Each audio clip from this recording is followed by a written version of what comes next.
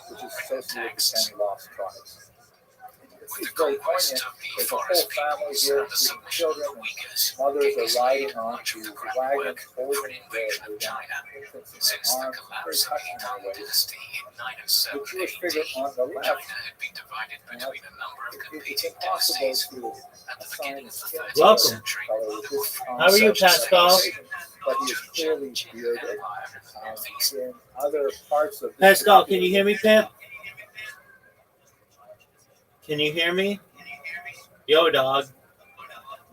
Pascal. How you living, Pimp? Dog, can you hear me? Yo, Pimp. Pimp, can you hear me, big dog? Yo, baby, can you hear me? I see you there. I like your avatar, baby. What's going on?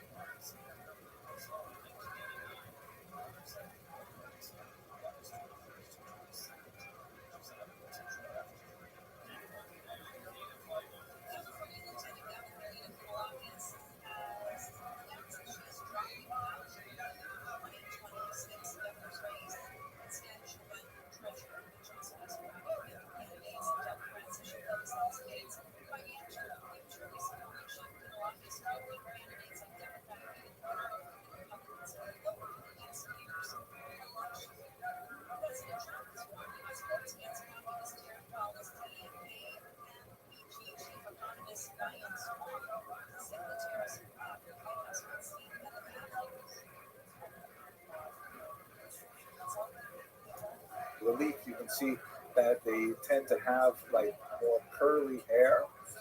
Interesting. But it's still impossible to determine specifically what color they were. But I think we can say with some, assurance is that the preponderance of the evidence suggests that they were not white like Caucasians were. They weren't like, Scarlett Johansson kind of white. They looked a little bit more like, I don't know, I'm trying to think of a famous Hispanic individual in popular culture. They look probably a little bit more like Middle Eastern people. In terms of biblical Yo, what's up, texts, Pimp? How you there living? are- I'm so sorry I'm busy. You're good. What's good? Yeah. How'd you find out about me? I was actually listening to the song. You were what? I was in the server. I know. was listening to the song. How did you find out about me?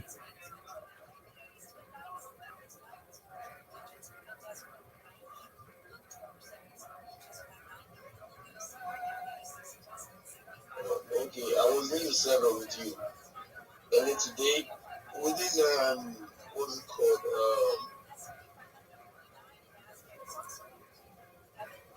Can you hear me? Yeah, baby. What's up? I was in the server with you today. I was listening to the song. Those sounds, relaxation sound that was dropped in the server today. Okay, very So I cool. saw a video of you. Okay, very cool. How's your day going? Oh, nice. Excellent. Well, Nice. I'm just watching Jewish history lectures. Feel free to enjoy, okay? Okay. Okay. Very nice. few kind of interesting passages that refer to possibly darker skin in the sense that they were at some level understood to be other, but at the same time they're also part of the community as well. Moses, for example, in Numbers 12, there's a whole discussion of the fact that he married a woman from Cush being the ancient term for Ethiopia. So on the one hand, the fact that she's identified differently, either by her place of geographic origin or possibly by her skin color, because Cushite could easily mean an Ethiopian colored woman as opposed to an Ethiopian origin woman. But at the same time, she's Moses' wife. I mean, you can't get much more into Jewish royalty than marrying Moses.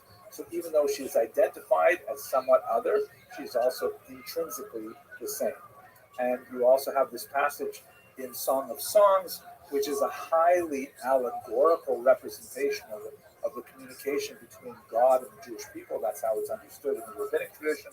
And this passage here, the figure representing the Jewish people says, Shechora ani v'na'avo, which is translated, I am black, but comely, or but beautiful. That vav, the na'ava, and comely, or Yo, but comely, Pimp. could be translated as an and or a but the context here implies that it is a but. Meaning, Can I am what? different, I am black, but nevertheless I am beautiful. And most importantly, Dude, I can't hear what you're saying. this Say it again. is a metaphor referring to the entire Jewish people. So it's hard to be any more inside than Okay, that, that's cool, man. despite the difference in skin color.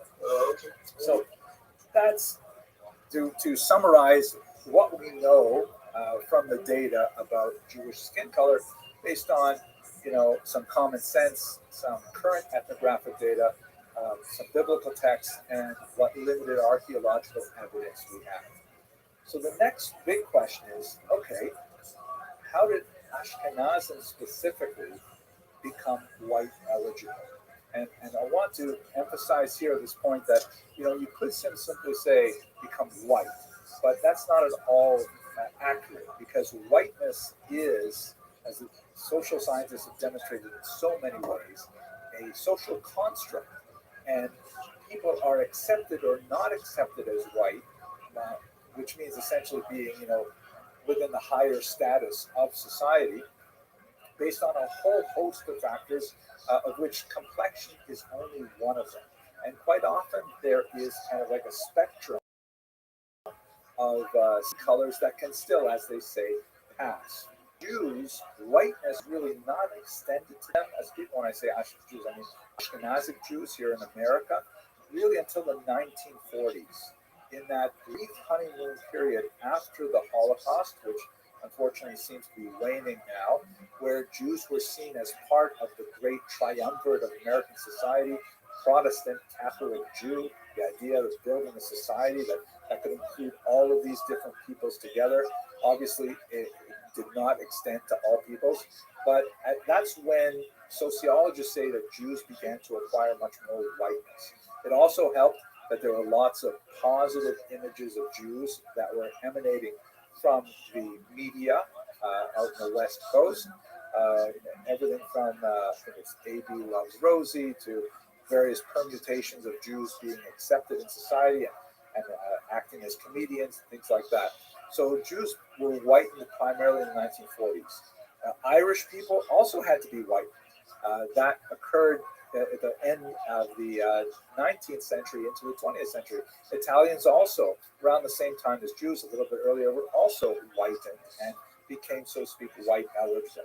There is a certain point, however, where a skin tone is too dark to easily, extend whiteness to them. And I'm not saying that as a positive thing, but that's simply how it works. So let's get to the more simple question. Okay, we know a little bit about how Jews became white eligible and how they were considered white in American society in particular, but how did they get this specific skin tone? I mean, how did you take a picture and it looks sort of like this? An article, scientific article, it's preprint. It's going to be appearing in a very prestigious scientific journal that is based on a study of graves that were uncovered in Erfurt, Germany. Here is a photograph of the site where the graves were uncovered, just outside the old city wall. You can see in the top picture, there's a big kind of like granary there, and on the right, there's the old city wall. And immediately below the granary, they found these graves. The article is by S. Waldman et al. There's about 30 people listed as authors. And it's genome-wide data from medieval German Jews show that the Ashkenazi founder event predated the 14th century. I'm going to unpack this very important title for you. But basically what they did was, here is a rare moment where you have an opportunity to study the DNA of individuals at a specific moment in time, and look at the unfolding of the genetic history of a people. And that's exactly what they did. They did so with great respect. As Waldman and others are at Hebrew University. Many of them are at respected institutions, but they went to halakhic authorities to ask, like, how are we allowed to study these bones? Because we have lots of questions that we can ask these bones, but there's a lot of halakhic ramifications around disturbing graves at all. So they received permission to study the teeth that were already dislodged from the skulls of their owners. Teeth in that matter are not considered part of a dead body. They aren't like intrinsic to it. They've already fallen off of the skull, so to speak. So they lovingly took these teeth and they analyzed DNA from there. They also did some fascinating things with analyzing the enamel of the teeth, and they were able to figure out some great things about their diet and the water supply and so on. But let's focus on the genetic material.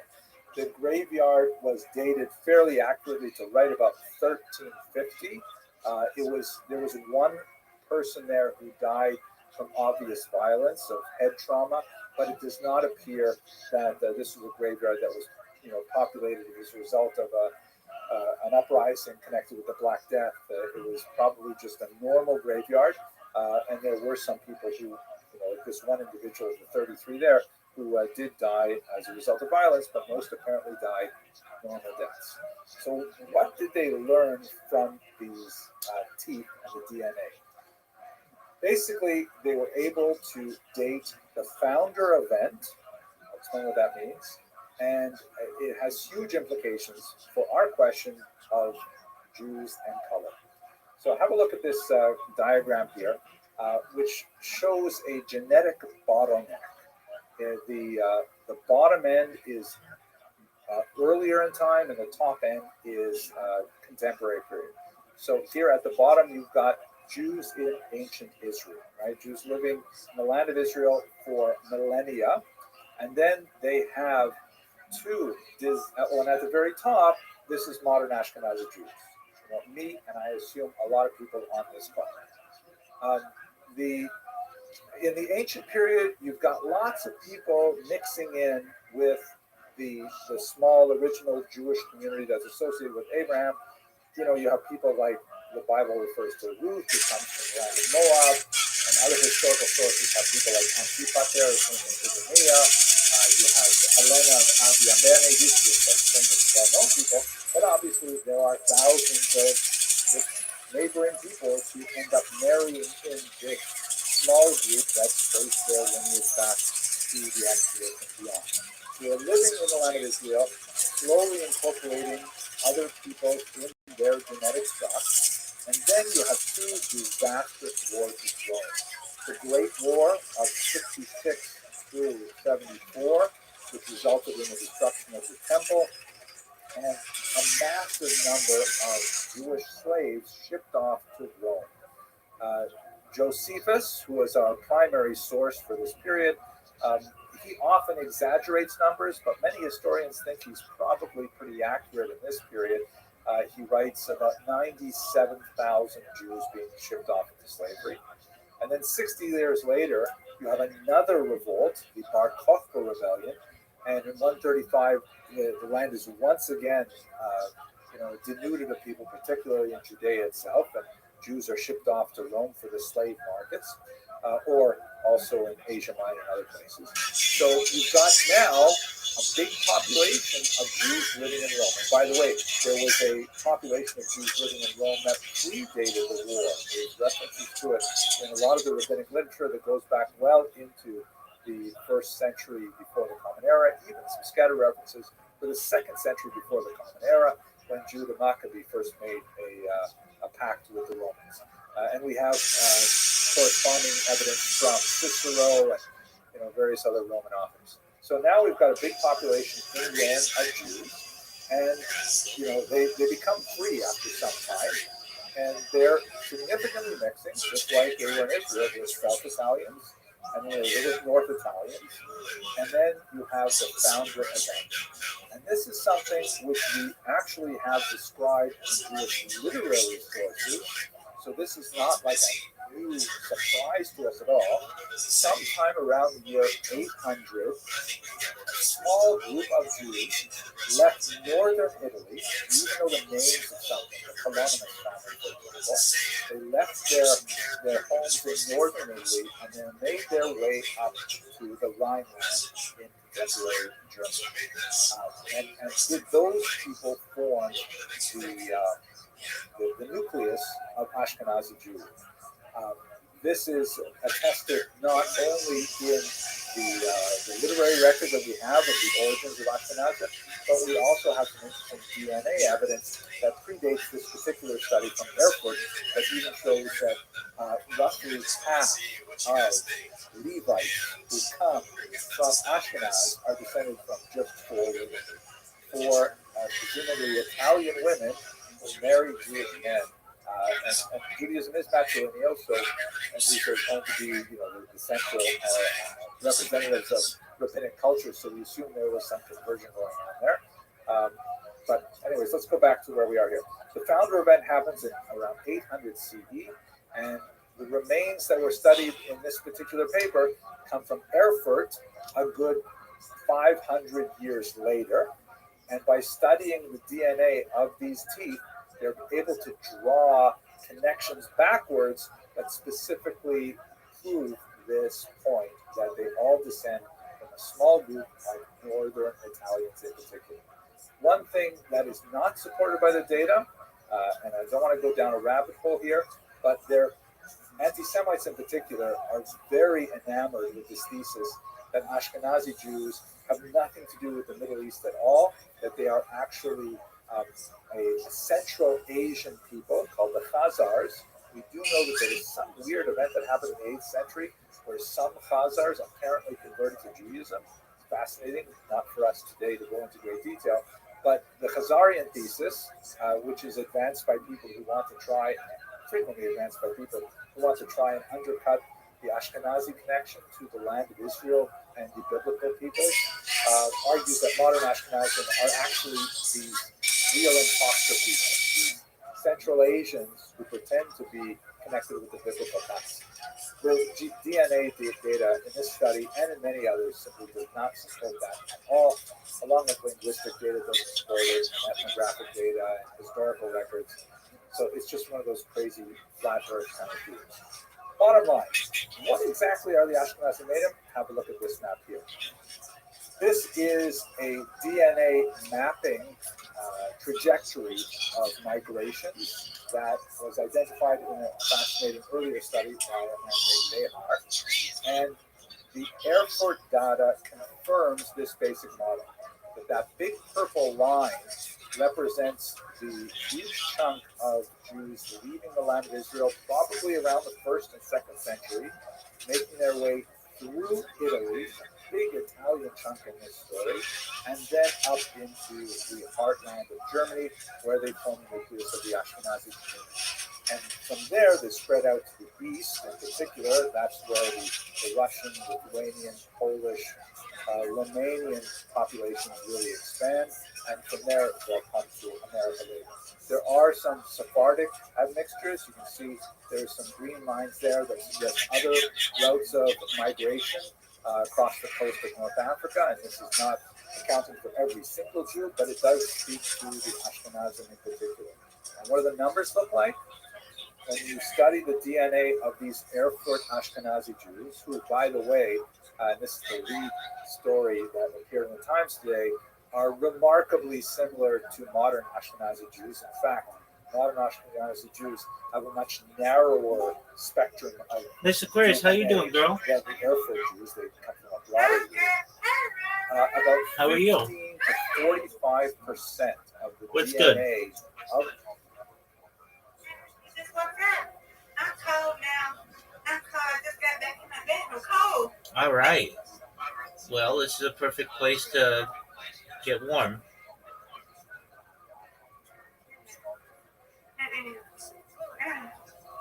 Are you going to take a nap? I took one earlier. Yeah, I might take another one. I'm not got to eat. I'm just cold now. Well, that's good. So I might be taking away the war, but All right, we'll get under the covers. You know how it is. Yeah, I am. I want to be cold. Oh, okay. Well, I don't. I like it hot. I like it just right. Of course. Okay.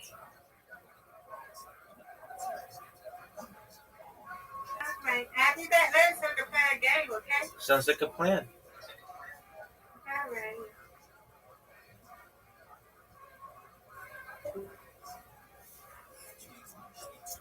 Of those Jews in 1350 was from the Middle East.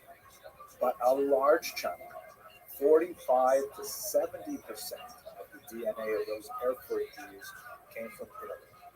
Slightly different balances between South and North, slightly different proportions between the two communities of Jews that are represented in Erfurt, but this tells the whole story about the lighter complexion. Ashkenazi Jews look lighter skinned primarily because they passed through Italy over odd years before they decided to make their way up to Germany. Once they got to Germany, they basically didn't intermarry at all, or a very, very small number of them. Huge level of endogamy that resulted in the white complexion. And there you go. That's basically the story of how Jews got to be white eligible. Ashkenazi Jews got to be white. To return to the larger perspective, what difference does any of this make? I mean, I've given you a lot of data from archaeology, from biblical texts, rabbinic texts, from DNA studies. What difference does any of it make? I'm proud to be working very closely with Corinth publishers on a 3-volume history of the Jewish people. One of the reasons why I was very honored to accept an offer to be published by them, besides the fact that they have some amazing people that I look up to, Rabbi Sachs, Rabbi Steinsaltz, of blessed memory, I love it that they think in a broad sense about Jewry. And here you can see one of the projects for which they are most proud, the production of the world's first Amharic Siddur English. This is the first printed volume in Amharic, one of the languages used by Ethiopian Jews, to allow them to pray in their native language and have that facing Hebrew translation so that they can make access to the Hebrew original, to which they were largely shut out for many, many hundreds of years. Theirs is a message of inclusion. Theirs is a message of, we are one large Jewish family, and like families, we have tremendous diversity. This is something that comes across very, very powerfully in a concept from Malachi. Halo av echad l'kunam. Is it not true that we have one parent? Halo kel echad balam. We are all created by the same God. Madua nifgad ish ve'achor ve'achiv ve'chalav v'savosam. Why are we fighting each other, arguing over Hashem? And somehow, in my humble opinion, I don't think that's what Hashem really wants us to be doing. I think Hashem wants to be like Binyamin of Tudela, maybe noting the slight differences between us as an aspect of diversity, kind of like a fun fact. Oh, isn't that interesting? There are more or less talented people here. But really, we should be focusing on the things that mean something to us. The final thing I'd like to get across here is that in doing my research, I came across this wonderful channel, the House of Lays, that is run by a beautiful couple who have the last name Hart. And so that's the Lays, is, of course, Hebrew is the Hebrew of the word heart. And when you go on their channel, they're very charming and articulate and straightforward. I highly recommend you check them out and subscribe. They're talking about things that mean a lot to them. They're talking about things like marriage and elevating the family unit. And I look at this and I just say, wow, they're so excited about Judaism. I want some of that Judaism excitement to rub off on me. And I don't want to spend time thinking about hating others. And I wish that other people would feel similarly. With that, I want to thank you very much for your endurance and for the patience that you've shown by listening to this webinar. I'm going to stop talking now, and I'm going to turn it over to Rabbi Posey to direct me to any of the Q&A. Thank you once again. Thank you so much, everybody, for being around here. This is absolutely fascinating and just so important, especially as you said, for the time and the timing of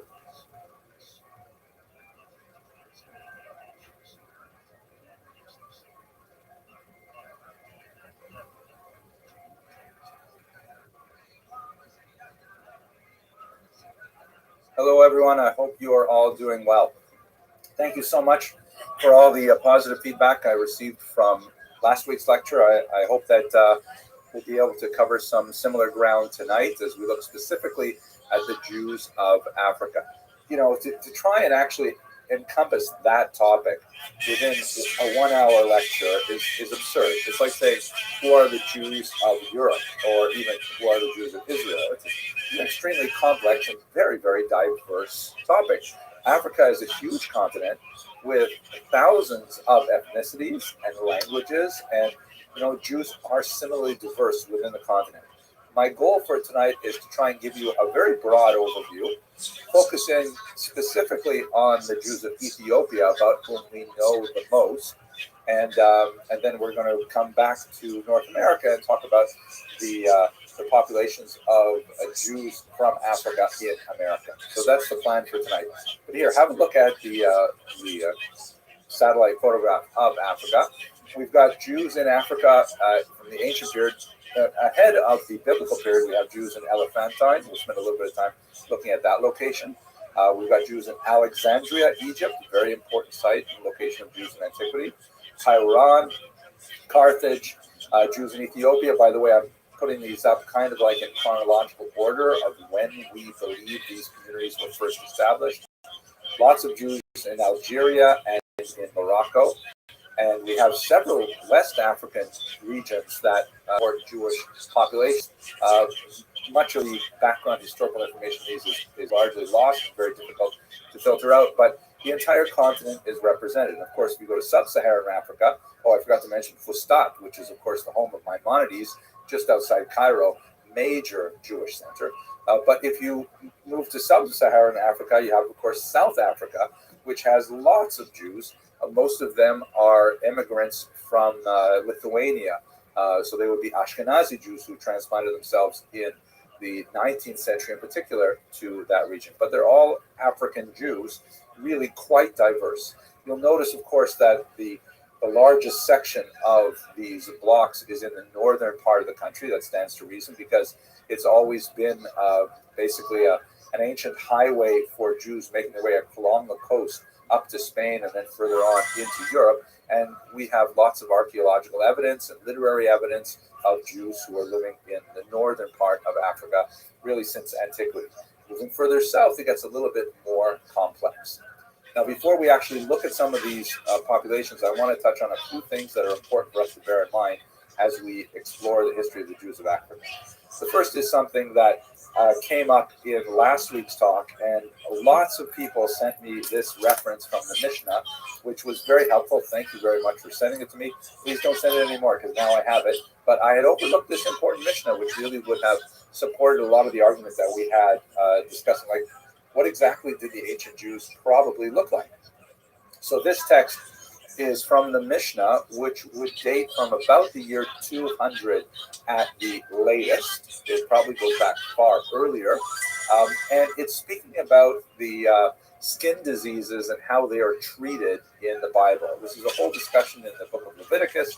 And this is like a very clinical discussion for experts on how are you supposed to deal with these kinds of skin diseases and so on. And notice that in Jewish thought, these skin diseases are of a spiritual nature, and they specifically affect Jews for various transgressions like character assassination and things like that. So we're talking now about Jews. Look at the first line, look at the English here. The bright spot in a German appears as dull white. So the Hebrew term is Germani.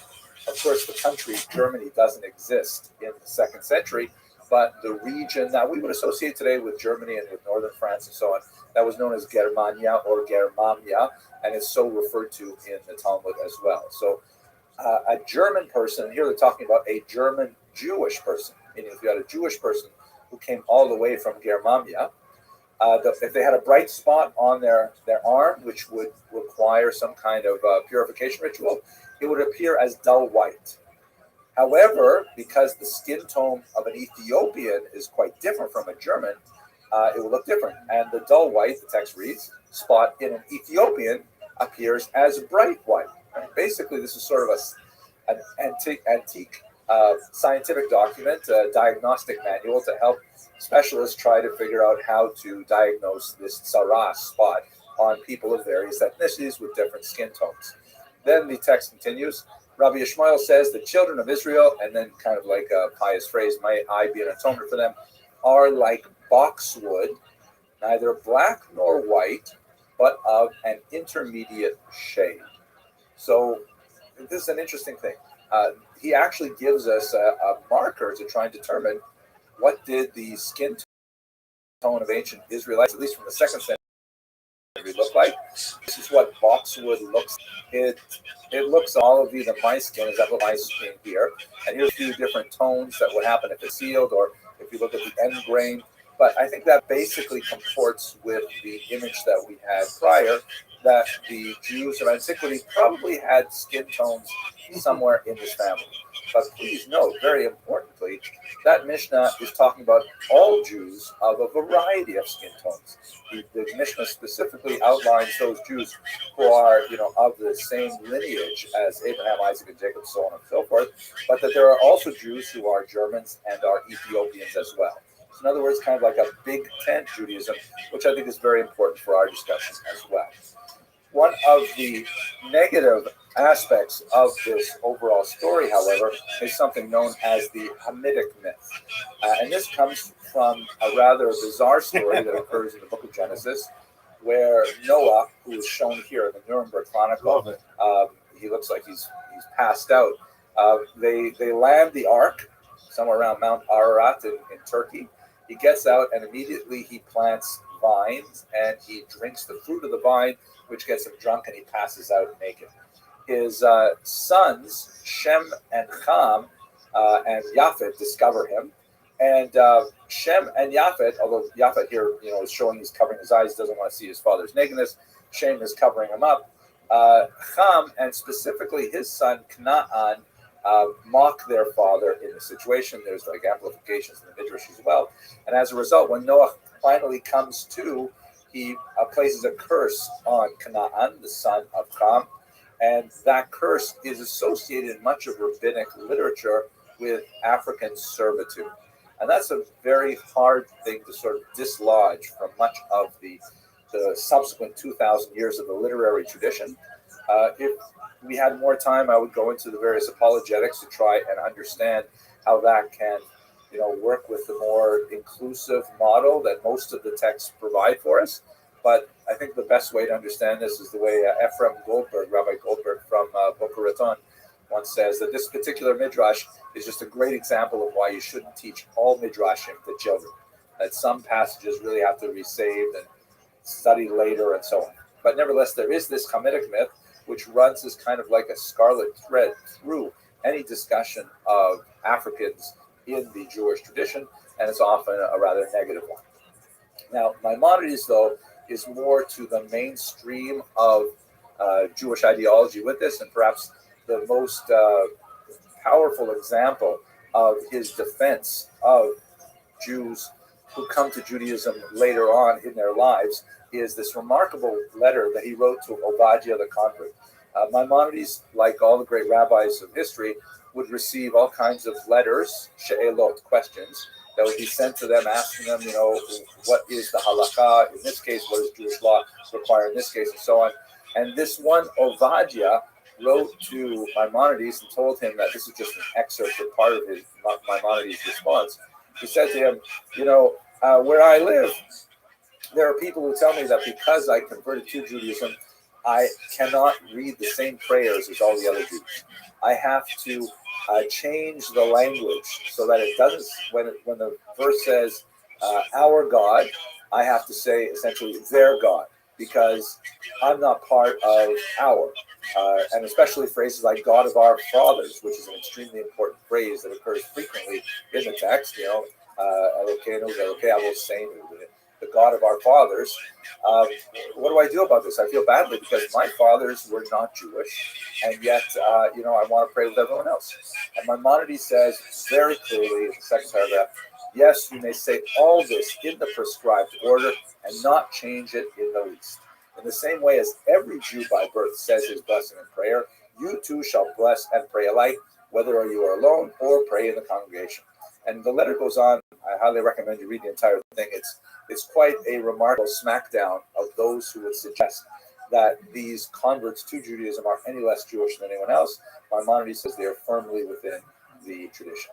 So now that we have established a little bit of the parameters of the question, is Judaism colorblind? I would like to argue that for the most part, it is, but there are some disturbing passages to the contrary. We should answer the very big question, what exactly is a Jew when we're talking about? And Rabbi, don't worry, I'm not going to go into this deeply because this is one of the most complicated discussions in Jewish history and thought ever. As I mentioned briefly earlier, there are basically two ways to become a Jew. One is to be born of a Jewish mother, kind of like a tribal affiliation, although it's not really tribal because normally tribal status would be conferred through the father. But for the vast majority of the last 2,000 years, that has been the standard of admission to the Jewish people. If your mother is Jewish, regardless of who your father is. Now, true, when you read the Bible, there are lots of passages where it seems that Judaism is rather patrilineal, following after the father. And so there's a lot of discussion in the rabbinic literature and the Talmud and so on. How do we derive the idea of matrilineal descent exclusively? In another lecture, I discussed this in more detail, but I'm not going to go into it today. But until you get to the 20th century, specifically the 1980s, when the Reform movement instituted a decision on patrilineal status, which provokes a certain amount of consternation to this very day, the standard traditional way of becoming a Jew was through birth through one's mother. Now, the conversion, on the other hand, is open to everyone, and it requires basically three things. Here they are. The first is circumcision, obviously for men only.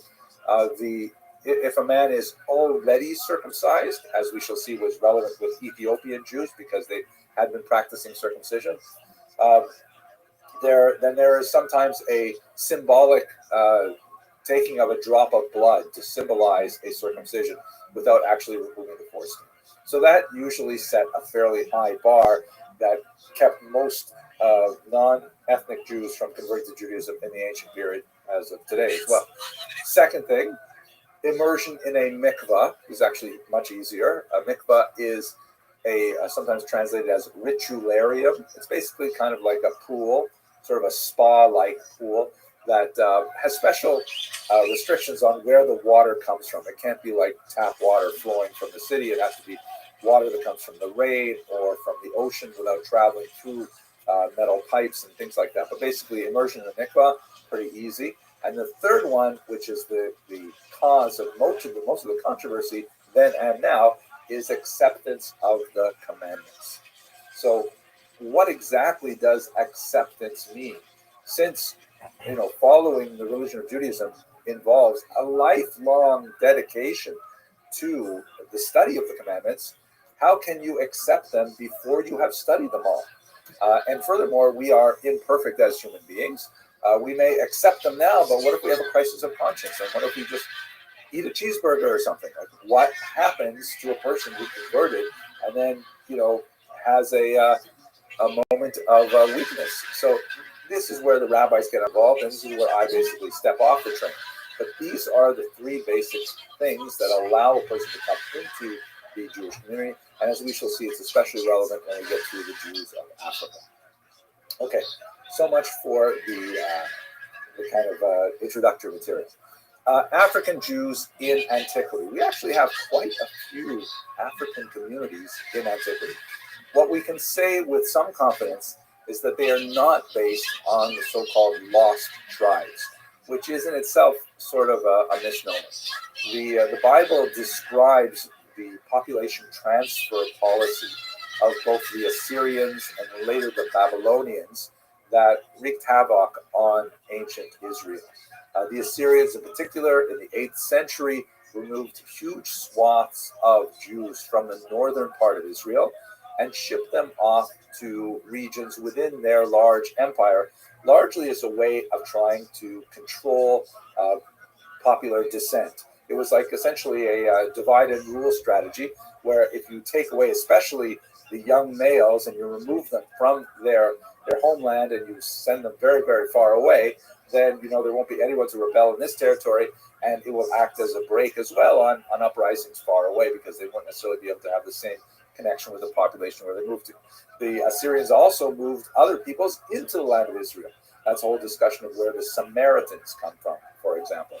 So where, and by the way, the 10 tribes that were living primarily to the north, it's a misnomer to think that the north is completely denuded of Jews. There were still Jews who remained in the area. Many of them fled south to bolster the populations there, but it's not like a modern operation where you can actually conceive of something like a Judenrein environment. This was a heavy population loss, and it was so much so that it deserved mention in the Bible, but it certainly does not mean a complete evacuation of all the Jews of the north. We know where those Jews went from the biblical description, specifically in the region of Hamath, Gozan, and the Median Empire. And as shown here with these three circles, these three red circles, if we put that into a modern map, most of those 10 tribes, or the people that were displaced, were sent to what would be the borderlands of Lebanon and Syria today, or northern Syria, perhaps the Kurdish areas, and then further east from Mesopotamia, northeast of Baghdad. And it's quite possible. We do have archaeological evidence of Jews in those areas, which is really quite fascinating. There is a long period where they do try to retain their Israelite identity and so on, but ultimately they just merge with the population as a whole. But that's where the 10 lost tribes end up, as best as we can tell. We don't have any indication of them making their way south to Egypt, but we do have lots of other Jewish populations in Egypt. One of the most fascinating ones, I think, is the Jewish population in Elephantine. You can see here on this map, it's in the Upper Nile. I know when you look at this map, the Upper Nile is in the lower part of the picture. That's because the Nile flows from south to north.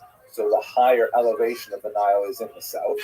And there's this settlement there that was discovered in the 20th century that actually has a Jewish temple there. Amazingly, it was kind of like a rival temple to the temple in Jerusalem. And we just tantalize and clues as to what the Jews were thinking in Elephantine to have a separate temple besides them. But we also have, the ruins of the temple have been excavated. We knew they had a lot of conflict with local Egyptians. The temple was ultimately destroyed by the followers of Nun, another Egyptian religion. And we also have a significant number of documents, many of them stored in the holy city of Brooklyn, that Aramaic documents of communications between the ancient city of Elephantine and Jerusalem. And it's fascinating to see how they communicate with each other. Where did this community come from? Most scholars believe that this was originally a military colony of Jews that was set up during the period when the Persians dominated the region in the 6th century before the Common Era. We're talking about a very, very long time ago, a very significant Jewish population in the Upper Nile region. And we don't know what happened to them after their temple was destroyed. It's not impossible to imagine they may have some lasting effects in the local population, because it's not that far from Ethiopia, which will be a major part of our story. If we go to the lower Nile Delta in Africa, you see there's a very important city here called Alexandria. Alexandria, established by Alexander the Great, 4th century before the Common Era, also very, very ancient, had a huge Jewish population that is actually recorded in the writings of Philo, also pronounced Philo, and others. We know that they had a very large population in a specific Jewish quarter that occupied quite a good fraction of the city. We know that they have significant conflict with their neighbors as well, and there was actually a series of attacks on them in the context of larger political forces at play. But there's no question that we've got these very, very ancient Jewish communities living in the Egyptian region of Africa, totally separate from the entire Exodus story, which would have been, 1,200 years prior to the settlement that I'm describing in Alexandria today. Okay, so this just gives you a sense of how Israel had a tremendous amount of interaction with its neighbor to the southwest, just on the African continent, and it's not surprising that they would leave some lasting mark. Now, I mentioned many, many different Jewish groups, or many groups of people who identify Jewish origins in Africa. Some of them have some interesting support from DNA studies, but for the most part, they're completely bereft of any literature that describes what their presence in the African continent. A major exception to that rule is the famous Jewry of Ethiopia. We know for centuries that there was a Jewish community in Ethiopia, a living Jewish community in Ethiopia, not long gone like Elephantine or in Alexandria. But the real question is, because these Jews were largely illiterate, even the Torah that they have is different from ours. It's not written in Hebrew, it's written in Ge'ez, which is a local holy language, and today they speak primarily Amharic. So they don't have a strong literary tradition. What we know about, in terms of, I'll describe kind of like the legends that we have, some of which may have basis in reality, but we're unable as historians to determine that historicity. The Ethiopians themselves, both, by the way, the Jewish Ethiopians and the Christian Ethiopians, tie their presence in Africa to the marriage of King Solomon and the Queen of Sheba. That is the dominant thinking of Ethiopians. It's recorded in their holy book, the Kebra Nagast, which was written in the 14th century. And in fact, the Lion of Judah is something that the United Jewish Appeal shares with Ethiopia as their prime symbol. So that would go way back. If we're talking about King Solomon, that would be like 1,000 years before the Common Era, which would place Ethiopian Jews very, very far back in time. And by the way, there are some really tantalizing things about the way that Ethiopians practice Judaism that would suggest that level of antiquity or something nearby. For example, the Ethiopians had the holiday of Purim, which commemorates events that took place in Persia in the 5th century before the Common Era, right? So the whole story of Esther and Ahasuerus is set in Persia at that time. But they lacked the holiday of Hanukkah, which would have taken place in the 2nd century before the Common Era. Which, if that was the only data point we had, we would be able to say with some confidence that Ethiopian Jewry dates at least from between the Persian exile and the Hanukkah rebellion of 165. Unfortunately, it's not quite so clear, but nevertheless, there are these tantalizing associations. We also have a strange individual named Eldad Hadani, Eldad of the tribe of Dan, who's one of the 10 lost tribes, who travels through the region in the 9th century and tells a rather amazing tale of an independent Jewish kingdom in Ethiopia. His account is widely disputed by historians, and it's not clear exactly why he's telling the story and if he can be trusted, but nevertheless, it is a fairly early suggestion that in the 9th century they had an independent kingdom run by a Jewish ruler. There are also legends of a Jewish queen named Judith or Gudit, although historians largely do not ascribe to the historicity of that particular story, especially in connection with the Ethiopians. What we do have more solid ground to stand on is regarding the country of Himyar, which is here in the south of the Arabian Peninsula. That would be today Yemen, where there was a king named Yusuf II Nuwas, who reigned in the early 6th century of the Common Era. Kind of an interesting figure who was Jewish, And also, he was a very powerful ruler, and he actually waged war on Aksum, which you can see here on the left. Aksum is what the Jews would call Kush, or Ethiopia. Aksum is the city, the capital city of Ethiopia. And he waged war on Aksum, and there are many historians who would argue that it was at least in the 6th century that Judaism was introduced through Nuwas and his armies into the region. Still, all of these things are largely, apocryphal. We don't know how to evaluate these statements. The Ethiopians themselves have left very little written record to help us figure these things out. So it's very difficult to actually verify the existence of a medieval Jewish state. But we can say with great confidence is that there was a medieval Jewish people in Ethiopia. They call themselves the Beta Israel. They used to be called in Western literature the Falasha, but that is a derogatory term which they prefer not to use. But that's the people we're talking about. Beta Israel means the house of Israel. That's what they would have called themselves. The rest of the Jewish world knows about them largely through various travelers who made around the Mediterranean basin and further south into Africa. One of them, not a Jewish traveler, Bruce, published this work in the 18th century. It was extremely popular, and he really, gave voice to the widespread awareness that there was, in fact, this ancient Jewish people living in Ethiopia. But we have many, many other sources besides James Bruce in the 18th century. We have, we mentioned him last week, Benjamin Tudela.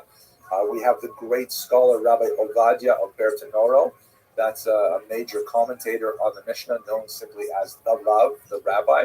And he encounters and interviews Ethiopian Jews. And so there's lots and lots of examples, Pataki of Regensburg, many others, who attest to the fact that, yeah, there's a Jewish community within Ethiopia. They're different from us in a lot of ways, but they are, in fact, there. So, but with James Bruce's popularization of their account, this sort of brought unwanted attention to the Ethiopian Jews because it was a primarily Christian proselytizing efforts that was directed at them, because there's something special about finding an ancient Jewish community and turning them over to Christianity that must have appealed to a lot of early, convert seekers. And so there was a renewed attention from Europeans on the Beta Israel from the 18th century on.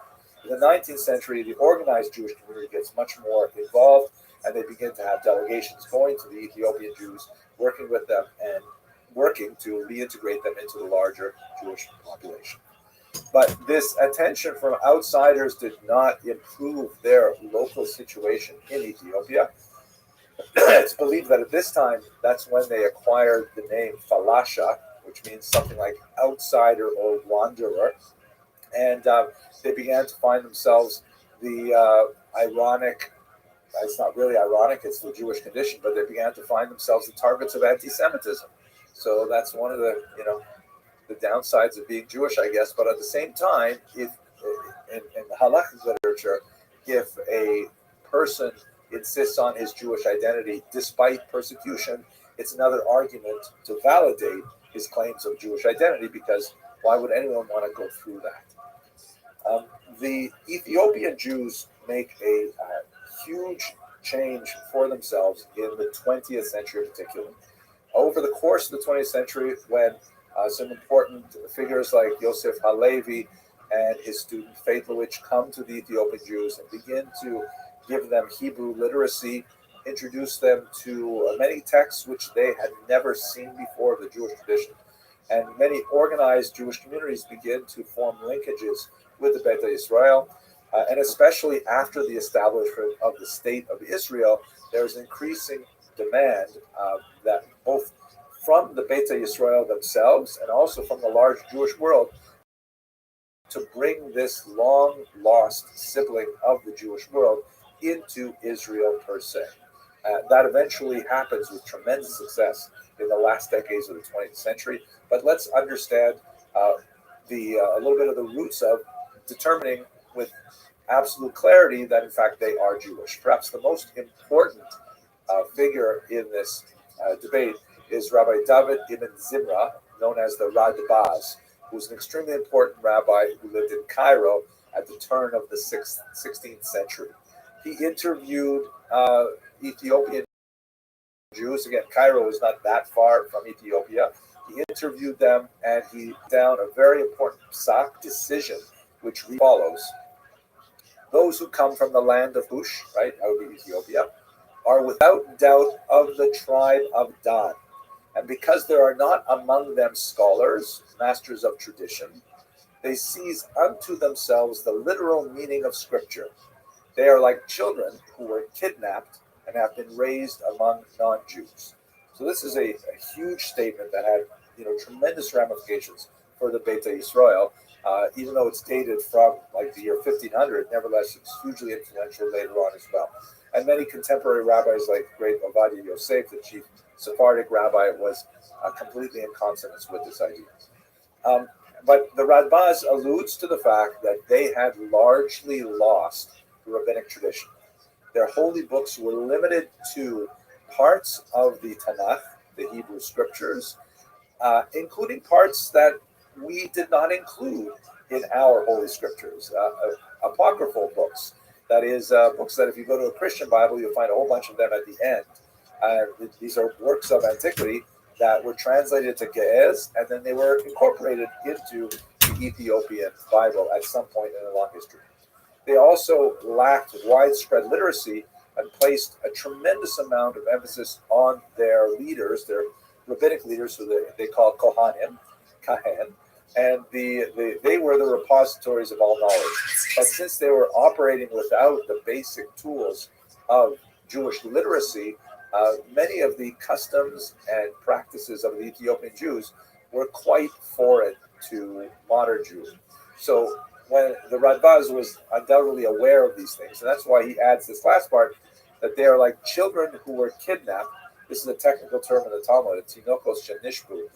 Kidnapped children mean, they are fully Jewish, but since they lacked the upbringing that would accrue to a normal Jewish childhood, and were able to absorb Jewish law normally, on an osmosis kind of basis, they can't be held culpable for the things that they do in contravention of Jewish law.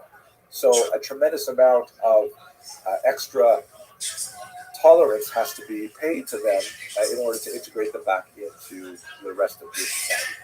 When in the 20th century the State of Israel was established, and there were increasing movements such as Operation Solomon, which was a remarkable airlift of thousands of Ethiopians within a very short period of time to the land of Israel. Here you can see a whole bunch of Ethiopian Jews coming off the transport planes into Israel for the first time. There were many calls for at least some kind of symbolic conversion, because even if we were to affirm the notion that they are all descended from original Jews, since they had lost many of the laws of marriage and the laws of inheritance and the laws of divorce, very important, then they could have all kinds of other statuses that would be untoward and make it difficult for them to marry other Jews. So the compromise that was effected with a certain amount of controversy, this is after all the State of Israel, everything happens with controversy. They created something called a chidush hayahadut ceremony, which means a renewal of Judaism, so commitment to Judaism, which was more or less like a formal declaration of nation and mikvah to, without a tremendous amount of effort, but nevertheless a token amount that the Ethiopian Jews accepted at first. Later on, there was some argument about it. It was some people felt it was somewhat insulting, that after the persecution that they had suffered for so many hundreds of years, they should be asked to renew their Judaism. But nevertheless, on the whole, the process worked, and society was able to accommodate them without too many challenges. There were, in fact, challenges. Ethiopian Jews do suffer a degree of discrimination in Israel, as one might expect, perhaps, for such a foreign new community coming into the land of Israel. But on the whole, their absorption has been successful. Today, there are about 160,000 Beta Israel that live in the land of Israel, about 2% of the overall population.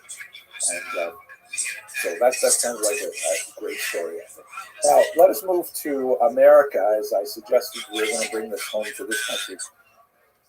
Well, the American experience with Africa, of course, is heavily tainted by the experience of the disastrous, horrific transatlantic slave trade, which brought millions of Africans against their will to these shores and those of South America and put them into forced servitude for the rest of their lives. It's impossible, especially in the space of a short lecture like this, to encompass the degree of human suffering that accompanied this kind of massive displacement. But I'd like to focus on one specific aspect of that, is that we should recall, as we mentioned at the beginning, Africa is a hugely diverse society, multiple languages, multiple peoples and ethnicities, and the slave traders couldn't care less. They simply shunted them all into these overcrowded boats, and those that managed to survive the transatlantic passage were brought into communities that had, no commonalities of language or place and so on. And they're left essentially to fend for themselves without the tremendous support of a cultural community. And that's one of the aspects that's really genocidal of the transatlantic slave trade, is the removal of the cultural glue that held together these peoples. And so in America, to a large degree, Africans, even after slavery ended in the late 19th century, there's still this legacy of, what are my origins? If they can't trace themselves back to a particular place in Africa, a particular language, a particular culture, they're kind of like historically separated from their roots. A horrific kind of eventuality, which thankfully Jews never had to deal with in the same way. Now, what about the question of Jews involved in the slave trade? I wish I could say to you that Jews were completely innocent of this gross crime against humanity. But we should bear in mind, well, first of all, they weren't. But we should bear in mind that in many ways it's not appropriate for us in the 21st century to expect people in the 16th and 17th and 18th century to have values that correspond to ours. Slavery was incredibly widespread, completely accepted, and to refuse to have slaves on moral grounds was something that was only when you get into the 18th and 19th centuries something that was looked upon with favor. Otherwise, it was considered simply part of European life. But once we acknowledge that fact that, yes, so Jews did own slaves, their role in the slave trade is highly exaggerated, often by people with anti-Semitic intent. It was minuscule. Let's look at just one number, for example. In 1830, the American South had about 45,000 people who were slaveholders that held 20 or more slaves, right? 45,000 people in America and the South had 20 or more slaves. Of that population, 120 of them were Jewish, which is less than 1%, 0.3% precisely. So yes, there were Jewish slave owners, but you have to put it in proportion and within the cultural moment. If you look at larger slave owners, you see that 12,000 people in the American South owned 50 or more slaves, and in the Jewish population, the number was 20, or 0.2%. So this is the real story about Jewish involvement in the slave trade. The real, I think, natural space for Jews historically with regards to Africans, and especially Jewish Africans, begins to be apparent after 1903. That's when there was a horrible pogrom in the city of Kishinev, and it received widespread attention in the Western press.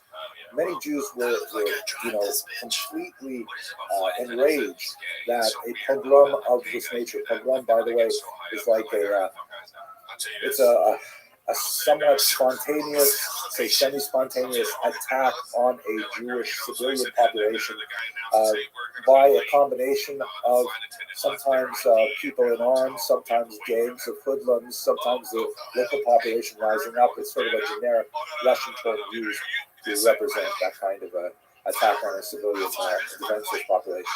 So that particular pogrom in 1903 motivated a lot of American Jews to look beyond the narrow parochial nature of their Jewish concerns and to look to any other oppressed peoples. And of course, the greatest example that anyone can see in the United States of America were the Africans.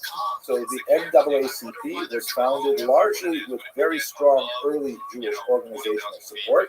And this is just one of the many examples. This is really where Jews felt themselves at home over much of the 20th century. Another example of this would be Abel Meeropol, who was a poet who, after encountering the horrific cases of lynching in the American South, composed a poem that was later hauntingly rendered as Strange Fruit by Billie Holiday, which was able to capture the grotesque nature of the American cruelty to Africans in a way that was, in my humble opinion, uniquely Jewish, and in fact even had a kind of prophetic voice to it. You also have, in the civil rights era, this is where Jews broadly wanted to join with their African neighbors in promoting their civil rights. The terrible story of three northern teenagers, or two northern teenagers in the summer, who went down in the Freedom Summer to protest segregation in the South, and they were kidnapped and then murdered by the Klan. Two of them were Jews from the Northeast, Andrew Goodman and Michael Henry Schwerner, and they shared a grave with James Earl Chaney. This is where the whole iconic image that Jews often have of their relationship to the black struggle for equality exists. And this is an iconic photo that I'm sure many of you in this call will recognize. It shows Martin Luther King Jr. marching with Rabbi Abraham Joshua Heschel, a statement of solidarity that encompasses much of the civil rights era. This is kind of like the honeymoon period of Black-Jewish relations. Unfortunately, they went fairly downhill in a very short period of time. One of the other aspects of this, which unfortunately has some of these darker implications, I mentioned earlier in the transatlantic slave trade, one of the great challenges for Africans is that they were cut off from all of their ancestral culture. And coming to these shores, they often had the religion of the oppressor, Christianity, imposed upon them. For some of them, the church was a refuge, and they were able to transform it into an institution that was able to express their desire for freedom, largely through re-envisioning the Exodus narrative for themselves. But for some others, they viewed the Jewish story of redemption from slavery in a much more pragmatic fashion. There are groups like the so-called Commandment Keepers, led by Rabbi Wentworth Arthur Matthew, who began to adopt a thesis that the Africans were in fact the descendants of the ancient Israelites. As I mentioned last week, they tend to prefer the term Israelite, which was associated with an earlier period in Jewish history, as opposed to the word Jew, which is more closely associated with the Persian period and especially the Roman period. But many of them argued that the Africans were in fact the true Israelites, and they had adopted from the late 19th and early 20th century a whole slew of movements and churches that were very syncretic in nature, adopting some elements of Judaism, sometimes some elements of Christianity, and sometimes even demanding conversion to have membership, which is sort of like, for many groups, a litmus test of whether or not one actually is a Black Israelite, whether or not they went through something like the conversion process we described earlier. And these are, perfectly accepted religious views. In America, we try not to make value judgments regarding what other people believe. And the great 19th century Jewish thinker Rabbi Yisrael Salanter used to say, most people worry about other people's spirituality and their own materiality, when really what we should be doing is worrying about other people's materiality, and we should worry about, do other people have enough to eat, do they have shelter, do they have health care, do they have things like that, and worrying about our own spirituality, like not worrying about what they think in terms of their religious values, think about what they need on their table instead. So we have lots of these groups that are perfectly benign, and they go back over 100 years in American history. However, there is a much darker version that especially gains traction in the 1960s and after the Crown Heights riot of 1991. This is a period when, the goals and ideals that were articulated in the civil rights movements of the 60s began to show some weakness as the slow pace of societal change began to exacerbate a lot of racist beliefs, both from African communities and from Jewish communities.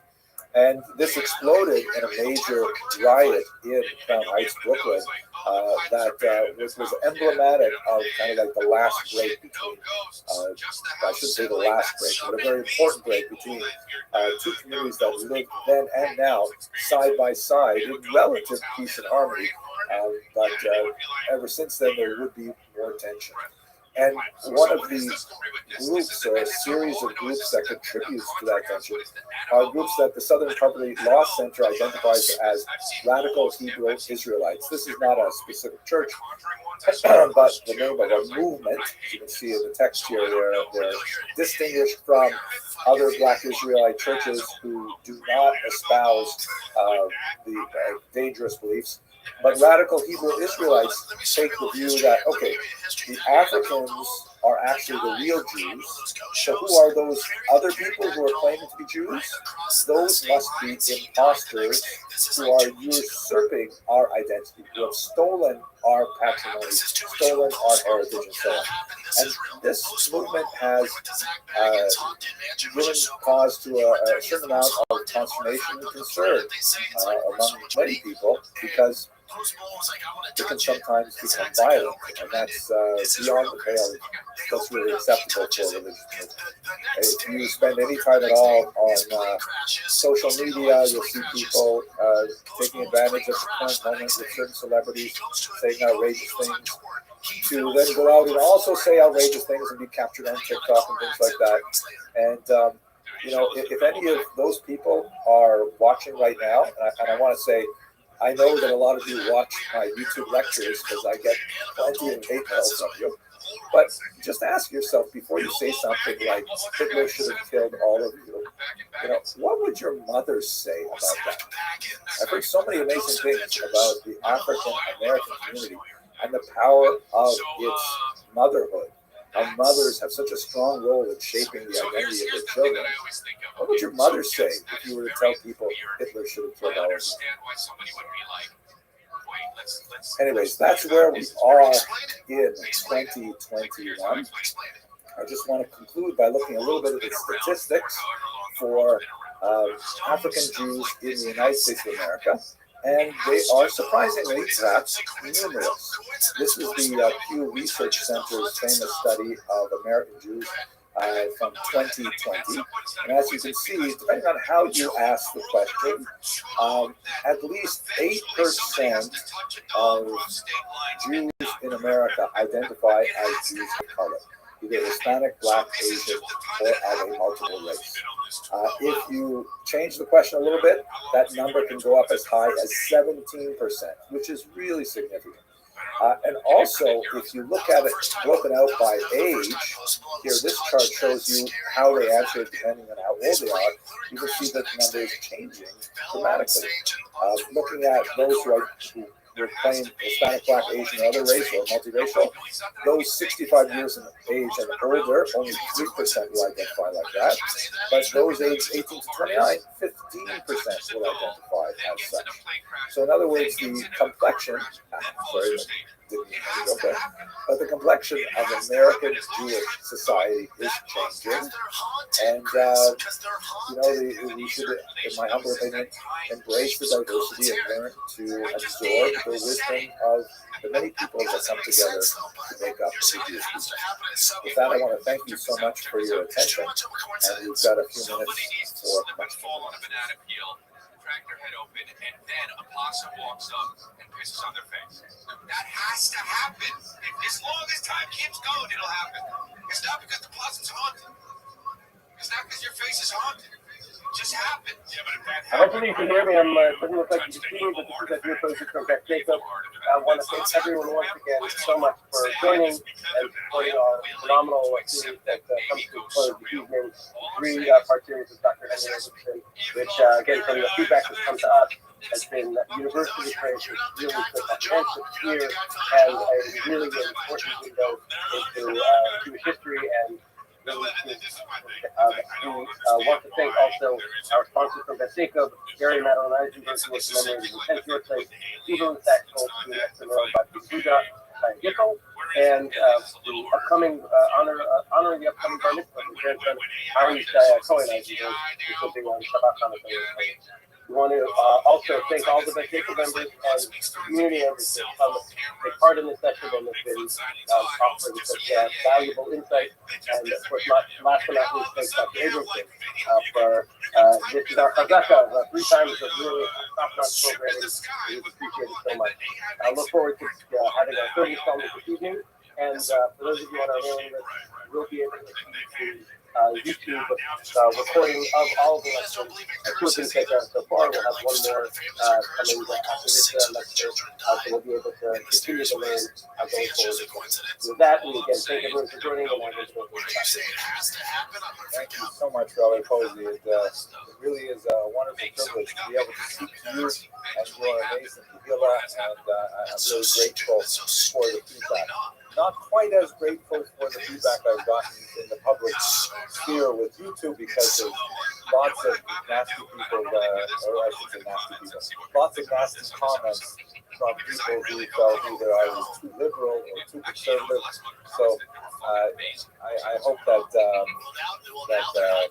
the series makes a positive impact on how people approach these difficult questions in public discourse. By the way, the background is a little different because I am currently in transit. The Great Association for Jewish Studies Conference is taking place in Boston this weekend, until Sunday and onward. And I'm on my way to present a paper there on the Jews of Ukraine. So unprecedented athleticism, the West Side. That's why I did bring my green screen with me, so that you're seeing the background of the hotel. So here is the opening joke, which I think in many ways speaks to the deeper issues that we have been looking at in terms of questions of Jewish identity in the last 2 lectures, and we'll continue with today as well. It's one of my favorite jokes because it has really a tremendous amount of depth to it that's expressed in a classically Jewish manner. So the joke goes like this. There's this Jewish out-of-work actor, young man, wants to make it big in Hollywood, can't quite figure out exactly how to get his big break onto the silver screen. And one day he's reading in the trade journals that there's an audition coming up for a gorilla impersonator. And, he's tired of waiting tables. And although it's not the kind of great role that he's always been hoping for, he thought, maybe this will be something anyways, better than working in a restaurant. So he goes to try out for this role, and he actually gets the part. And it appears that the Los Angeles Zoo had recently lost one of its beloved gorillas, and while they're waiting for another one to arrive from Africa, they need an impersonator to, take his place inside the gorilla enclosure so that he can keep attracting and pleasing his patrons.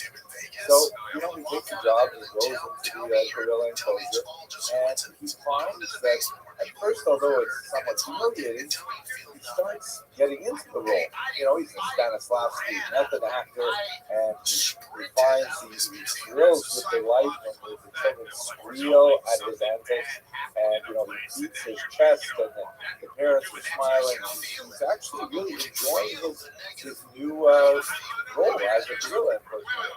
One day, when he's deeply into the role, he's swinging from vine to vine in an unusually violent manner. He accidentally swings right out of his enclosure and lands in the neighboring lion's den. And he gets himself up from the ground. He looks up into the face of a ferocious lion. And he realizes, oh my gosh, this is the end of my life. You know, I'm about to be devoured by this massive feline. So, because he is, after all, a big Jewish boy, and he remembers what he learned back in Cheder, that at the end of a Jew's life, he or she is supposed to pronounce the great statement of God's unity. And so he covers his eyes and he says, Shema Yisrael, Hashem Elokeinu, Hashem Echad. You know, Hear, O Israel, the Lord our God, the Lord is one. He takes his hand off his eyes, and the lion says, Baruch Shem Kavod Ma'aseh L'Olam Va'ed. And then from next door, the giraffe says, Shah, you'll get us all fired. I hope you enjoy that joke. It's hard to tell because I'm speaking in a hotel room through a laptop right now, and I realize I've never told this joke through a blank screen, so I'm hoping you're laughing at the other end. But I think this joke is especially useful for us because it points to the degree to which Jews will manipulate, the parameters of identity to learn how to adapt to the varieties of societies in which they live. In this humorous example, this out-of-work actor, he impersonates a gorilla, and then he later realizes the lion is also a Jew impersonating a lion, the giraffe is also a Jew impersonating a giraffe, and so on. And this is something about the Jewish tradition. You should recall that, we are a minority people, with the exception of the land of Israel, and only in recent decades, since the beginning of the 20th century, in the middle of the 20th century, really, we've never been a majority in any land that we live, with the exception of course the ancient church. And, as a minority, you're always vulnerable, you're always at the whim of larger societal forces, and one of the things that Jews have to do is to figure out how to negotiate between the extremes of assimilating into the body politics of the outside society, and on the other hand, hewing closely to the tradition, which exposes them to being so different and foreign and sometimes threatening to the societies in which they live. And so many of the stories that we've looked at over the last 2 weeks and we look at today also speak to that negotiation between Scylla and Charybdis, the opposite dangers of assimilation and isolation. It's also important to note, perhaps, before we get to the material itself, is that at this time of year, the December dilemma, where we have the holiday of Hanukkah, which, although seems to be a holiday of religious freedom, and Yehuda Maccabi stands up for defending the Jewish tradition, in reality, it represents a huge cultural struggle between the forces of assimilation, the Hellenistic Greeks who wanted to adopt the outside mores of Syrian Greek society, and the ultra-traditionalists who wanted to go back to the pre-Greek era of life in the land of Israel. And so it's a perennial dilemma that Jews experience even to this very day. But let's not get too far away from where we're supposed to be addressing our comments. Let's look specifically at the identity of the Jews of Asia. So I hope you can all see my screen all right. I'm going to focus really on two major populations of Asian Jews. We're going to look, again, this is just a 60-odd minute lecture, so it tends to be somewhat superficial, but we're going to just survey the birth and experience of the Jews of Southeast Asia, specifically India, and then we're going to look at the Jews of Eastern Asia, specifically China. There are many other Jewish pockets in all of these areas of Asia, but I think these two major sections, the subcontinent of India and the massive landmass of China, will be sufficient for us for today. So let us try to understand how do these Jewish communities come to be. Most important element is the route of the Silk Road. This is not really one route, but actually multiple routes that essentially carried valuable goods from east to west and vice versa. In the west, which means essentially the Mediterranean basin, tremendous desire for certain luxury goods that were produced in the Far East, like silk, which eventually would be moving further and further west in terms of its production. But the Romans in particular loved silk clothing. Something really, as today, considered a huge luxury item that was heavily sought after. And also, this is sometimes called the Spice Road because the India in particular and China as well had a tremendous number of preservatives that could be added to food to preserve the flavor and sometimes to mask the putrefaction that would occur as a result of the lack of refrigeration. So in other words, they needed spices to make food more palatable, especially because they didn't have ways of preserving food other than smoking or pickling and things like that. So bringing things like that from the west and from the east, and bringing from the west often manufactured goods, weaponry, swords, things like that. Later slaves would be a very important part of this trade, and it could extend from the ancient period right up until the 15th century with the discovery of the Americas.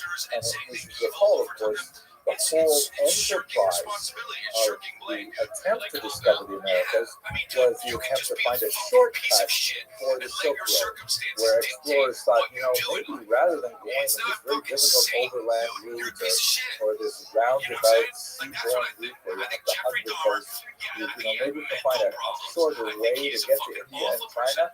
And that's in fact how they bumped into South America, Mesoamerica, and North America. And the whole, everything changed that. But have a look at this map here. You can see the major routes of the Silk Road. The green road is the major overland route that goes primarily through Central Asia. And to the south, in particular, we have maritime routes. The maritime routes are the ones that we're going to begin with, looking at the settlement history. So, what do we know about Jews following these routes? We do know that Jews were heavily involved in this trade for a very long time. And in fact, we're not going to discuss it today, but in the 9th century, Jews were considered the masters of the Silk Road, a particular group called the Radhanites that were based in southern France along the Rhone River, which is called Rhodanos in Latin, and they followed all of these routes and even more, because by the time you get 800 years down the road, there's a lot more trade in Northern Europe and so on. So this is something that Jews have been doing for a very long time. The major settled population of Jews was where this circle is located. This would be essentially, you can see on the city of Ctesiphon, which is in Aramaic, Mosa, one of the most important Talmudic cities, and this is the major center of Talmudic Babylonian Jewry. There's definitely Jews living in the land of Israel, there's Jews living in Egypt and Asia Minor, but the beating center of Jewish spiritual, intellectual life is really in this region of southern Mesopotamia, where the Tigris and Euphrates rivers come to spill into the Persian Gulf. And this is, as you can see, smack on the trade route of the Silk Road. So Jews were right at the very heart of it in this region early on. How we know Jews are traveling it, there's many different archaeological pieces of evidence. One of the most fascinating, I think, was discovered by this Hungarian man, Arlo Stein, who was one of the most brilliant archaeologists of the early 20th century. He and his family were Hungarian Jews, although they belonged to a particular group of Jews that were very popular in much of Western Europe until the Holocaust period, who believed actively in assimilation. They believed that assimilation to Western norms was the ideal, and so although this was not a route that his parents and his sister took, he and his brother actively chose to convert to Lutheranism because they felt that was the ultimate sort of like evolution of Jews in European society was to fit in as much as possible. Anyway, really a archaeologist and a linguist, and he did some fantastic studies along the Silk Route. One of the things he discovered along the way, about midpoint, was this massive trove of documents, kind of a library that was secreted halfway along the route. Documents in a slew of different ancient languages that were used, left behind by various travelers going back and forth along the route. And included in this trove was this particular document here, a beautiful, folded, carefully folded document, which was a slika. It's a section of a prayer for the holiday of Rosh Hashanah, and it dates from the 8th or possibly the 9th century. So in other words, you can imagine this in its actual original usage. Here's a Jew is traveling for business along the Silk Road. He knows he is going to be caught somewhere along this road, long journey, over Yom Tov, and so brings along with him a precious handwritten siddur. Maybe he had the entire document there, maybe he only had this one leaf, but he knew that when Rosh Hashanah came around, in his own personally maintained calendar, he would stop and he would meditate upon the slika, and he would pour out his heart to God. So it's just a beautiful physical representation of what it must have been like for these Jews traveling along this lonely road and making their peace with God at the same time. So we definitely know Jews were traveling along the Silk Road in the middle of nowhere, Central Asia, which is where this turns up. That's where we get evidence of Jews actually making their way along. So let's have a look though at the maritime part of the Silk Road first, and specifically we're going to look at how Jews ended up in the subcontinent of New Zealand. And there are multiple populations there that are all representative of various groups that made landfall here and decided to stay because the trade was so popular. So you have in this circle here at the bottom the so-called Cochin Jews. They lived on the southern coast of India. You'll recall in the first lecture when we talked about Benjamin of Tudela, another great medieval traveler almost centuries after the Central Asian story. He referred to the black Jews of this part of the world. In fact, I'll show you a picture later, where they definitely do look darker skinned. Then you have the so-called Bnei Israel, who are a little further north along the coast, centered in the city of Mumbai. Then you have Baghdadi Jews in the region of Calcutta, Calcutta, and they come quite a bit later. They're primarily 19th century Jews living in that region. And you have also the Paradesi on the east coast of India. We won't get to those today, but we'll look very briefly at the Cochin Jews and at the Jews in Mumbai as well. So we don't have a really good sense of exactly when the Jews first appeared in Cochin. Legends, of course, place it back in the very distant legends of Jews making it there after the destruction of the temple, the first Roman Jewish war, and so on. Very hard to date them with any degree of historical accuracy. We do know, however, some fascinating things, that there are Sanskrit and Tamil terms that come from India that are located in Tanakh. Various goods and spices and precious stones and things like that appear in the Hebrew Bible, and these are words that clearly were used in southern India at this time. So definitely there is long-standing trade between the region and the ancient land of Israel. Examples like Solomon's gold from Ophir. One opinion, scholarly opinion holds that perhaps this mysterious location was in fact a place at the mouth of the Indus River, which would have been in the northwestern part of India, maybe north, beyond our country.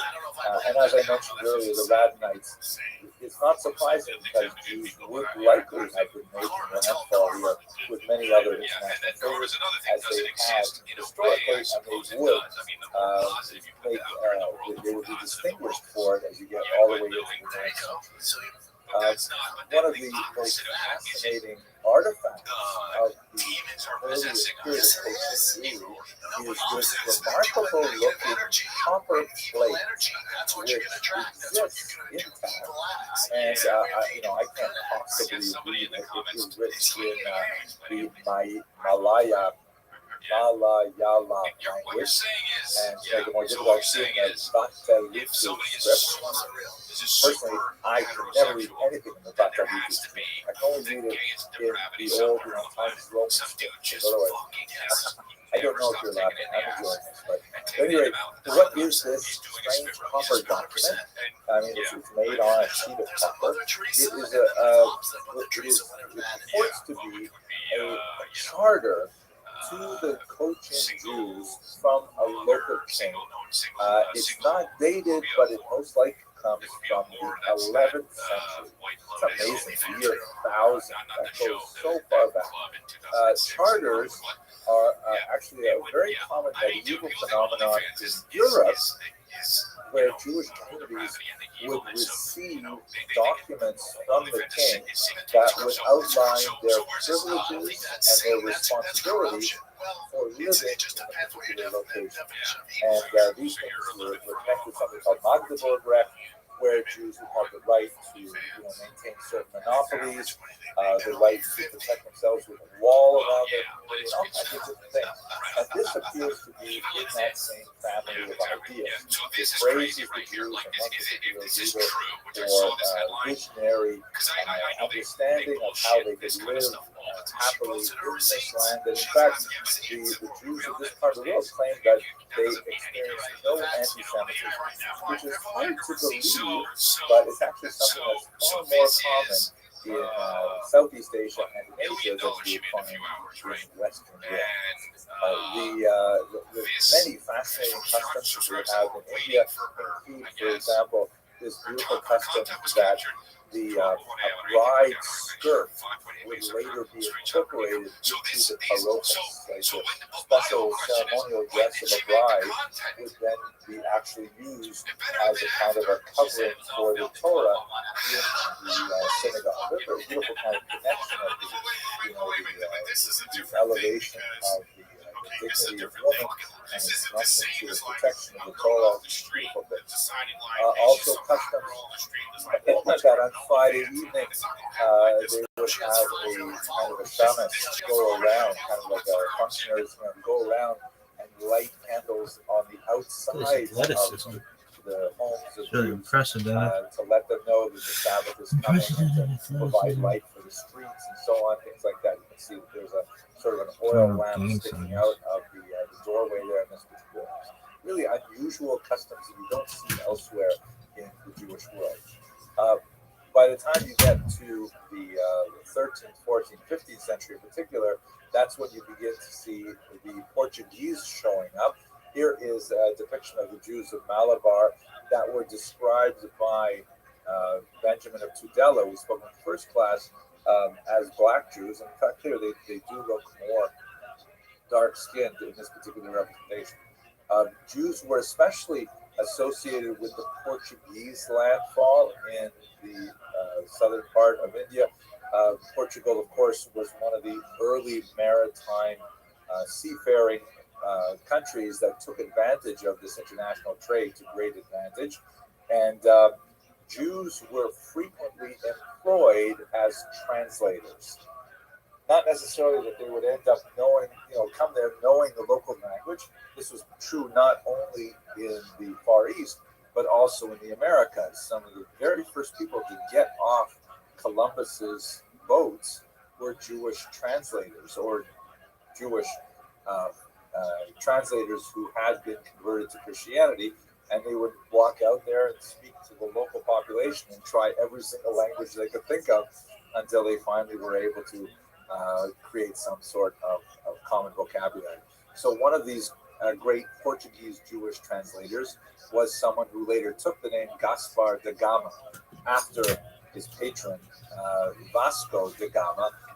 He was actually a Jewish guy who spent a lot of time in southern India as the primary go-between between the Portuguese colonialists and the indigenous population. Certainly helped to promote the Jewish community. They have some fascinating things there, like these conical synagogues, really unusual synagogue architecture you don't see elsewhere in the world. And they have this famous synagogue in Cochin that actually has a Hebrew clock that includes Hebrew, Roman, and Indian numbers on it. This is the Hebrew side. So that's just a very quick look at the Cochin Jews in particular. Move up the coast a little bit, you have in recent by the Bnei Israel. Totally different group of Jews. They do not regard themselves as Jews ethnically connected to the southern Indian Jews. This is a beautiful 19th century representation of the baking of matzah by the Bnei Israel. I believe the language used here, besides the obvious Hebrew part of it, I believe this is Marathi. And they're doing this thing either on the floor or close to the floor, but nevertheless they're going through the whole process. And on the very bottom right, after the images, the woman on the right there, she's just marking up the slices way beyond what she really should be putting to matzah. And that's what we don't know exactly when these Bnei Israel began, just like we don't know when the Cochin Jews began. The Bnei Israel don't have a similar doctrine like the copper plates, but there's definitely lots and lots of evidence of their presence by the time we get to the medieval period. So these are very ancient theories that go back at least 800, 1200 possibly. And unlike the Cochin Jews, they developed their own traditions of rabbinic leadership, sometimes quite distinct from the customs and manners of what we would consider mainstream rabbinic rulers as well. And to a certain degree, we wonder how much connection both these populations had with the Talmudic tradition, because in many cases it seems rather tenuous. But when we get to the 19th century, there is this renaissance that occurred, particularly among the Bnei Israel, also noted among the Jews, that once they encountered Christian missionaries, that seems to spur a whole new renaissance of interest in Jewish identity, Jewish history, Hebrew, and so on. It's as if these people are like kindling, just waiting for someone to set them on fire, and all of a sudden become incredibly enthusiastic. To a certain degree, it's sort of must be disappointing for the Christian missionaries to come and figure that perhaps they're going to win lots of converts to Christianity, and they certainly do with some. But all of a sudden, the community gets so energized that wait a second, we should think about this. If we're Jewish, we don't know that much about our Judaism. So let's find out and start learning Hebrew and start reading Tanakh and start developing more of our skills in rabbinic literature and so on and so forth. We saw this happening in Africa as well. It's kind of an unusual phenomenon that I think bears greater meditation. So there's a huge resurgence of interest in Judaism among the Bnei Israel in late 19th century. Ultimately, a huge number of them would make Aliyah and constitute they also have fascinating customs such as the hanging on the doorpost of like rice leaves and things like that, right next to the mezuzah, which is intended as kind of an auspicious sort of physical prayer for fecundity. But as you see here in this image, there's definitely a very dynamic and changing side. As they discover more about their Judaism, they're also discovering more and more of their secular identities too. In this picture, which is obviously multi-generational, you can see some rather very different styles of clothing represented between the older generation and the younger generation. With the young man in the center, he was looking essentially like a dapper European individual, where his father clearly looks like he comes from Asian culture. This is a society that was undergoing remarkable change as they began to explore this. So that's just a quick look at two of the most significant, quite old communities of Jews in Asia. Let's look at the Jews of China, who I find particularly fascinating. So there's no question that the Jews reached the Far East along the Silk Road. We know that Benjamin Stella, although he probably didn't get this far himself, described Jews making their way all the way up to Asia. And we have the Radhanites who also treated all the way out here. And we can track specific communities in many locations. If you look at the numbers next to or underneath the names of these locations, that refers to the century in which we know the community was established. On the far left in China, you have Khotan. That's where Oral Stein discovered the tefillah, if I remember correctly. That's already in the 9th century. And then further to the east, you've got on the coast places like Canton, also from the 9th century. But you also have to go all the way to the north, Palestine. That's actually a very important population of Jews that was established in the very early 20th century, primarily because, in fact, only by this much did I miss personally growing up in Palestine, because the reason why this community had an explosion of Jewish settlement in the year 1904 was because the Russians were locked in a quixotic and desperate battle against the Japanese.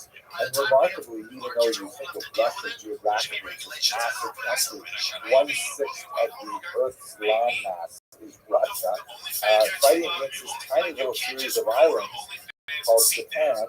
And Japan would ultimately win that war, the War of 405, the Russian War.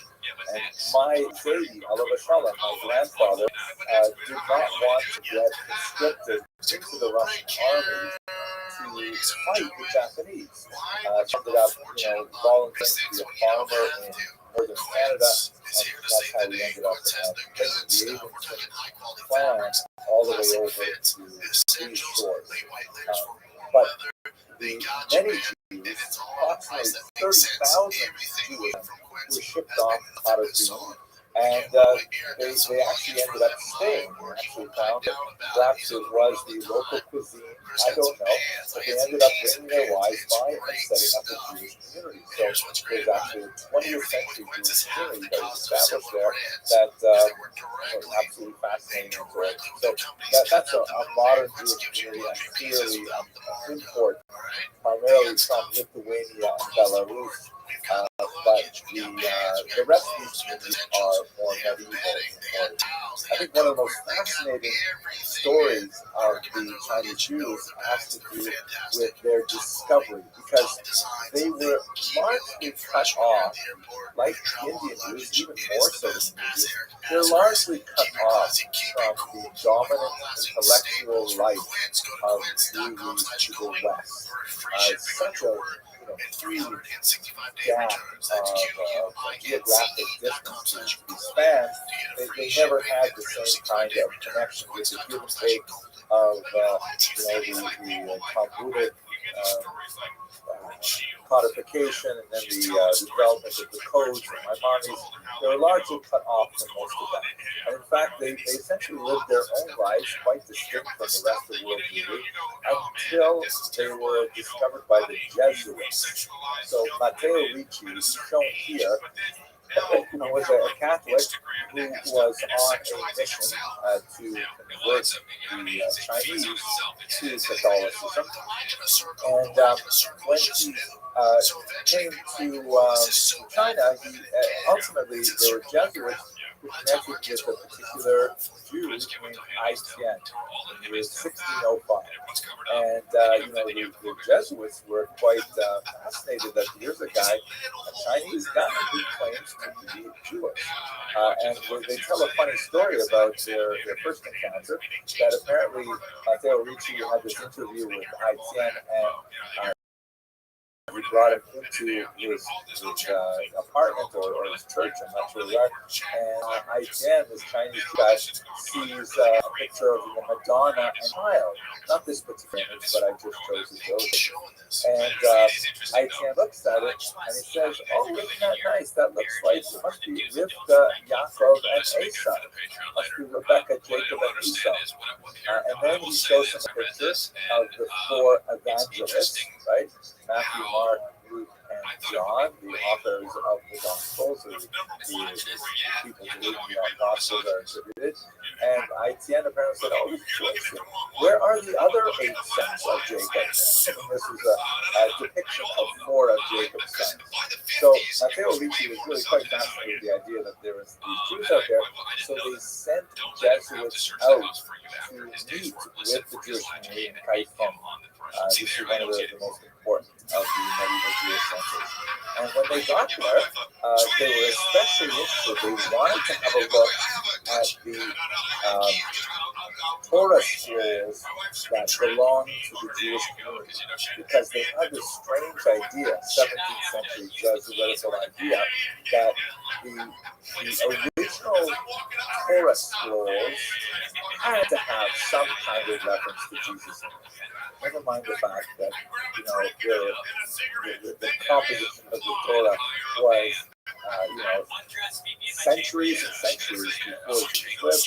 This is a way of Christianization of prefigurement that texts in the Hebrew scriptures, later ones like Isaiah, for example, for sure, but these earlier ones like Genesis are all packed with codes that explain the life of Jesus later. And so they were certain that there must be even more explicit references to Jesus in the Torah, but that the text had been corrupted by Jews who wanted to hide those things. But if they went to China, and they thought that perhaps the Chinese Jews were actually pre-exilic, maybe they got to China with the Babylonian exile, or maybe the Assyrian exile, from either 600 or 700 years before the Common Era, they were popular with them. So they could look at these Chinese Torah scrolls, they would discover that Jesus is in there. They were wrong. They didn't find anything like that. But they did find Torah scrolls. They found beautiful synagogues. These are actual drawings from Jesuits who visited the Chinese synagogues in Kaifeng in the 17th century. Gorgeous, multi-pillared institutions with all kinds of fascinating and rather different architecture than you find in the West. And also this amazing picture of Chinese Jews with the top-notch novel thing, reading from a Sephardic style Torah. That like unlike the Ashkenazians who keep the Torah in cloth coverings and lay it flat on the table, the Sephardim put the Torah upright in these sort of spherical or conical boxes, but then they open up like doors where they stand upright on a table, and then they're read while standing like that. And this could be Sephardic guys reading a Torah scroll, but they clearly are Asian. So they brought back all this amazing information of these Jewish communities thriving in the central China. Really quite fascinating. Now, what about their Judaism? It definitely was pretty funky compared to the Judaism that you find in, let's say, Germany around the same time. And the dates are difficult to establish with clarity. One of the oldest artifacts of the Chinese Jewish community in Kaifeng in particular dates to 1489. And these are stelae, meaning like big obelisks that have writing on them that talk about the nature of the community. And these stelae talk about, the people who donated money to build the synagogue, because this is another example of how traditional Jewish communities are, that you're always going to find plaques. In fact, some of the oldest surviving archaeological evidence that we have from synagogues all around the world, well over 2,000 years old, are plaques that say so-and-so donated the Aron Kodesh, so-and-so sponsored Kiddush last week, maybe not quite that extreme, but you definitely have plaques that specifically name who gave money in order to support the community. And this is a very, very old tradition, older than gefilte fish by far. And the Chinese have it as well. So in their stelae from 1489 and then repeated later on that, they clearly have a reference to the rebuilding of their synagogues after a few natural disasters that places them squarely within Jewish tradition. They also have a memorial book that lists the famous names of many important Jews, and unlike Western society, in Asian society at this time, last names were assigned, and only certain names could be used by people of certain stature. And many of the Jews actually had some of the most, high quality names, like Drew, which apparently means golden, and indicates that the emperor himself was pleased with him. We can say three basic things about this group, which I think is quite important. Let me just make sure I remember each of them. Yes, right. The first one is that, they're not exactly practicing rabbinic Judaism the way we would necessarily recognize all of it. A lot of it seems definitely, moving in a different direction. But they are extremely proud of their attention and fidelity to Jewish vision when they have concrete knowledge of it. For example, they are referred to by other Chinese as Tiao Jin Jiao. I have no idea if I pronounced that correctly or not. The group that excises the sinew, which is a reference, of course, to a passage in the book of Bereshit, which we just read, about how, you remember when Jacob is wrestling with the mysterious angelic being, and he's wounded in the thigh, and then the Torah says that therefore Jews do not eat the gid hanasheh, the sinew, the sciatic nerve, to this very day. And that's in fact what the Chinese Jews were doing when they would, slaughter a cow. They would practice ikur, they would remove that particular sinew. Or like Ashkenazim, they would simply sell that part of the animal away, and they would not even try because it would be very difficult for them. So even though a lot of the Jewish things they're doing don't seem to be, comporting with mainstream Judaism, they nevertheless were very, very proud of their tradition. Secondly, like the joke that we began our discussion with today, they attempted to adapt to Chinese society and its idiosyncrasies in some fascinating ways. For example, Chinese society has a tremendous amount of importance placed on external demonstrations of respect. One of those is the famous kowtow, where you would literally lie down, fully prostrate yourself on the ground multiple times, knocking your forehead on the ground as a sign of obeisance before the emperor. And one of the emperors was fond of placing his name at the top of one of these obelisks, and since he couldn't be everywhere all the time, he ordered that people should bow down to his name on a rock.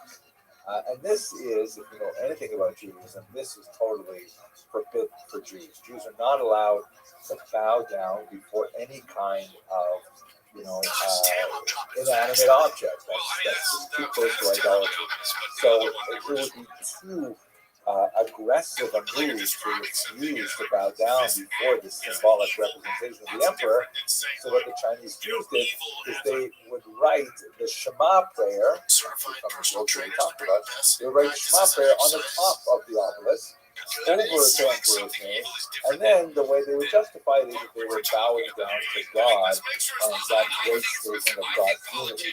It happens also on the way. The Emperor's name is there. Everybody knows, no bother him. Well, that's kind of like an amusing adaptation to the edgy, the necessities of Chinese culture. But they definitely were assimilating heavily. And in the 20th century, under communism, they basically disappeared.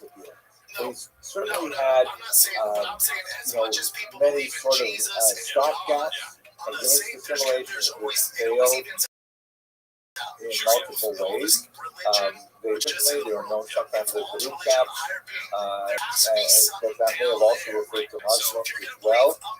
There are 50 million Chinese Muslims, by the way, 50 million of them. Remember that there are about 15 million Jews, 1-5, right? So I've never ever met a Chinese Muslim, although of course you read about them. They're famous, they're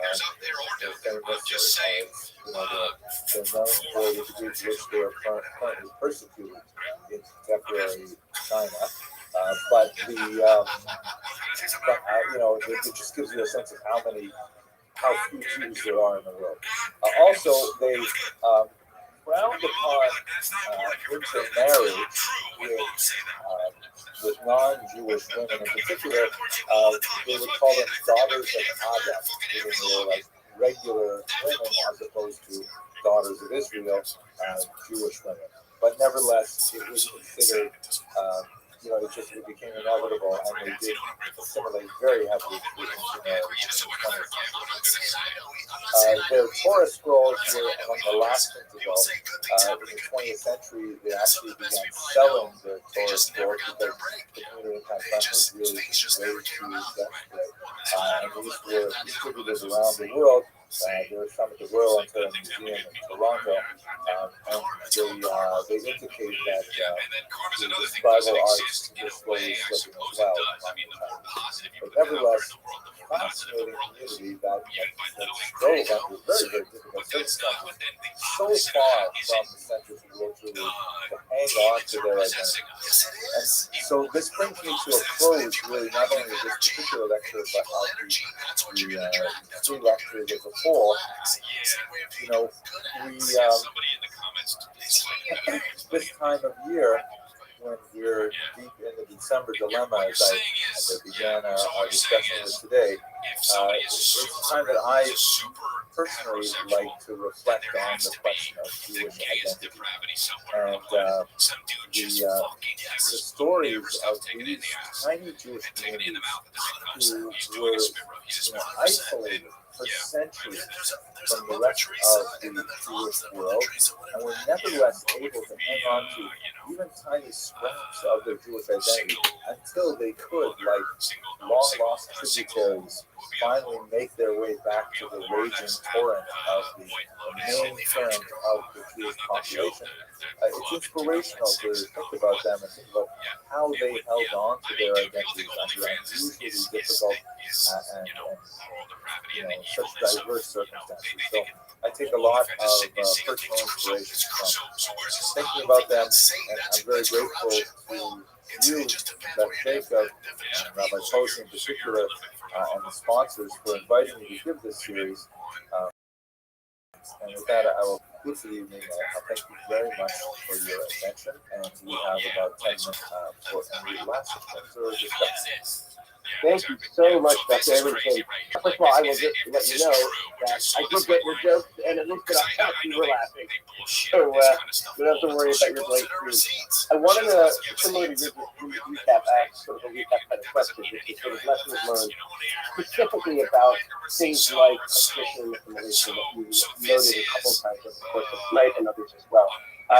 For me, actually, I was reading this question, that email from me, popped into my head. Is that picture of that multi-generational family, which we've seen in America and in many of our contemporary experiences. We see generations, having attrition. Are there these trends that we're seeing, from your perspective, looking at so many different cultures, including the ones that we discussed here, and lessons that you can think about of places that may have been able to have stronger keys to strengthening tradition over different generations? Wow, those are hard questions, Rabbi.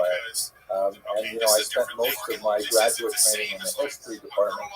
The prophecy department was down the hall and tried to avoid those people. But I think that there are two things that you can definitely see that are valuable. Like, for example, we looked very briefly last week at the Pew report of 2020 that tracked attitudes among American Jews. And certain features, have us tearing our hair out and worried about the future of American Jews. Marshall Sklar, the great sociologist, once referred to the Jews as the ever-dying people, because we're constantly worried about assimilation, and we've been worried about it for hundreds of years, but nevertheless, we never seem to totally assimilate. And I think one of the things that we can take away from that is that although it's important to bear this sense of urgency, and things really do matter, things really are important, we should not necessarily be paralyzed and react negatively to innovation. Like, for example, the traditional synagogue model of membership that developed largely over the last couple of centuries, maybe the last 3 centuries, primarily in Europe and America, the kind of membership-based, dues-paying synagogue institutions that allowed American Jewry to build these massive constructions, they had, as they like to say, an edifice complex. But they're changing so much because millennials don't like, being trapped into membership. They don't like working at the same job for longer than 2 or 3 years either. They think very, very differently. But that doesn't necessarily mean that we can't adapt and construct new ways of connecting that still keep the Jewish community even more vibrant by bringing in people from geographically further away with the use of modern technology, like we're doing right now, actually. So one sort of takeaway lesson that I get is, take it seriously. A sense of urgency is important, but do not be terrified of innovation. Another sort of takeaway lesson that I get from this, and this is really from Rabbi Beryl Wine, very, very influential, popular historian in New York, actually, in particular, to observe that one of the Jews can do all kinds of weird things over the centuries. There's so many wacky Jewish experiments that go nowhere, and we kind of laugh about them centuries later. But there's only really one thing that is so far gone that when Jews start doing this, they eventually disappear from the rest of the Jewish story. And that is when we mess around too much with the question of who is a Jew. Groups that made decisions about counting people in, contravening the basic principles that had been adopted, not as ancient necessarily as we'd like to think, but nevertheless very well established principles, like the matrilineal descent principle. Once we start messing around with that kind of germ cell idea of Judaism, that's a huge danger sign. And I worry about that in America, because that is something that is happening in this country as well. We can disagree with ourselves, kind of like a big, crazy, dysfunctional family, but once we start saying that, no, I can disagree with you, but you're not really Jewish, that changes things in a very, very dangerous way for group survival. And I think we've got to figure out a way to come back to center on that issue. So it's very productive. Thank you so much. But one or two questions that to me, is there any conflict in terms of language? Do you use other types of when we talked a lot, the question was about tonight with Judaism, is give you a culture across some of these communities. So actually, as part of my preparation for tonight, I was very fortunate. I watched a video by Rabbi Pusko, who was a rabbi in New York City. And he gave a lecture yesterday. It's on YouTube. You can easily watch it now at the Parkview Synagogue on the Jews of China. I said, great. I'll get so many fantastic ideas. And in fact, the material I discussed tonight about Carbin was largely as a result of his family history that goes back to that situation. Most of his presentation is really 20th century, whereas I was really wanting to focus on origins of issues. At any rate, one of the things that he offered in his lecture was that in order for a Jewish bride, doesn't have to be widespread Jewish Hebrew literacy, doesn't have to be widespread, but you need to have at least one person who can be Hebrew. And when you lose the rabbi, when you lose someone who is kind of like the keeper of the flame, knowing, okay, this is what it says in the Torah, and I can read it to you, and I understand it, and I can explain it. You have to have at least one person like that. What he derives from his analysis of the Chinese situation in the 20th century is that once they lost anyone who could read Hebrew, the community completely disintegrated. And I think that there's a lot of value in that particular point. I forgot to mention one kind of amusing thing, by the way. When the Chinese community was in decline for centuries, and even when Matteo Ricci's Jesuits went to Taiwan and they met with the rabbi there, the rabbis there, they've never met anyone Christian. Christian was something totally new to them. There were no Christians in China until the Jesuits arrived. So they're having a truce with this Jesuit, and they're impressed. Saying, wow, this guy really knows Tanakh. He knows these stories, Stephen Amela and stuff like that. And at a certain point, the elderly rabbi said to him, maybe you would like to be our rabbi after I retire. He said, the Jesuit, he said, you would make a great rabbi. The only thing is, you definitely have to be circumcised and you have to stop eating pork. Those two things, and you'd be fantastic, you know, take my fella. Turn them down. But nevertheless, the value of Hebrew, it may not be something that everyone has to have, but someone has to have it. That's the Rabbi Pusko analysis and analyzes it, and I think there's a lot of value. That's fascinating. Really interesting. With that, I think we'll close. Once again, thank you to the ICE family for sponsoring and over and over again. I look forward to connecting closer to Chazaka and learning again, it's late for you, so very, very good night. Thank you so much. Thank you all very much. I appreciate the opportunity. Have a good night.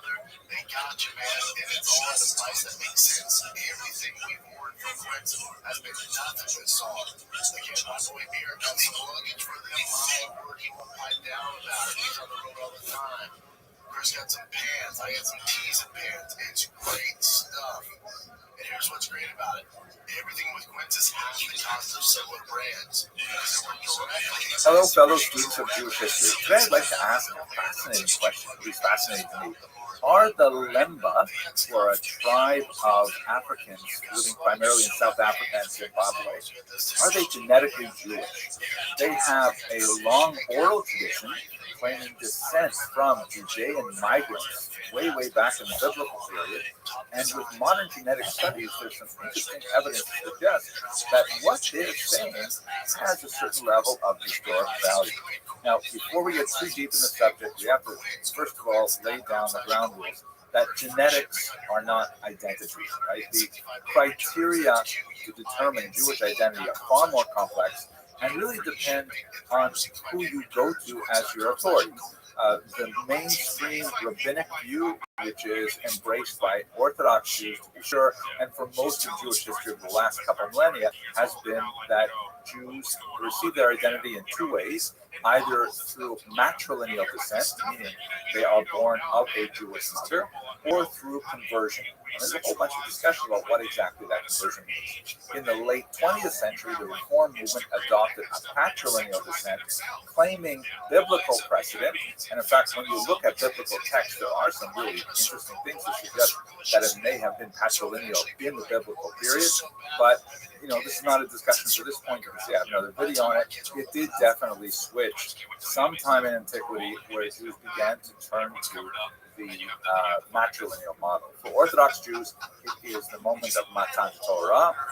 For others, historians look at different points. But at any rate, most Jews today regard it as matrilineal. I should say certainly Orthodox Jews. Jews from other denominations may have other definitions. What we don't have is the notion of bloodlines or of conformity to specific prophecies to say that a person is Jewish. I'm mentioning this because I got a lot of hate when I gave a couple of lectures on the history of the Jews of Africa.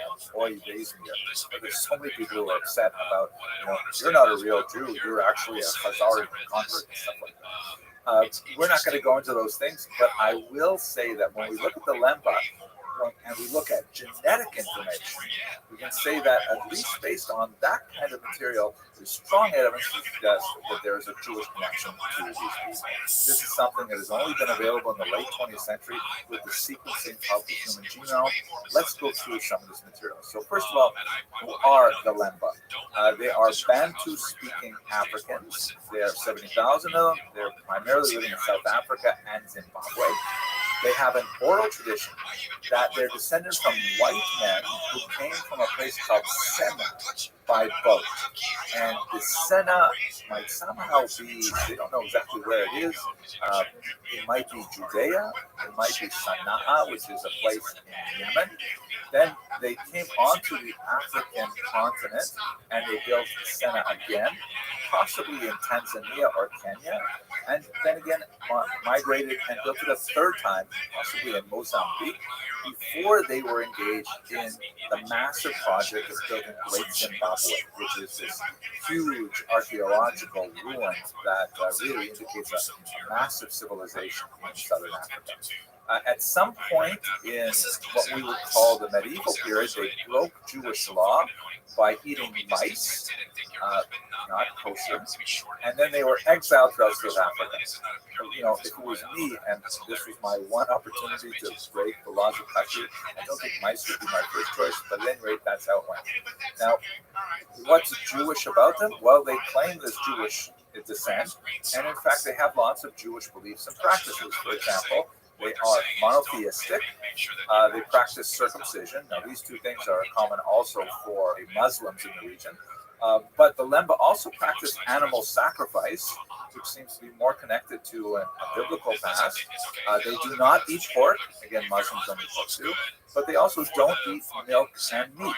Furthermore, they have other smaller practices that are very congruent with Jewish history, like they pay a lot of attention to the lunar calendar. So basically, their story is that they were led by a particular clan called the Buba, and they made their way from somewhere in the Middle East into Africa and eventually ended up primarily in South Africa and Zimbabwe. Now, what does the science say? So to understand that, we have to go back a little bit to look at the so-called Cohen gene. This is something that was discovered at the turn of the 20th century. Geneticists who worked on this major project and wrote a book about it called Jacob's Legacy, a genetic view of Jewish history. Very fascinating and really a very pleasant read too. I was laughed out loud at some points because he has a real great sense of humor. At any rate, what Goldstein and his extensive team did is they swabbed self-identified Jews and self-identified Kohanim to look for genetic patterns. They swabbed Ashkenazim and Sephardim. They did a lot of these swabs, for example, on the beach at Tel Aviv, but in other places around the world as well. And the bottom line in their research was they found that well over half of Jews who claimed to be Kohanim had a similar genetic feature, which they ended up calling the Cohen model. Jews are divided in a patrilineal system. While the identity, the status of being Jewish is matrilineal, it comes through the mother, as we mentioned earlier. Tribal status, on the other hand, is derived from the father. Right, so you know the 12 tribes that are described in the Bible and so on. But there's one tribe, the tribe of Levi, which was divided in two. There were brothers. One of them was Moses, i.e. the Moses, and the other was Aaron, who also the Aaron, who was the first high priest. All the male descendants of Aaron were called in Hebrew Kohanim, or priests. And it goes through the male line exclusively. Now, thinking about genetics, of course you're aware that women have two X chromosomes, men have an X and a Y chromosome. There's a lot more to say about differences between these two, but not for this video. But that means that all men receive their Y chromosome exclusively from their father. Whatever their father's Y chromosome had is what they've got on their Y chromosome. So this means that theoretically, every Kohen alive what's going on, Apollo? has a Y How you living, chromosome Pam? that is like What's Aaron's good, son? chromosome. Sir, How are you? been a few days. Absolutely. You on your way to the Caribbean? Yeah, on the 18th. Congratulations, man. That's wonderful. Yeah. So you've got to be really excited. That's 10 days away. Yeah, but I'm in a little quagmire. What's your quagmire, big dog? I need your advice because you're the ultimate streamer that I know. 1,000%. So I'm trying to buy a DJI Osmos 3 with Pocket 3. Right? But I don't know. I want to start a new YouTube channel with it, but I don't know if it's worth me spending. I think the total is going to be like $3,000. And I kind of wanted to see what your options are, what your advice is. All right. So, We're streaming. right. Okay. So you have data, correct? What do you mean data? Well, you're going to be streaming. You're going to be doing like streaming away from your Wi-Fi router. Well, I can record. I don't know how good the internet is on the island. Right. So I was thinking of recording, pre-recording. You get what I'm saying? Yeah. And then uploading it later. Right. So it won't be live, right? Right. Okay. I got you. Yeah. So you won't be streaming. You'll be uploading, which is Yeah. Like ideally, right? Realistic. Like once you leave the US, you don't have that infrastructure like here. So ideally, I would love to live stream, but I don't know how good the fucking their internet is. okay. You get what I'm saying? Yeah, absolutely. So, why are you thinking it's going to cost you $3,000? Because I was gonna buy a few items that. You want to know the items, or you?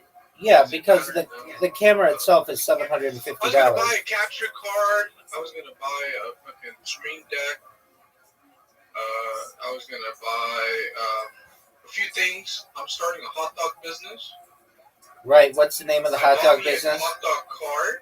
Right. What's the name of the hot dog business? I'll send it to you. Just tell me the name of it. It's called Buns in the Sun. That's beautiful, baby. Hell yeah, brother. Hell yeah, brother. Check it out. This is my hot dog card.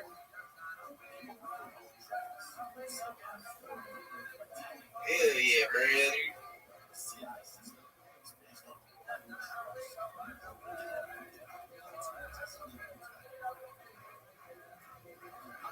Oh, that's nice.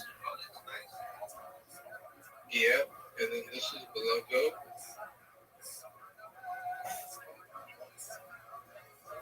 And it's a tricycle. So I'll be pedaling around. Right. Now, does that really translate to Spanish? No, So, bugs in the sun. right, it doesn't translate in Spanish. So, isn't that going to be an issue? Yeah. Why? Well, wouldn't you want to put like the Spanish name? No, because this island, the majority of people speak English. Oh, okay. Okay, that's good. Excellent. Yeah, so it's not like a, you know. Yeah. Did you have AI design your logo? Yeah. Okay, it looks like it. I'm not saying that's a bad thing, but there are going to be some people who don't like that. It's a kind of a busy logo. Yeah. It's not. I'm not going full corporate here, you know. I've got you. I mean, if it's just going It's on the just side of the supposed to screen. be. Yeah. Do you need a business license? I don't know. Until I get there, I'll figure it out. But it shouldn't be hard. Okay. Have you thought about putting an I electric? know it's kind of odd. I know it's kind of odd, but I could literally, you know what I mean?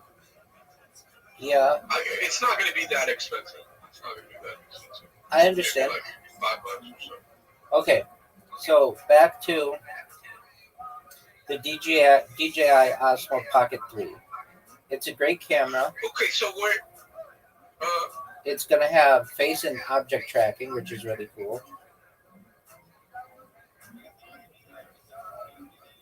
And okay, so that's $750. Then what else are you going to buy? Just a list of other like capture card, Steam Deck for live streaming. What else? Some air tags. I wanted some air tags because when I'm traveling, you know what I mean, I can be able to check my luggage. What else? Some AR glasses. They're for streaming content on the glasses instead of using a television. Okay, so What else? like the Wave Bear, the Ray-Ban Meta glasses. No, they're different. These ones are different. I'll share it with you. Look, let me see if I can share it with you. Jeepers creepers, where'd you get the peepers? Peepers. You know who Jeepers Creeper is? I know that song, and it's Jeepers Creepers. Where'd you get those peepers? Yeah. Peepers? Did Yeah. you say peepers? Yeah, it's like a old-fashioned way of saying eyes. Yeah, I listened to the guy that sang the originals. Okay, so a Stream Deck is like what, $200? Yeah, it's about $200 for the glasses. Okay. How much is your capture card? Capture card's about $150. Okay. Let me see if I can go to my account. So I'll take a screenshot of the order. And you already bought all this stuff? I need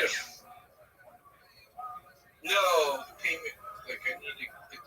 So I need to update my payment on here on Amazon. You know, like to finalize it. Right. So I wish I can.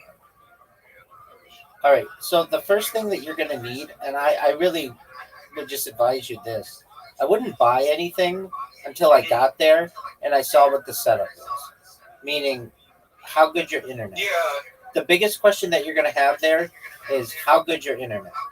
You don't need a DJI Pocket 3 yet. Not saying that that's not a good thing, but you don't need it if you get there and they're like, yeah, our internet can't support that. Oh, okay. Well, then you just blew $750. So you basically have to get your internet set up there. Then once you know your bandwidth and stuff, That's when I can advise you and say, all right, you're going to need this kind of camera. You want this kind of setup. Are you going to just do one camera or multiple cameras? Are you going to be doing IRL streaming or just desktop streaming? Like, what kind of internet are you? Have you Googled what kind of internet is available in this city? They don't really say. That's the shitty part. No, of Like, course. there's no way to fucking. There's no way to like really Google it. Even if you try Googling it, like you just never. You know what I mean? I don't agree. Because they have different companies, and I don't know really. You know what I mean? I don't agree with that. So we have Roatan Honduras offers several internet service providers, catering to residents and visitors, though speeds and reliability can vary significantly. The primary providers include Max Communications, Claro, Tigo, and Island Cable. Max Communications has historically been a major provider, but the landscape is evolving with Claro introducing its own services on the island. As of January 2024, I thought you were going to do Starlink. I was, but I went to freaking Best Buy and they're saying the internet's shitty. Okay. Like it doesn't work that well, and like the clouds and shit like that, it's gonna fuck it up. Yeah, Plus, I'm on an island, so it's always gonna be raining. That's true. And they just had like a 6-hour outage like a few weeks ago. And I mean, you don't want that. Okay. Yeah, and then All right. So for residents and remote workers, fiber optic internet is available in specific areas like Camp Bay and Las Vistas at Camp Bay Beach. Are you going to be in those areas? I don't know, but that sounds like a resort area, like you know what I mean? Yeah. That However, sounds like you have to be in a certain place. right. However, internet quality is highly dependent on location. So you don't even know where you're going to be yet, right? Right, because I don't know where I'm. I just know I'm going to be there on the island, but I don't know where exactly. Right. I have to find an apartment, right? Just something like that. So you need to do all that before you buy all your cameras and stuff. Yeah, okay. I figure maybe I should do that. You're on the right track. You're on the right track, but like, let's say you buy all this stuff, you buy $3,000 worth of stuff, and then they're like, "Oh yeah, the internet isn't going to support that." Right, but just the up speed, like to upload. That's all. The camera doesn't need use Wi-Fi, right? The camera you can just use it for whatever content you want to record.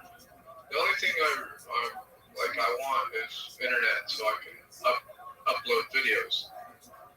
Right, but you don't know the upload speed. Does that make sense? Yeah, but you don't know the upload speed. Right. So let's look at what the average. Let's look at what the average upload speed is on that island.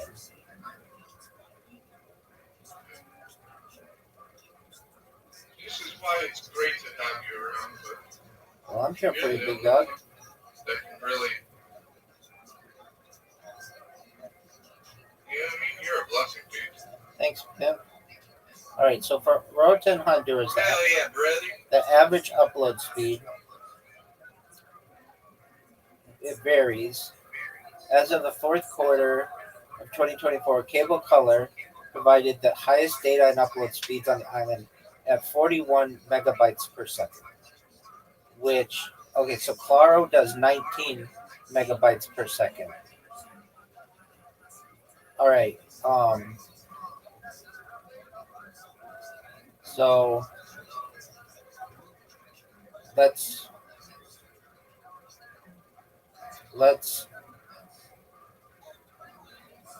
compare that to what you're going to get. I know it's not going to be exactly like the United States, and it all depends on your um, on your provider.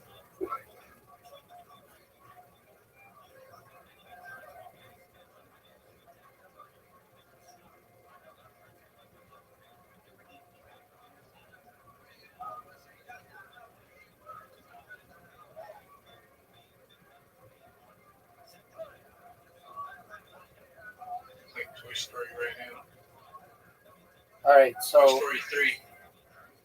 so if you can get let's see here. Let's make sure we've got this correct.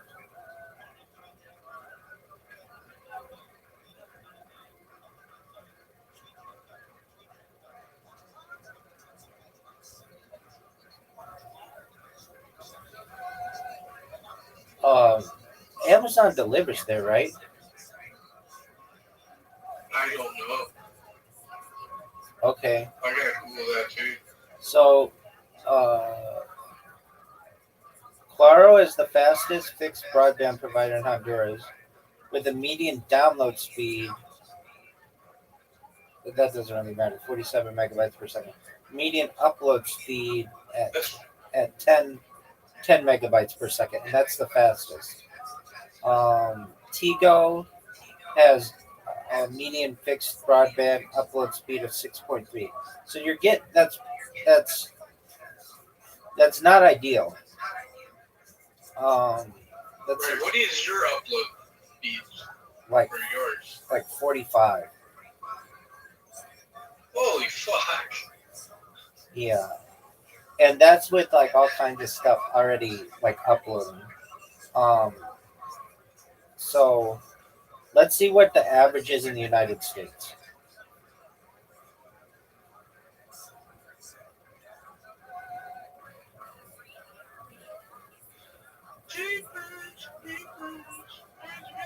Okay, so the average in the United States is about 25. So you're looking at maybe like half as much.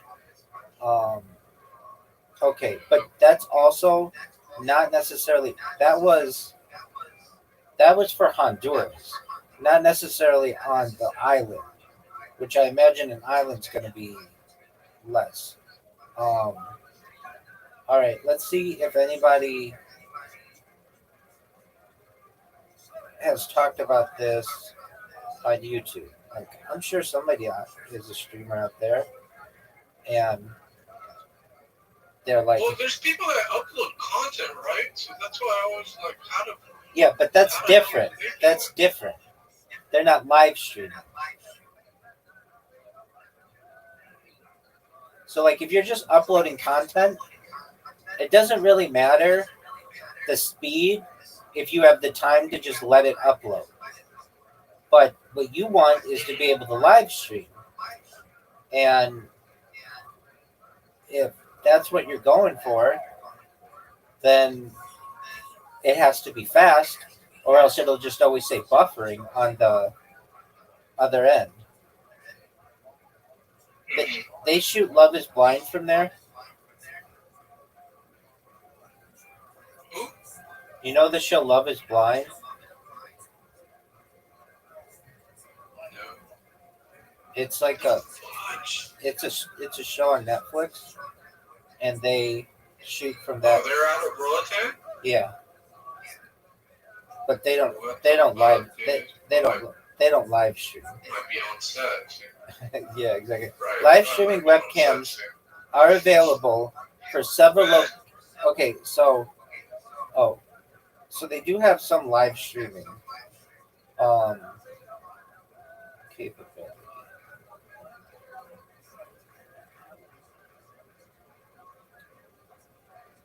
All right. You there? Yeah, I'm here, baby.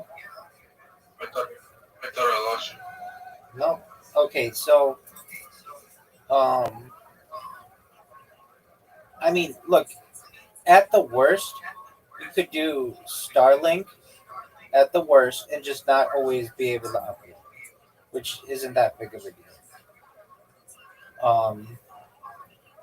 But the thing is, you don't know anybody there really, and so you can't ask anybody like, "Hey, what's the internet situation like?" So you're gonna have to figure it out yourself. You're moving there in 10 days, and you're just like, "I'm bringing all my stuff, and I'm just gonna get an apartment, right?"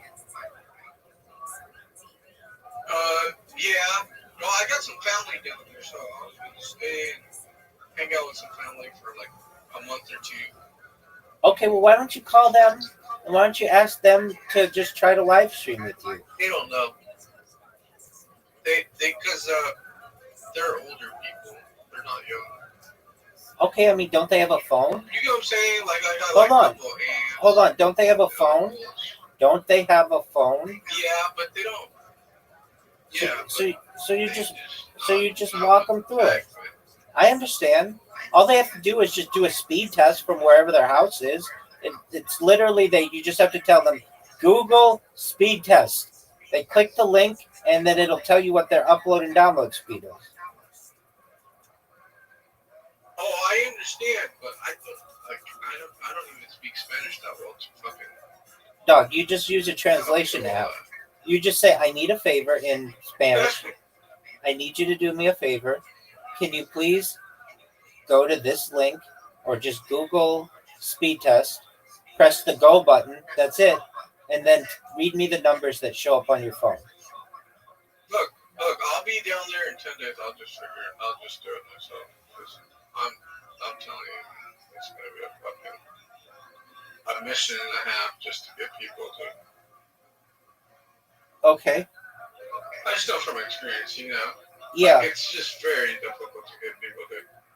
I get that. So, are you going to get in contact with people? Do you want to be a live streamer?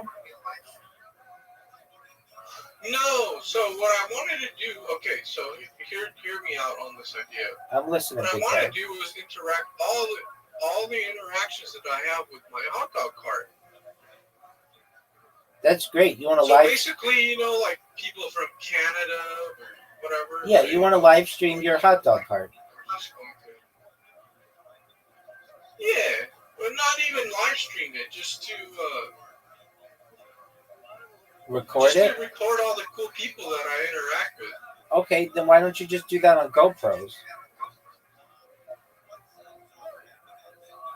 Because the GoPros are always wide lens, and those are not ideal for actual good footage. Are you kidding me? That's the best thing that you have for footage, and it's not always wide lens. You can make it out whatever lens you want. That's how they get like underwater video that's really sharp and clear, or on top of a mountain, or skydiving. That's like the clearest kind. Right, but that's the clearest kind of video you're gonna get. Wide lens. You just adjust it to be 4:3 or 6:9 or whatever you want it to be. Okay. If I were you, I would get a 360 camera though. Because then it would everything that like you just have to put it in the middle of your cart and then it'll get everything. Does that make sense? Mm-hmm. How the fuck do I get by here? I don't know how to do this. So they make 360 GoPros that are waterproof and have stabilization. That's another thing. You want to make sure your camera is waterproof because if it just starts to rain, you got to make sure that this thing is protected. Oh well, if you saw the pictures of my hot dog cart, it has an umbrella. Yeah, dude, but it's gonna pour down there, and it's gonna go. I'm looking at the pictures of your cart. That's not gonna keep it dry when there's a little bit of a wind. Right. Well, I wouldn't be out there if it's raining. I wouldn't be out there. Yeah, but you know how rain can like you know how rain, especially in the Caribbean, you know how rain can just come out of nowhere. Yeah. If you've ever seen the GoPro Max, it's waterproof, 360 degrees. It's really small. You could just put it on. I have a GoPro. I have a GoPro. I could just take my GoPro.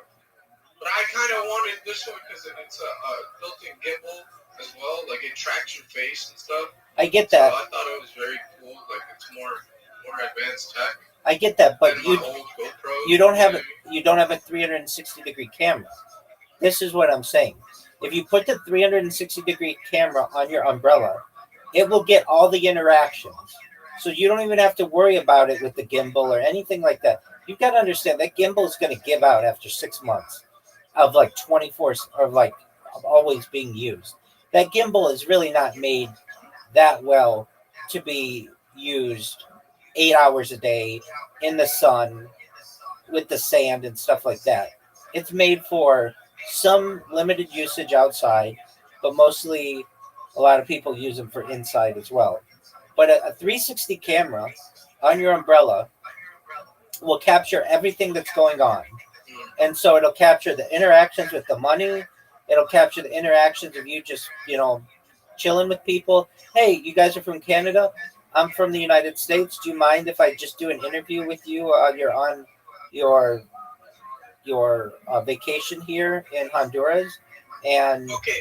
So you're onto something. Okay. So you're onto something. All right. So how much is a GoPro 360 camera then? $390.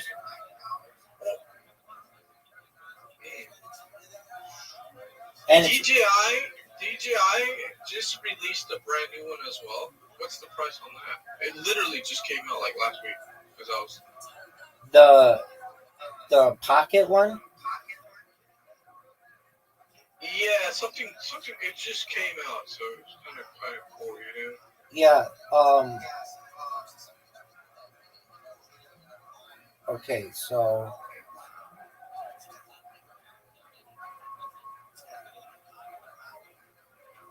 I heard it's got some cool features. Not that I'm gonna, okay. So they're gonna launch the DJI Osmo Pocket 4 in late 2025, potentially as early as September.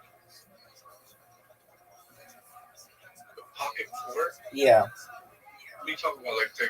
Like the Pocket Osmos Pocket 3, but the Pocket 4. exactly.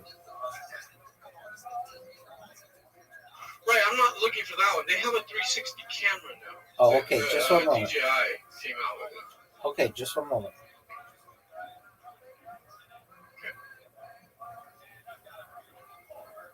Okay, so the Osmo 360.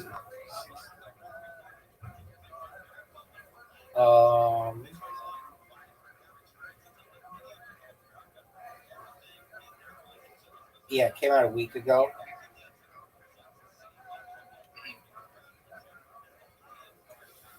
Okay.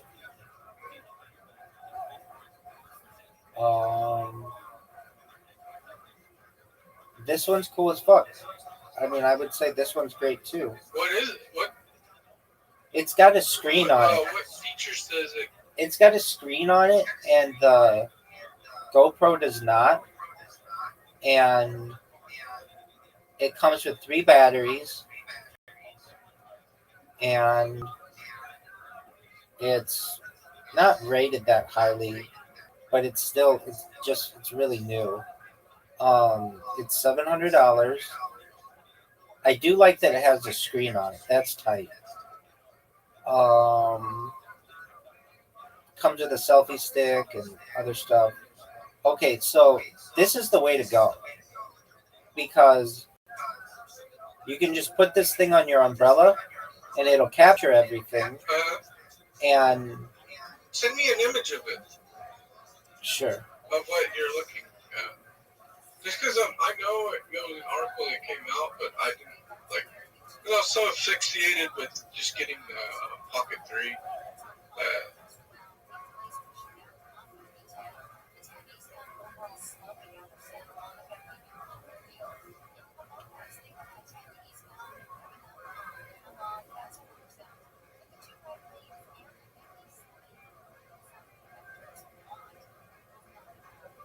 Fuck! Bastards.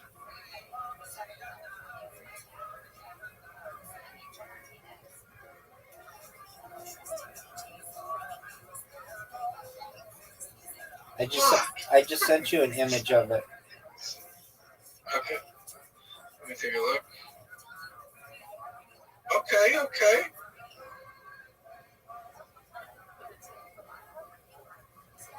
So it's how much? This one's like $700. Okay.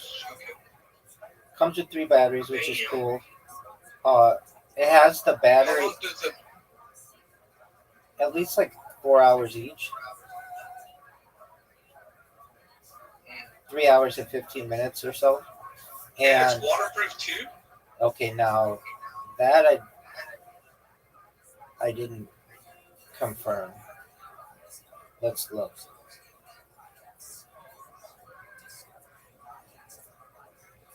Um, I don't think it's Oh waterproof. my god. I don't think Okay. I don't think it's waterproof. Well, I have my GoPro, so at most, I don't need to spend the money, right? Like, I have the GoPro, and I can just create I have a new YouTube channel that I wanted to put to work. Yeah, they say it's a top end 360 camera. I mean, people are putting these things on drones. Okay, so you take that Like crazy. Why would? Huh? you take the camera and you put it on your umbrella, and then it's gonna get all of your. Where on my umbrella? On top of my umbrella, or like? I think you can on you can put it just on the pole. base? You can put it right on the pole. I mean, if you want to do it from above, you can too. But I would just put it on the pole, and it'll do like 360 around the. Or you could just put it on its own little thing. Now, if I were you, I'd be worried somebody could just come up and steal it. So you're gonna have to be careful about that. Oh, yeah, ain't no one touching me. I'll fuck them up, dude. Yeah, I get that. I'm not worried. I'm not Um, worried about shit. you could even put it on the front of your. Now that's a cool thought. Putting it on the front of your cart, and then it's basically done like a dash cam as well. And now, like the 360 imaging is really cool, but I don't know if it's like the view you're gonna want because it kind of distorts things sometimes. So Well, that's what I was saying. That's what I was saying about the GoPro, but no. So you just have both. You put the thing on there, and when you want to make it not a 360 view, you just change the setting so that it's just like a normal video recorder. yeah. Oh, you know what? I'll have to get in contact with you. I'm gonna put that GoPro to charge because it's been years since I used it. I only used it on my last trip when I went to Honduras, so it's been hella long. Okay. Hella long. But I bought it at REI, and I literally only used it on that trip. And then from there, bro, I just stowed it away. Never used it again because I was driving trucks. You know what I mean? Right. I don't have time.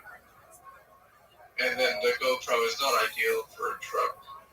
So Right. there's no image stabilization or anything back then. You know what I mean? Right. And since the roads are a lot of the roads are shit, the camera would just be bouncing up and down. So that's why I never really utilized it like that. Right. Looking at the image quality, this is still perfect for what you need. Like, it'll be really cool. I mean, if that's what you want to do. And you can edit with your phone. Right. So I wanted to capture videos So of the girls I talked to. Right. Exactly. So let's talk about that. With this, you've got your 360 thing going, and then if you have an interaction with some chick, you can just go on your cell phone, and so long as you have like cell phone service, you can just edit right there. Like you don't have to wait to go home and upload it to your computer. You can just edit it right there and upload it immediately. Right. So does that make sense? Basically, there's some chica walking down the street, and you're like, "Hey, you want a hot dog or whatever? She's like, yeah. And you're like, oh, this is really great. And she's like, hey, what's that camera? And you're like, oh, I just record everything that I'm doing. And you'd be like, hey, you want to do a shout out for my Buns in the Sun? She says, oh, shout out to Buns in the Sun. And then you can just go on your phone and just take that segment and then upload it to your website or your social media or whatever, or just to your drive.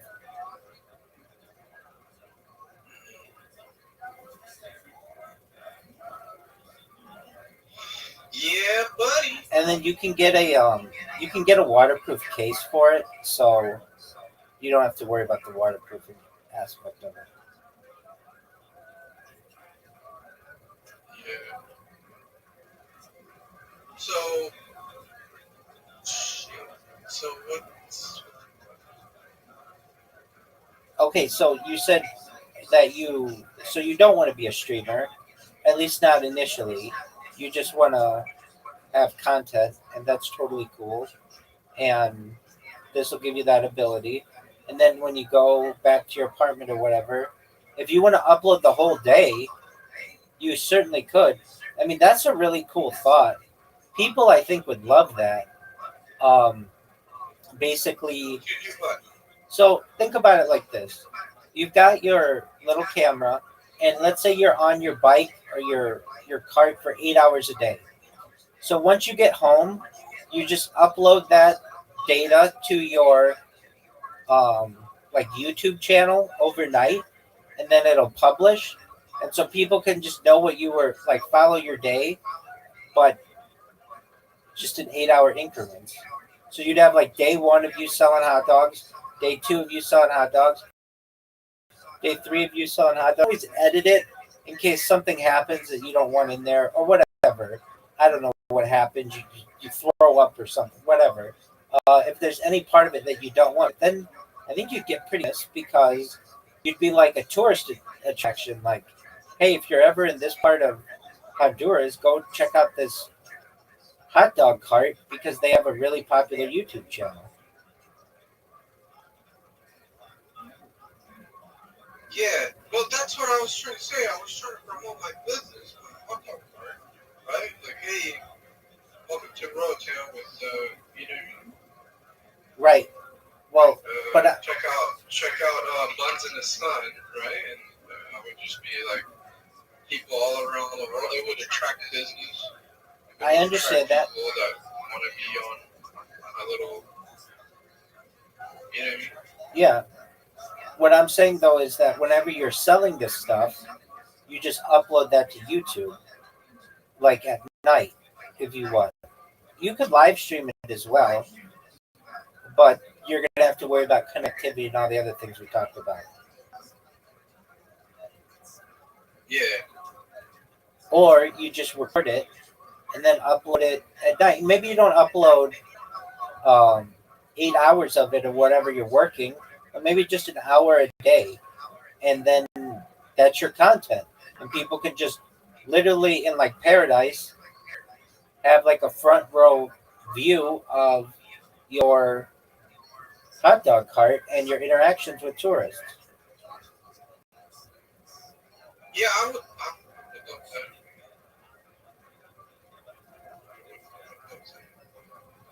But right now, I gotta finish this order and see how to like shit. Because what happened was something happened with my order, and I have to get it fulfilled.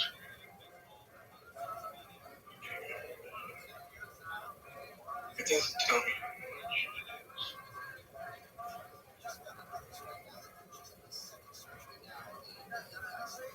is. Yeah, so yeah.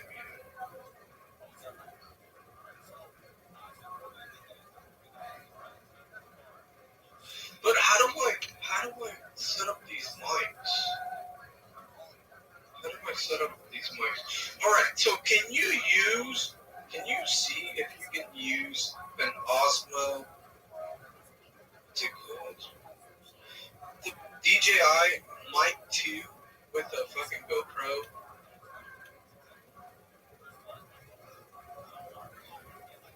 Is it possible to connect both of them? problem is like DJI, or if you have a Sony camera, you can hook up the DJI, what should we call it? But Yeah. So the um the mic 2, whatever. yeah, it's inconsistent and problematic. Is it? Yeah, it officially supports it, but people say that it's inconsistent.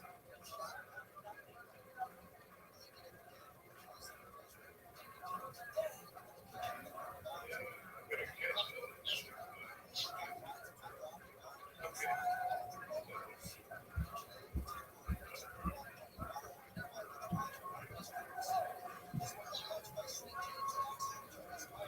Why? What the fuck does Amazon suck dick like this, dude?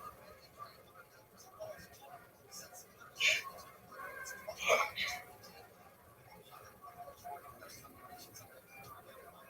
I canceled all of them. Dude, oh my god.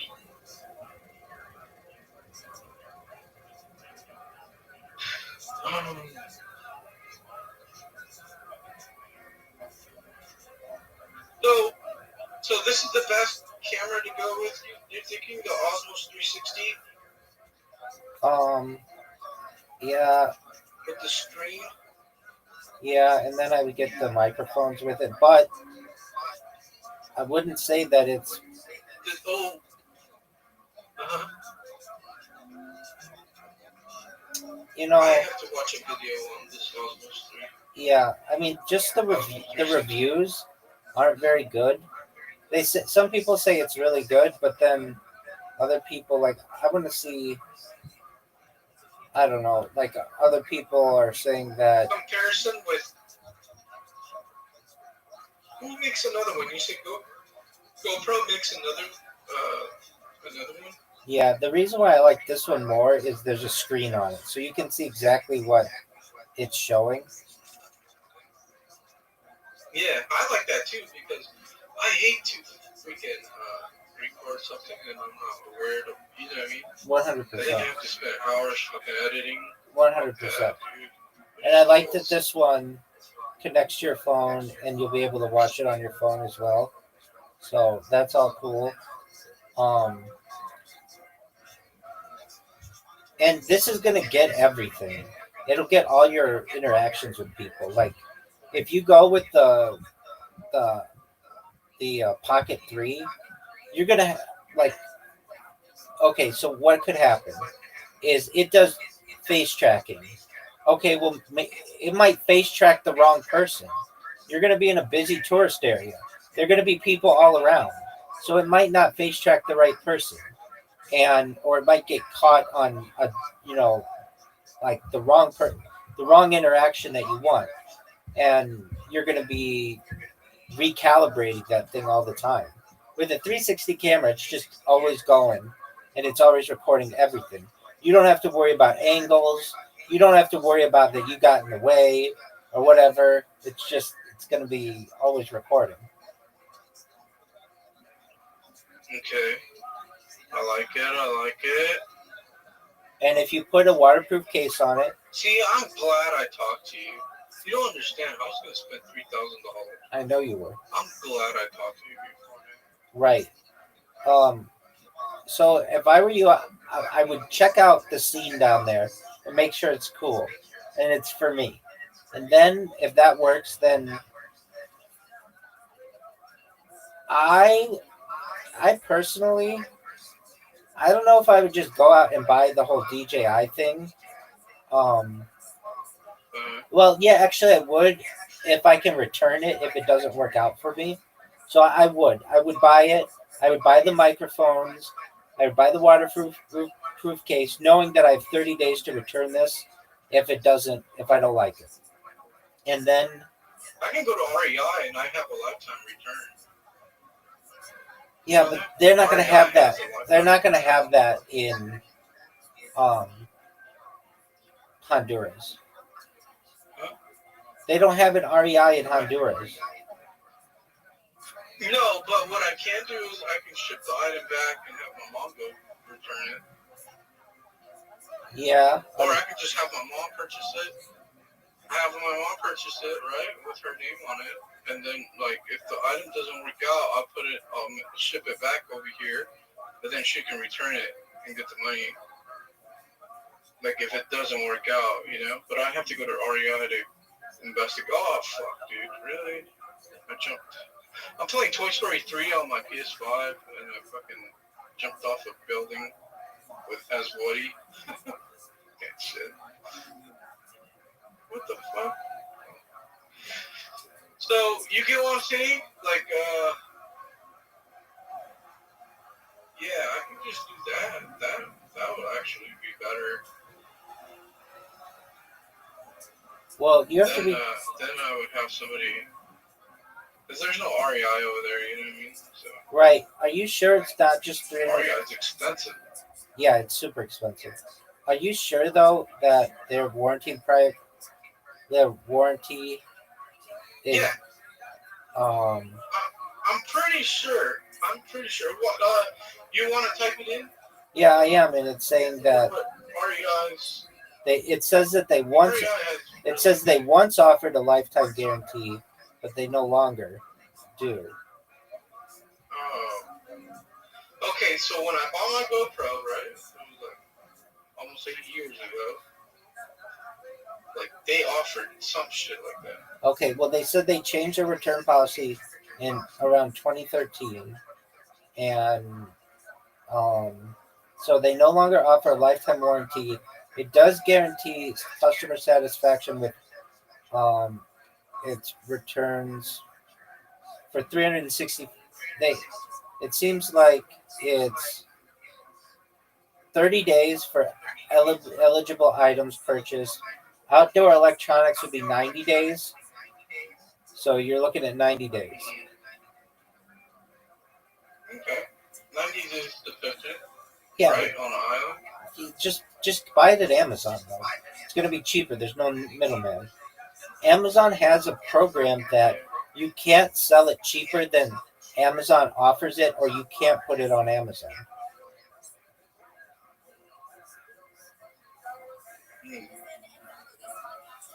But let's see if you can. I mean, the only reason why I say I would just make sure it works on your little thing on your cart, and make sure the video quality is what you want and all that other stuff. And then you're just gonna have a lot of data, and it's up to you whether you wanna how much you want to upload to YouTube. I want to upload every day if I could. Yeah, but a new episode. I know, but 8 hours. You know, okay. No. I would do like 30 minutes. Remember, most of the videos, like if you ever, like, what I'm trying to say, if you ever have like checked what is the lifespan of like a video, like how much a person actually watches, it's usually around 15 minutes. If that. 15 to 16 minutes. Anybody that's if that. Anybody that watches for longer than that usually don't. You know what I mean? I get you. Okay, so So what I'm trying to say is like I only need 20 minutes of content, really. Right, but then you're gonna have 30 minutes. But then you're gonna have to edit that. No, I would just do it all raw.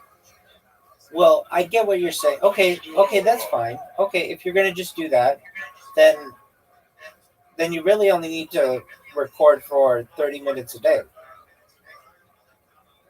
Yeah, but okay.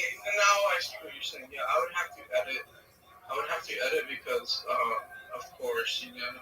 Yeah, like, and that's if gonna a hot chick in a bikini came along. Exactly. So. And, so then you're gonna be you're gonna be spending. Is there an AI edit? Is there an AI edit program? We're close to it. I fucking hate editing. Everybody hates editing. It's the hardest part of content creation. Yeah, like literally, if I can just give it the video and ask it to analyze what are the best moments of the video, and just fucking do that every time. Oh my god, that would be so fucking cool. Yeah. So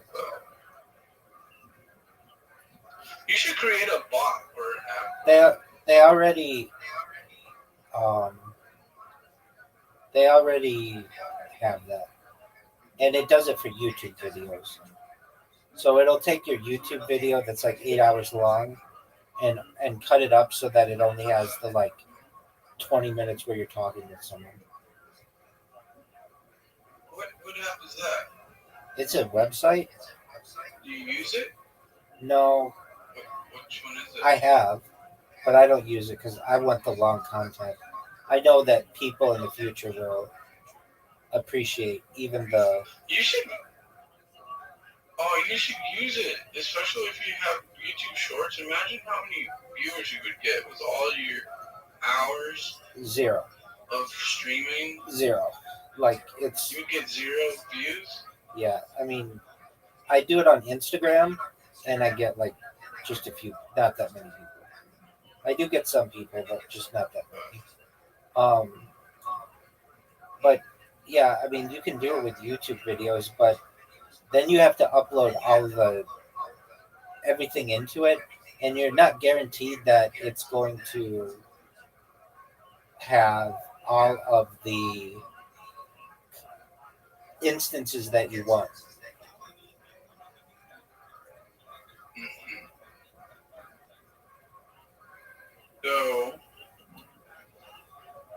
So you're just going to have to do some editing, or you can hire someone to edit it for you. But even then, you're going to have to upload all the data to them so that they can edit it. I mean, that's when you get like pretty big. Like you could pay somebody to do that. Oh, you know what? It's very cheap labor in Honduras. Yeah. So you could actually like just pay somebody like literally $5 fucking. A day. You know what I mean? Yeah. How much you gonna sell? How much you gonna sell a hot dog? $7. Whoa, that's super expensive. Plus, you're paying for the brand. Dog, you are. You're Dude, paying basically it's dog. For a fucking hot dog. I get it. The tourist part of it. That's who's gonna buy your shit. Why so expensive? Because it's tourism. I get you. Well, like you know what I'm saying? Like when you go to a baseball game, right? San Francisco Giants and all that. Right. Like, bro, like, you're not gonna be paying regular fucking prices for a beer. You're not gonna get a hot dog at a fucking baseball game for. I get that. Why not? Cheap. Why not $10 a hot dog then? Why not 10? Because I don't want to scare people. Like, I gotta find a medium. Like, okay, how about this? Let's Google what is the average price of a hot dog in Roatan. Dude, it's gonna be I like wonder what AI says. 10 cents. Hell no! Yeah, dude. Get the fuck out of You're here. gonna have competition. Dog. Dog, you didn't even think about this. You're gonna have competition. There are already vendors in Honduras selling hot dogs, and they sell them for cheaper than you get them in the United Yeah, States. but I'm mobile. They're mobile too. Yeah, but you don't know if it's free that's telling you all. This is a follow you're talking to. Shit. We got that California game, man. Remember, I'm taking Cali with me on a trip. People are gonna laugh at you if you sell these things for $7. No. The people on the island will. Maybe not the tourists. Yeah, the people on the island. Yeah, but I'm just like, okay, how do I put this? Majority of people that are going to be eating hot dogs are people that don't want local foods that think they're weird. Right? Like, if I'm on a trip and I can find a hot dog or a cheeseburger, and I'm like, I can actually fucking, and I like glizzies. I like hot dogs, you know? Like, I can literally hang out on the island, come talk to Apollo, and he speaks English, and he's fucking, you know what I mean? Like, you're just there. And he has a cool little hot dog cart. I'm going to be playing music. I was trying to put LED lights on my fucking hot dog cart. So Yeah, that would be. nighttime. I have, like, lights and shit. That, you know what I mean? that would Like, be cool. it's not like, you get what I'm saying? Not some hole in the wall where you're going to get fucking your asshole ripped out once you shit the hot dog. Yeah, it says even in the United States, average is like $2 to $3. No, there's literally, you can go to Wiener Schnitzel. I spent like $30 on fucking 6 hot dogs. Okay, well that's $5. That's $5 each. Let me see what a hot dog here. That's $5 each. I can do 5. I can do 5. Yeah, 5's better than 7. 7's not a good number to use. Because, 7, maybe I include a drink and a bag of chips. no, quit that. Quit that. Just make people. Just so, you know what I'm saying? Let me see what a hot. They have Tomato Alley Treehouse menu. What is their fucking menu here? And they have a simple ass little hot dog. Dude, how many hot dogs do you think you're gonna sell a day? Huh?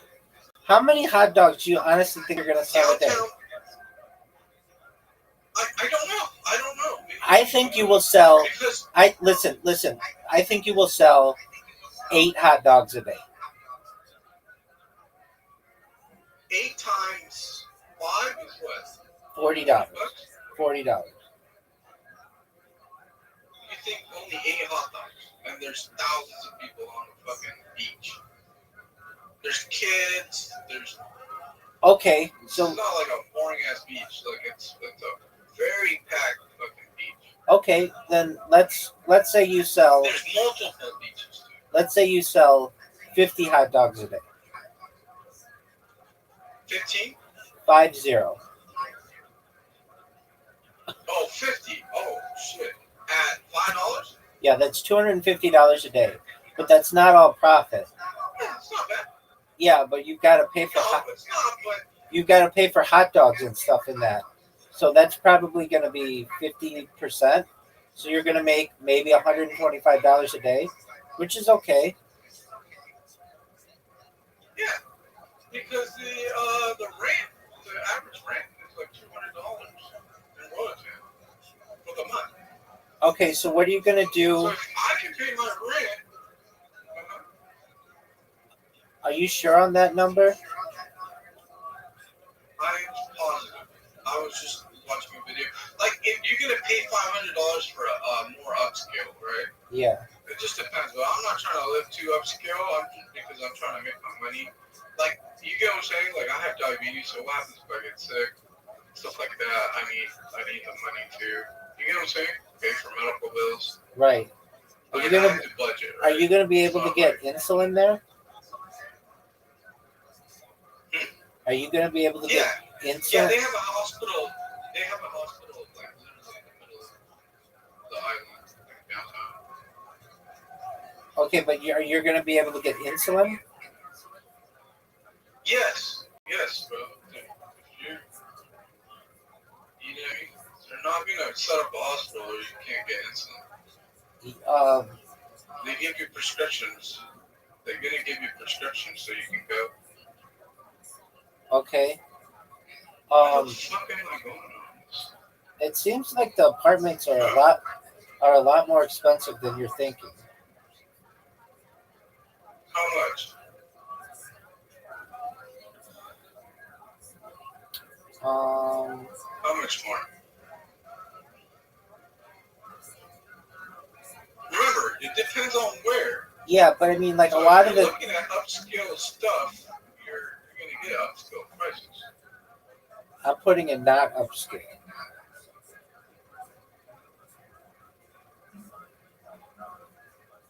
Okay. Do you know where French Harbor is? Yeah. Okay, It's so like Conex Hole. it's $270 a Conex month. Hole is the name of a pirate. Okay, you mean $270 is you mean- great. okay, great. You keep saying Conex Hole. Do you mean Coxon Hole? Yeah, that's what I said. Okay, What did I say? Conex Hole. Okay, so $300. Oh, You're looking at $300 a month, which is nothing. And then yeah. you've got insulin. How much is insulin there? Oh, it's gonna be. I don't know, but I'm gonna guess it's gonna be a lot cheaper. Because only in the U.S. is where they charge you like an arm and a leg for medicine. If you ever seen that, like you can travel anywhere around the world, medication is not as high as the U.S. Yeah. So don't quote me, but literally, you can go to Mexico, you can get like, all the drugs that you got here for a fraction of the price. Right. It seems like it's maybe like $100 a month. Yeah, and if I get a lot of it, that's great. You know what I mean? Like, Do you have to keep it refrigerated? yeah. Okay.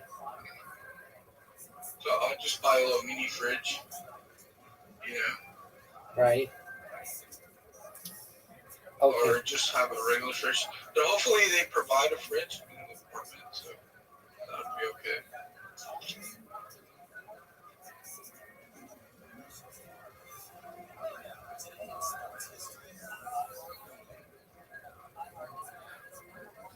Why are you so set on? Hell yeah, brother! Why are you so set on hot dogs?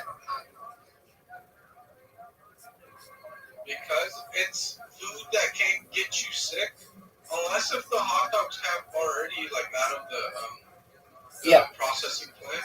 Why don't They you? come with, like Oh. they're already like salmonella or something, you know. I get that. But you can't get sick. I You get eat that. A hot dog cold or hot. I get. Yeah, you Like, can. the Yeah, you can. actual- Yeah, you can. But I get that. Why And don't? Why don't you do ice cream? Why don't you do ice cream? I don't. I already bought the hot dog cart. No, because I already bought the hot dog cart. Where is it? There's no wood. It's gonna be shipped. I bought it on Alibaba. Oh man. Like it's not like I did. That's what I'm saying. Like it's not like that. But I'm not gonna do ice cream because the electricity goes out very frequent in Roatan. Like if you have, you know what I mean? Okay. And there's no way that I'm gonna be able to fucking do it. Okay. There's no way. You got even when I'm not working, you have to keep the freezer on, and it won't. Unless if I have like backup generators like that, like, it ain't gonna happen. And I can't sleep with all that fucking noise. I get it. Okay. Imagine, like, you're gonna be running.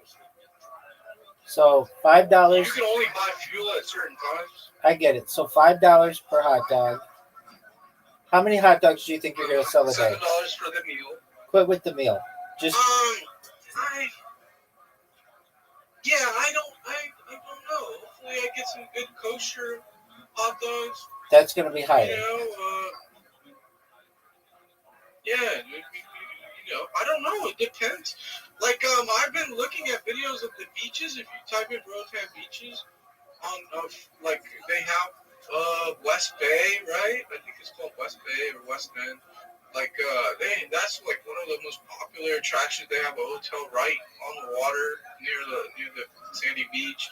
Like, there are hundreds of people out there every day, and I figure like you're gonna need in between food, right? Even with kids and tourists. Like you, as a tourist, right? Your goal is to eat a good little breakfast. Then, if you need snacks, like you don't want to go inside the hotel or inside a restaurant to pay large amounts of money for food. A lot of these You people, want though. something that you can just grab sometimes. I get that. I get that. What makes you think that you're gonna just be able to sell or to just have a hot dog cart there? One, presentation. No, not what I mean. Two, Not what I mean. if not what I mean. A lot of these resorts and things don't want all other vendors there. They only want their vendors on their property. Oh, well, the beach is public, so good luck. So you're just going to be on the street? Huh? You're just going to be on the street or like the sidewalk? Yeah, that's why it's all good. It's interesting. How much was the cart? $3,000. Holy shit. Yeah. Does it come with the... $2,600 for the actual cart, and then $650 for shipping. Holy shit. And it's going to get shipped to Honduras. Is it going to your family's house? That's nothing, bro. Yeah, it's going to one of the ports over there. No, but... 3,000 in shit, bro. I used to spend more in trucking than... Oh my god, I literally, the last time I left, it was $5,000 something. No, I get that. Shit, remember the oil in the water? Yeah. Okay. And I didn't get shit for it. That was just to fix the fucking thing. Right. Okay, I'm looking at the beaches, and this at least I have the cart. I'm looking at the beaches, yeah. And they're like nobody's there. Get out of here. I mean, I'm sure they're trying to make it look like it's like a desert island or whatever, but this Are you is sure you're looking at the right beach? I mean, I'm looking at a lot of beaches. This is not like spring break. Right. No, but they have a lot of tourists there. And every week, new Canadian people, new people from Canada, new people from the U.S. arrive.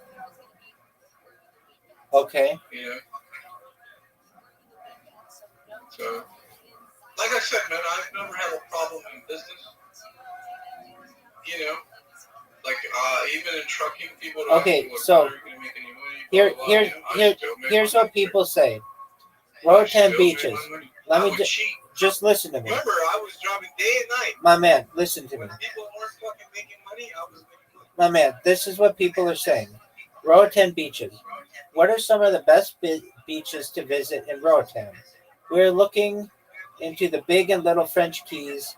Can we catch a taxi from the port to one or both of those? Not necessarily looking to book an entire excursion, just for a beach day. I read another post saying that you can just get off on the dock and there's a beach. Are there any other beaches worth traveling to or paying for? We are looking mostly for a lounge day, maybe some snorkeling. We don't drink, so bars or open bar is not appealing to us. So the first person says West Bay. We went back to Little French Key in December. While beautiful, it was like a ghost town. It's always been popular, so it was eerie. We were doing monkeys and sloths with Ronnie's tours and Daniel. Okay. How did West Bay compare with Little French Key? I've never been to West Bay. There are several beach clubs on West Bay. We went to Bananarama.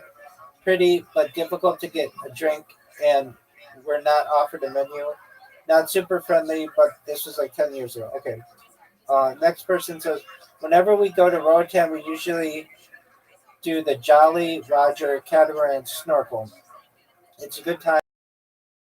We snorkel for around 45 minutes, and then the catamaran does a slow sail back with drinks and food included. Hey, aren't you going to be doing...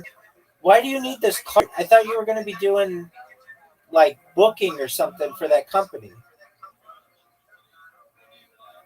No. So, things have changed. Okay, what happened there? Right now, the trucking market is fucking terrible. What happened with that? Well, they never said anything back. They said they were going to kind of wind down. Wait. And, you know what I mean? Okay, let me get this straight. You had said to them, hey, I want to be a scheduler for you and work remote. And they said, that's great. We want you to do that. And then they just never got back to you? Yeah, it looks like the market is just gone worse.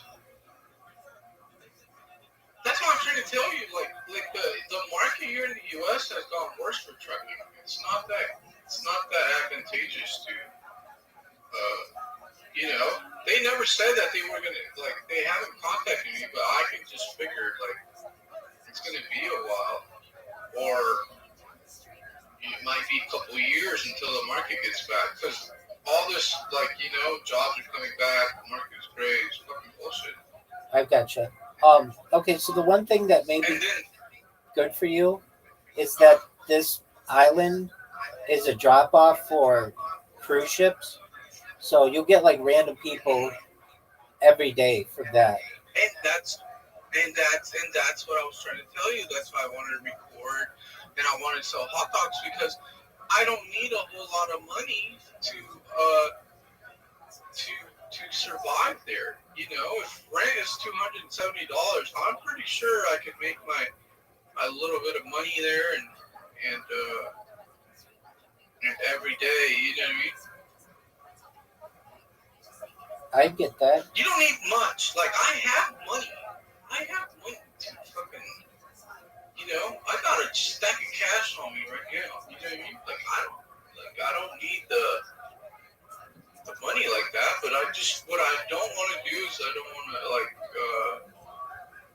I have diabetes and the doctor told me that I should be going out there and fucking, you know, moving around. So I figure with this, I would be able to, instead of just sitting at home and try to, if I ever fucking got a call back from those guys, right, to do their dispatching, I would be out there moving around and fucking, you know what I mean? I'd be out there just moving around and making sure that I'm not just sitting down and I have some cardiovascular fucking movement. What kind of drinks do you guys sell? What kind of drinks do we sell? Yeah. Like, who sells? I don't get it. Weed. Like, who's weed? I said, what kind of drinks are you going to Like, sell? what I sell? Yeah. I'm going to sell soda. Okay, what kind? Whatever soda pops that they have out there. Okay. Coke, Pepsi, they have it in cans, you know. Okay. Bottles or I'll cans? try to do some diet. Bottles Cans, or cans. okay. And No, cans. are you going to sell water? Yeah. Okay. And you're going to sell chips? Yeah, they have a Walmart on the mainland. How they have those giant boxes with the little bags. Yeah. I'm gonna try to see if they have those, and I can just sell like, you know, basically it's like $5 for the hot dog, $1 for the bag of chips, and $1 for soda. So it's $7. Okay. You get the whole little meal and a napkin. You know what I mean? What do you? I'll provide good service. Like I'm not there to rip people off. What kind of I'll condiment? make sure like they have good service. What kind of condiments you gonna have? I'm gonna have relish, maybe some onions. I gotta see like I gotta see in some what should we call it?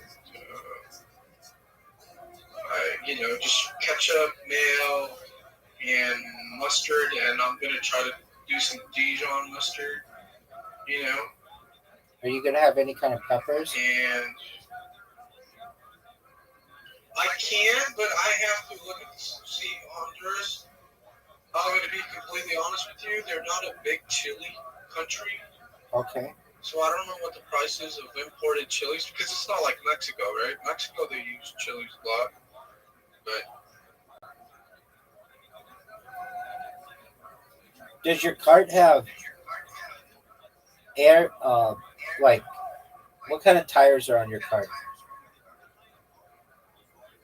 bicycle, I mean, no, bicycle. Yeah, bicycle tires. Tires. Okay, so you have to keep them inflated? Yeah. Okay. And like I said, there's a Walmart. I'm just going to go buy a pump. Are you going to have... Oh, I have a pump here. I can actually take the pump. Are you going to have LED lights on your thing? Yeah, You're gonna have music? yeah. I have a little speaker box that I bought. How are you gonna power all this?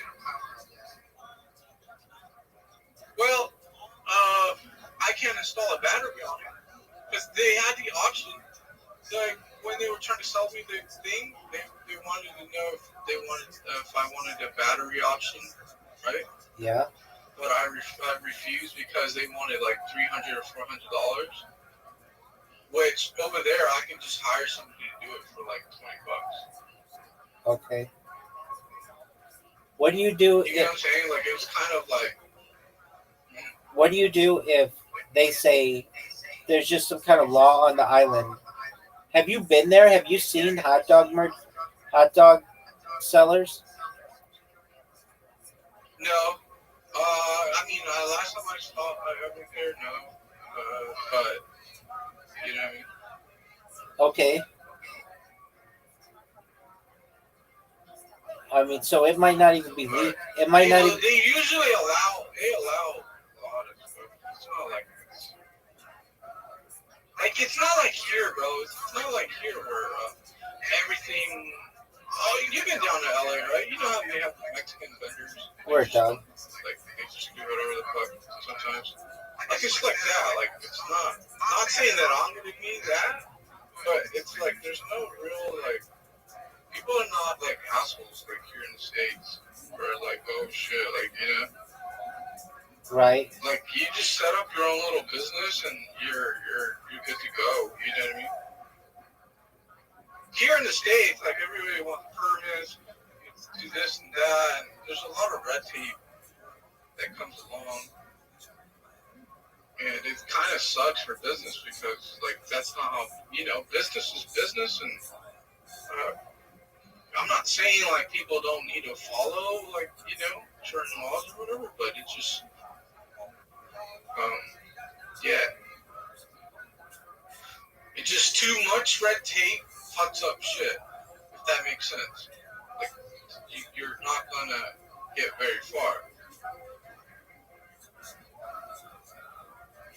Did you talk to your family and ask? Does that make sense? Did you talk to your family and ask, like, hey, do you think I'd be able to do a hot dog cart there? Yeah, they're not on the island. They're mostly on the mainland, so they don't know much. But I've been to the island, so that's what I'm saying. Like, and you said that you didn't see anybody selling hot dogs. Right, because I didn't pay attention to that when I went there. You have to understand, this was like almost 8 years ago when I went. So it's not like I went there and I was like, oh shit, I want to open up a hot dog business.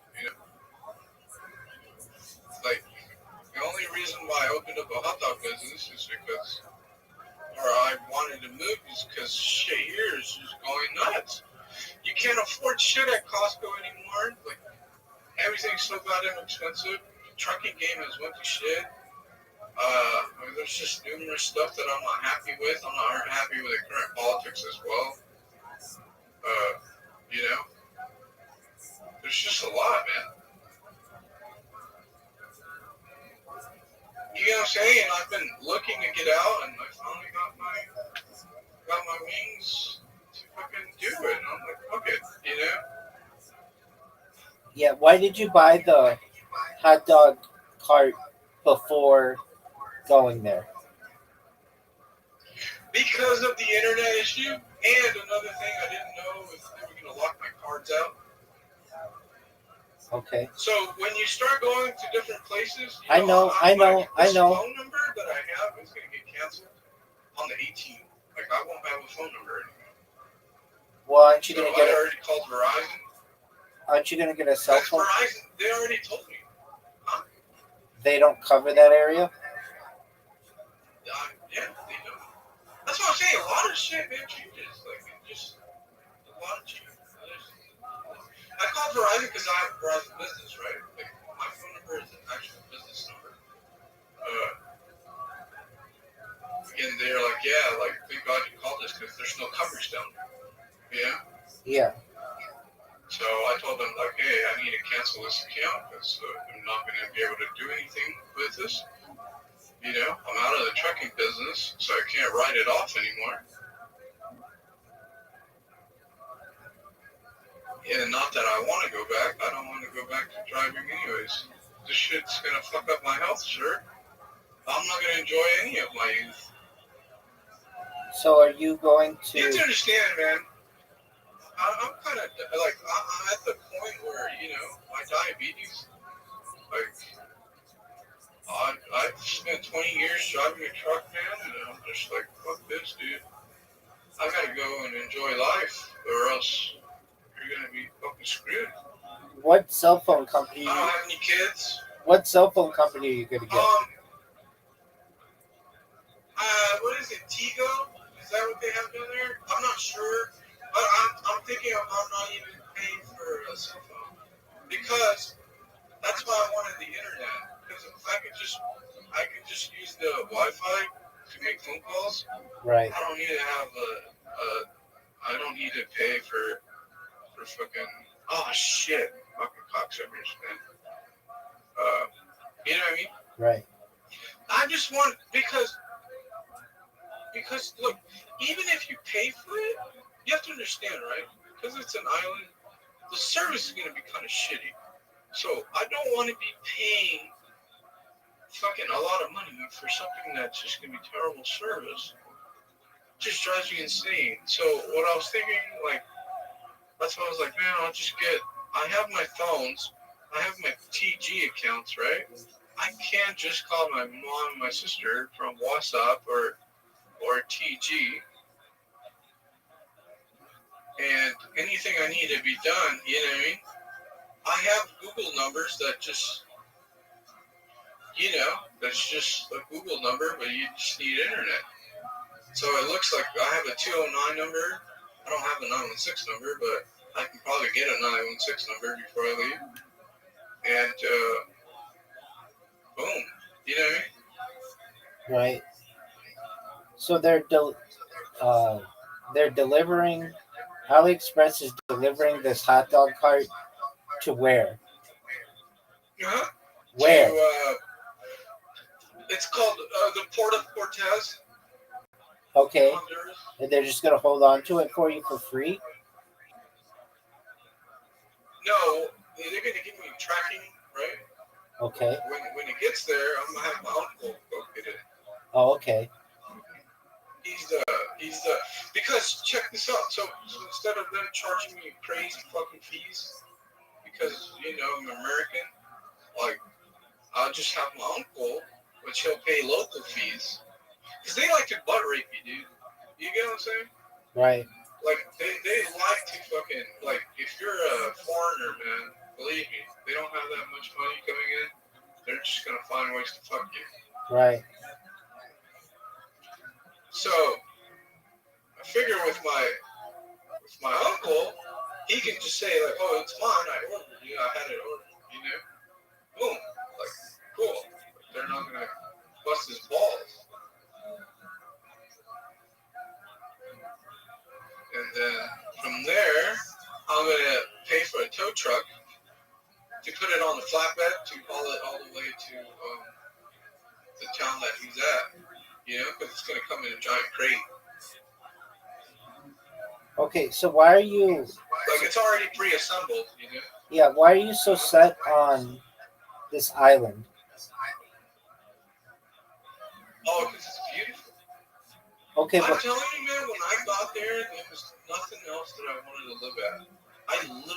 That's what I wanted to live. I made up my mind since the day I was there. okay. You have to, like, there are so many expats there. Like, people, like, you have to come and visit me. Well, If you would come and visit me, you'd be like, dog, like, okay, like, let's sell fucking hot dogs.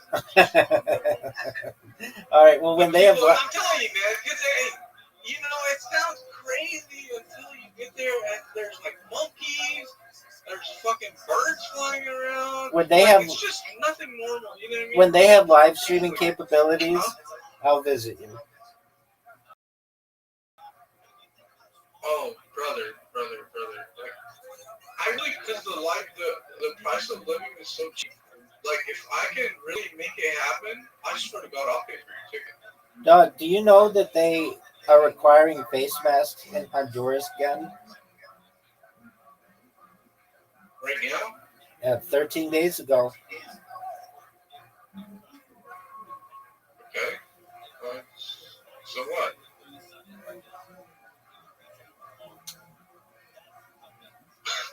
I bought me a fucking face mask. So Okay. I have one. It looks like I'm robbing a bank though. But hey. All right. What do you do if there's a? Oh, I mean, fuck. What are you gonna do if there's a hurricane? Jack off, scream. I don't know. That's big for Okay. All right. I don't know, man. You know, who the fuck knows? I don't know if I'm gonna live. That's a fucking rough one out. Right. Do you know I how? mean, like, what, you get washed away? You're not gonna live? Like, what the fuck? I mean, literally, you know? I'm kidding, by the way. No, you're But not. I mean, You are I dead bought me a fucking poncho. serious, dog. I bought me a poncho that you can wear. Huh? You bought a poncho? Yeah, I bought me a poncho already that you can put over you can don over your backpack, you know. Okay. So I have that going for myself. I have boots. I wouldn't wear pants in a fucking hurricane because you want mobility and pants are heavy once they get filled with water, you know. So Right. the best thing to wear is, even if the water is spilled, is still fucking swim trunks. Yeah. Yeah. That's what people don't understand. Like, people are like, oh, fuck, I'm going to throw a jacket and fucking pants. And then they're stuck in the water and they can't even kick the water because they're so back down, you know, they're locked down so much. But, It seems like Amazon delivers there. Amazon delivers there? Yeah. Are you fucking kidding me? Let's go! Are you fucking kidding me? Really? Yeah. Oh my god, are you fucking serious? I mean, Brother, you just make my life 100 times better. I'm reading something. I did not know that. I'm telling you. Somebody just said Where the fuck do they deliver it? it seems like Amazon finally delivers to Honduras. Let's double check that. Well, to the mainland, or are you talking to the island? Oh no, probably not the island, but yes, Amazon ships to Honduras through its Amazon Global Service, but only for eligible products. Not all items on Amazon are available for direct international shipping to Honduras. Shipping costs start at $9.99 for standard delivery and $18.99 for priority. Okay, so let's see.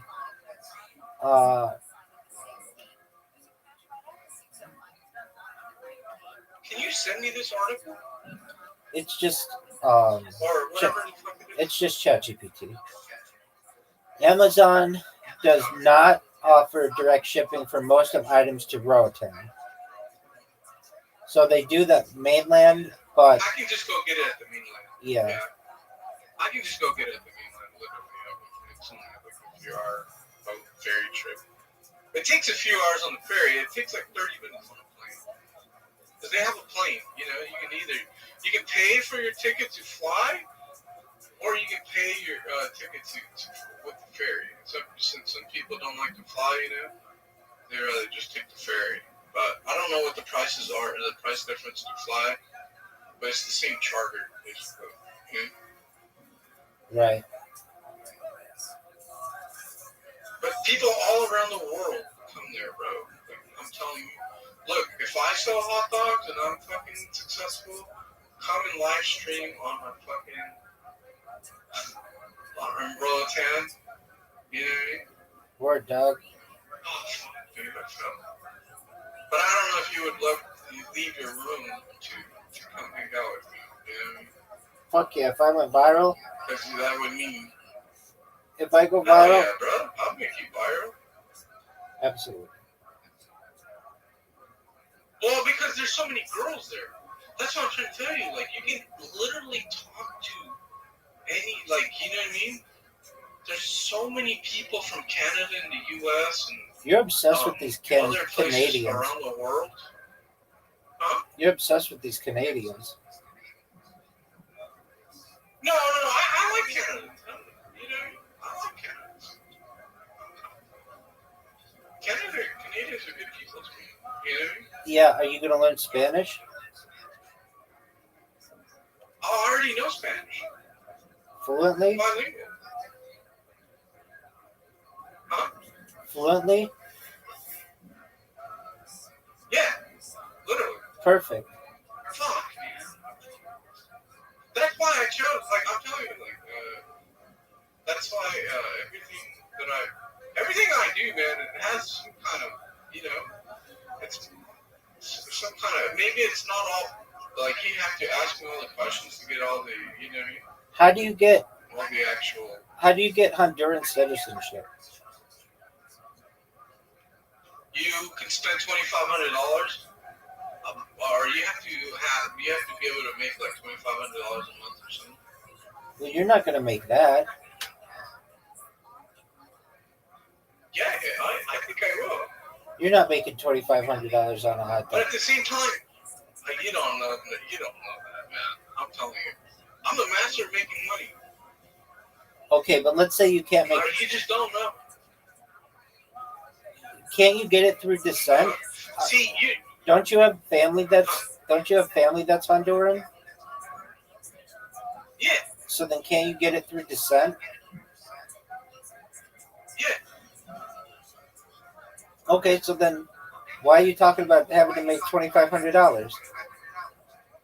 Because this is for people, like, I'm just giving you game, right? Like, if you wanted to do it, say you go there and you're like, fuck, Apollo, you were right. All these questions I had, okay, now I understand why, right? And you're like, how the fuck do I make it here? And I'm just like, yeah, you just need like $2,500 a month for your social security check. I think we'll cover it. Or I think it was like $1,500 a month, some fucking easy number. And like literally, if you have any little money, you can just buy a piece of property. They have properties that go for $5,000. Don't you do that?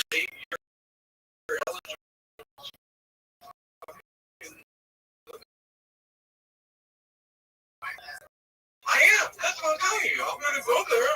What I'm gonna do is I'm gonna invest my money in my business into property. Buy property so I can store my equipment. And the thing, this is what I love about business. You can scale up. See, you only think about one hot dog cart. What happens if I'm very good at what I do, just like what I did with trucking, right? What happens if I get really good at selling hot dogs and people know my brand? They like, that means I can buy another hot dog cart and staff somebody else to run that hot dog cart. Like literally, you can go from like one hot dog cart to like 10 hot dog carts. It's a 37-mile long fucking island or something like that. 35 miles or 33 miles, something like that. But it's not a little fucking island, and not everywhere it's populated for tourism, but there is a lot of growth happening. A lot of people are growing, other areas are growing now. So it's advantageous to me to continue to, make a good brand and grow it. And just buy new equipment. The equipment pays for itself after a while. That's how business, I used to have a CPR business. All of my equipment that I bought for my CPR business was all through the accounts that I had when I was teaching here in Sacramento. And I literally had a bunch of equipment, take them to classes, have large classes, So it's not my first business. My first business was CPR. Second business is trucking, and hopefully this is going to be my third. You know what I mean? Right. So it's not like I've never done business before. I know exactly how, you know what I mean? Right. Look, like wish I could show you my camera. I literally have my mannequins here. That, like, we're gonna put them up for sale or donate them to the American Red Cross.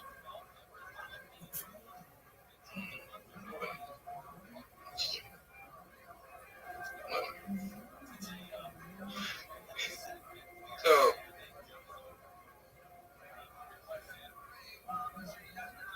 let me see if I can upload them. Have you ever been to the? Look, check it out. Look, I just sent it to you. I just turned on the light. You see the poster of my, there was one of my neighbors, he used to be a boxer. His name is Willie Jordan. He was the famous boxer here in the town that I live. I have this poster. Aren't those things like $3,000 each? For what? Those little CPR dolls? No, so I paid about like maybe $300, $400 for like a set group of 4, you know, but they're expensive now. You know, you're literally looking at around like $700 or something. And I have a bunch of them. Like, that is nothing. I have way more equipment than that. I have the AEDs and the EpiPens and the infant, you know what I mean? You ever take an EpiPen? Oh, I did on accident, bro. I was teaching at the American Red Cross one day, and there was like a fake EpiPen. Yeah. And then there was a real EpiPen, and I kind of mixed both of them, and I stabbed my thumb with the real one. Did you get adrenaline? And I fucking, hell yeah. Fuck yeah, dude. Was it? I was like, oh shit, okay. Was it cool? Shit. Did you like it? I mean, it gave you energy. It hurt my thumb though, because remember, it was a large gauge needle. Yeah. EpiPen has a large gauge needle because it's supposed to go on the side of your thigh, right? On the outer side of your thigh. And I fucking, like I said, I took the back end cap, because it has 2 caps. Where the needle comes out, and then the one in the back. Because you take the one in the back, and then you stab the EpiPen, that's where the needle comes out. The needle does not eject if you don't take the back end out. And I took the back end out because I thought it was just a fucking, it wasn't a real EpiPen, and I fucking ended up stabbing myself. I bent the shit out of the needle on my thumb. It hurt, like, it fucking hurt, but, like, the adrenaline rush was mad crazy.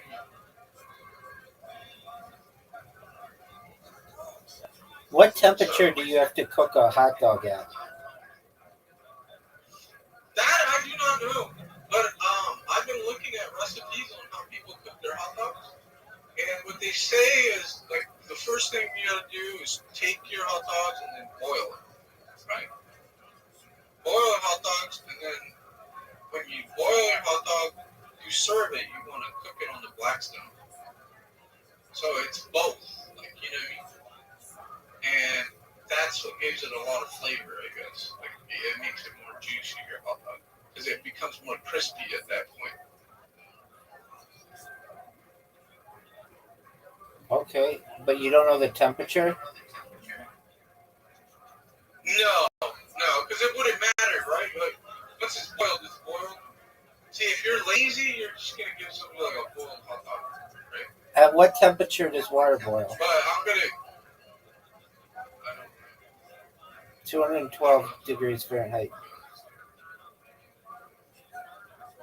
But the propane tank should be able to do the job, so... Or 100 degrees Celsius.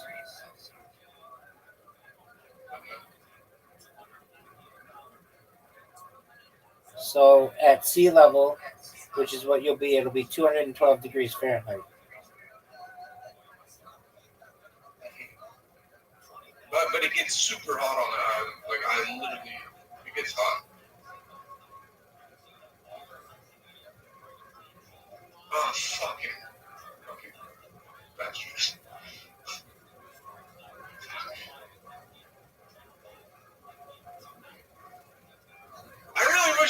see me, man. I'm not joking. One day, big dog. Hopefully one day. One You know, day. I really want you to be like, okay, Apollo, I asked you a ton of questions because I wasn't sure. Now I see the light. All right, dog. Oh, fuck. Are you gonna Yeah. swim there? Huh? Are you gonna swim there? Of course. Do you like I to? love the beach. Like, you don't understand. Like, if I wanted to go to a mountain range, I would be living, like, in Tibet. Like, I've already pictured. Like, if I was to be, like, one of those guys that like the mountains, I'd live in Tibet. There's a esoteric, there's a guy that I follow. His name is Nicholas Rorik, and he used to produce a lot of paintings in Tibet. You know, because I told you, right? I'm a Freemason. I'm a Master Mason here in Washington Lodge number 20 in Sacramento. So am I. Los And, Alamitos, Lodge 69672. Yeah, so yeah, look, how do I put it? So that's why, like for me, Nicholas Rorik was a Rosicrucian. He was from the Rosy Cross, and he used to hang out with the vice president. I forget his name. He was like during World War II, where I forget what it was, what his name was. But Nicholas Rorik used to produce a lot of.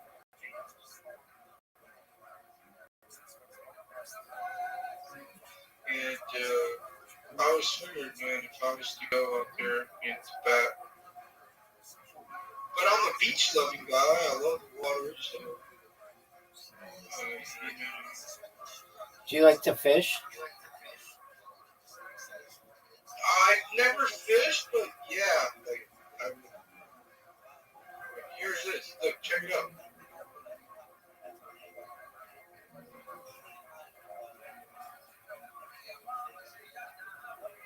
See that?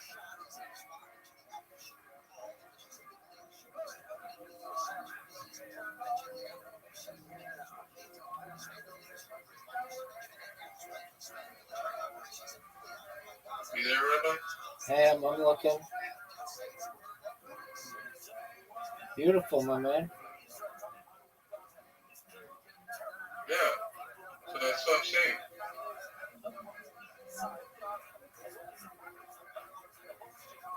Well, I'm just, you know, I'm a master that just likes business. So,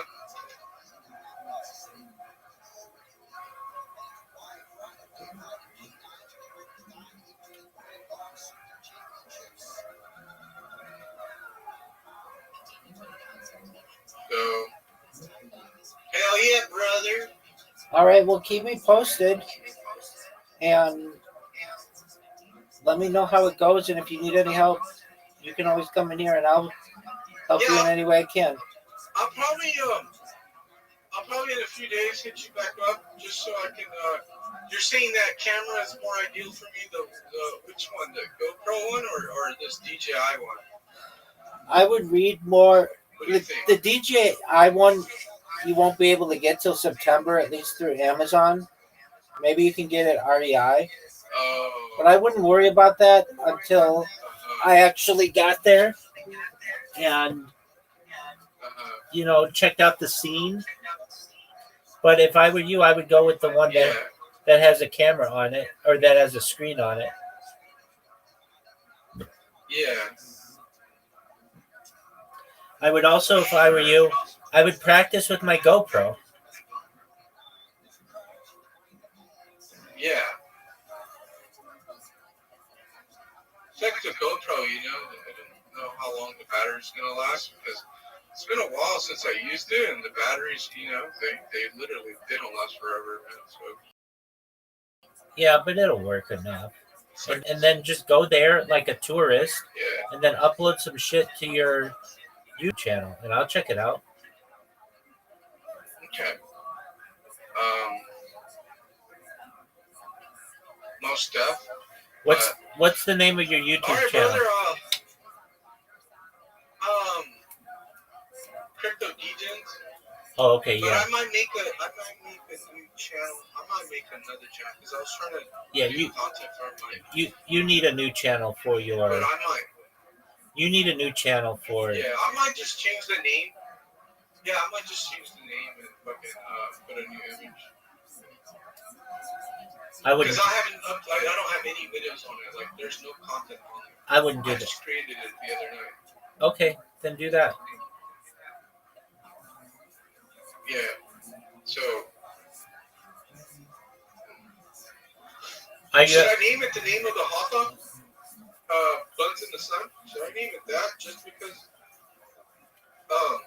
it'll give the hot dog stand more notoriety and people will recognize me for the actual hot dog part? Right, and I would even put in there Honduras buns in the sun, something that connects people Roatan, not Honduras. or whatever. Yeah, Roatan. So Yeah. when they Google it, like let's say what's there to do on Roatan Island? Oh, there's this bird park and there's the beach and there's snorkeling and look, there's even this random YouTuber who sells hot dogs and he has a YouTube channel that he documents everything.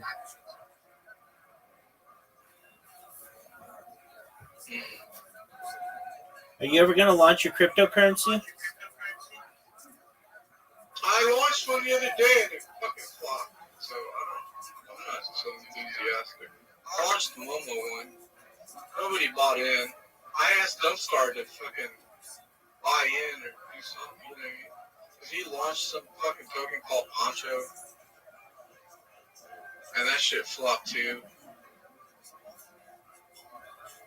So, it seems like a couple guys just dumped the chart. Did they make any money on it? You know what I mean? I don't know if they did, but I just know that the chart got fucking destroyed. I had bought like $20 worth of it just to see, you know what I mean? What I was gonna get, and I doubled my money though, because I put like $20. I ended up selling it for like $40. You sold your own coin? No, I'm talking about Poncho. Oh, My okay. token, I haven't sold it yet, but I will because the project is kind of dead. You know what I mean? I have to relaunch it. Okay. I'm just gonna relaunch it, but because I had a friend just teach me how to do it, right? How to do it off Slurp. What is it called? Slurp tools or something. I had a friend teach me how to do it because I've never done it before, and fucking, you know what I mean? Word, dog. It wasn't like a prepared launch. It wasn't like a prepared launch. It was just me messing around. But nobody's got a rug. I let everybody know they should sell it. But, you know, All right. there's only like a handful of us that got in. That was it.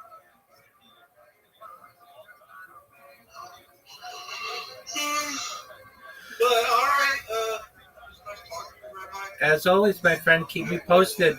Best wishes with the move, big dog. Did you buy your plane ticket yet? Yeah. All It right. cost me $400. Not bad at all.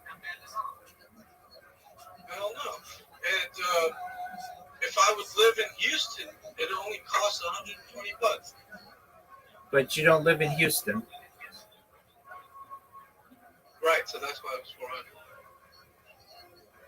$400. That's not bad at But all. it's not that bad. You know what I mean? What are you doing with Romeo? My mom. My mom's gonna take care of Romy. Okay. Remember, I bought Romy for my mom, so. But he traveled with It was you. a gift for my mom. But he traveled with you. But he would travel with. I know he would travel with me because my sister had a baby.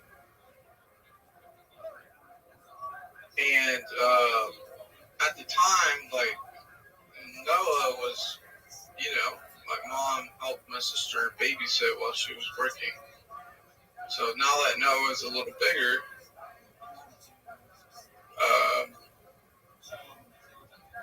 you know what I mean? My mom has more time for Romy. Huh, Romy? Oh. All right, that's tight. Yes, sir.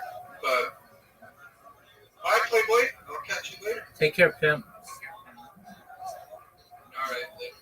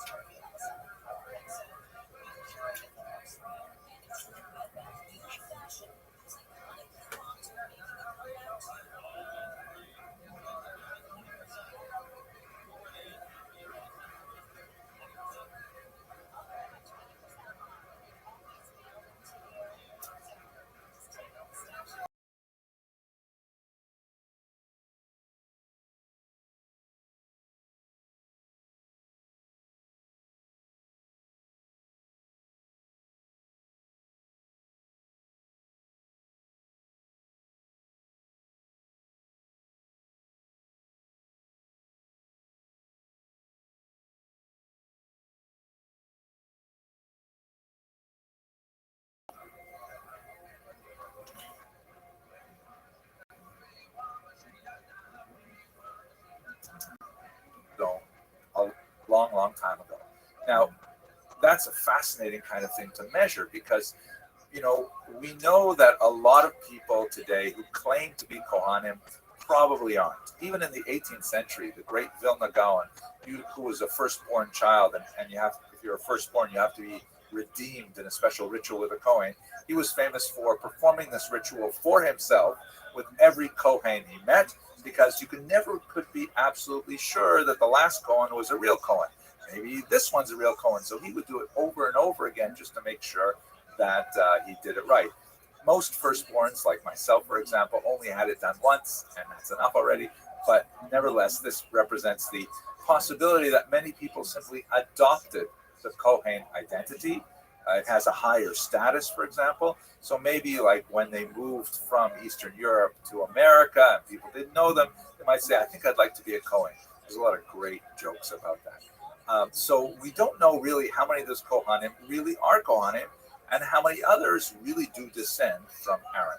So when we look at this Y chromosome, when Goldstein and his team looked at these Y chromosomes, they found out that amazingly, well over half of the people who claim to be Kohanim shared this single genetic footprint called the Cohen modal haplotype. That's fascinating, which confirms that there is this long tradition of Y chromosome descent that was preserved among Kohanim, and even more fascinating, when you calculate how far back these people had a common male ancestor, it works out just about 3,000 years ago, a little bit more than that, possibly a little less, depending on how long the generations are, which essentially is the same as our sensibility of when Aaron the Kohen lived. So like, wow, it was an earth-shattering discovery. Lots of people were really interested in it. There is also fascinating material we discovered about the mother's descent, which is a little more difficult to measure because, of course, both the father and the mother contribute an X chromosome.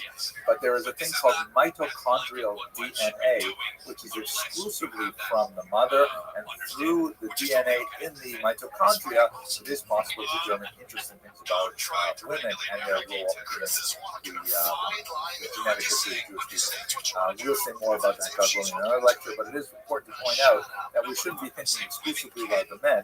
One of the things that's really important about the Kohanim is that their wives maintain fidelity, meaning the sons of these women were in fact the sons of their husbands at the same time.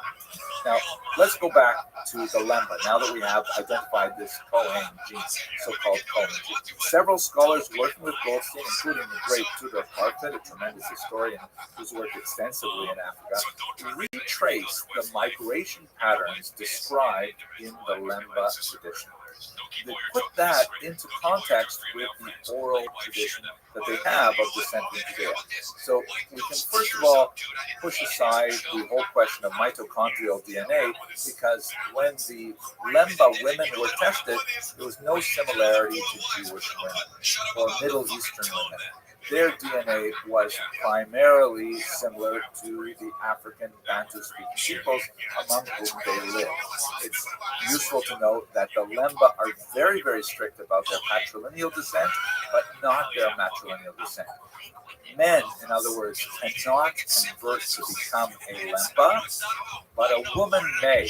There's a lot of really rigorous hazing kind of rituals that are associated with female conversion, including things like they have to crawl through an anthill, and they have to eat these horrible emetics that cause them to vomit, and that thus remove their impurities, really bizarre things like that.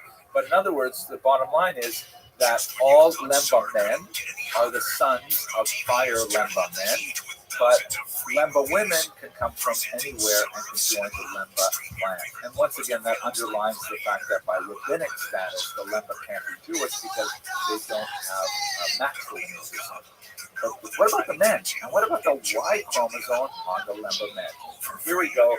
This is really the answer to our question. They have a very, very high content of Semitic DNA, which is unlike the populations among whom they live, consistent with the idea of a migration from the Middle East. And more than that, they also have a surprisingly high incidence of the Kohen model haplotype, somewhere in the single digits for most Lemba, but among the Buba clan that was especially associated with leading the Lemba out of the Middle East, it's over 50%. Wow. Meaning that if we say that people who have the Kohen model haplotype are in fact Kohanim, which we don't have to say that at all, but many Kohanim have that same genetic feature. If we were to say that, then the Lemba might not be Jewish, but they are certainly descendants of Kohanim. So this should demonstrate that genetics is certainly not the same as identity. The Lemba themselves, although they claim Jewish descent, they have no problem with participating in Christian life and in Muslim life and going to churches and mosques and things like that. But it does indicate that if you're one of those fans of bloodlines, the Lemba seem to have a paternal bloodline that connects them to the same people, the same man possibly, that provided the basis of many of today's Jewish Kohanim. Okay, I hope you found this fascinating. I know I did. And I look forward to speaking to you further. Thanks very much for listening. You're in a public weird mirror. Those are real issues. You're in a public weird mirror. Okay? Hello, fellow students of Jewish history. I'm so excited to be here in Mexico City. I'm right now with Dean Daniel Fuentes, who is the Chief Academic Officer of the Universidad Hebreca. Really impressive organization here in the middle of the Jewish community. And I'd like to ask him and take this opportunity to say a few words about the nature of the community and Jewish studies here, Jewish history in particular. So, Dr. Franklin, so nice to spend some time with you. Thank you very much. I'm very happy that you visit us. Oh, I have to say one sentence in time. Here we go. Okay. Yo estoy muy feliz de estar aquí con ustedes en Universidad Hebreca en México con Libu. Excellent. What did I just say? You say only good things.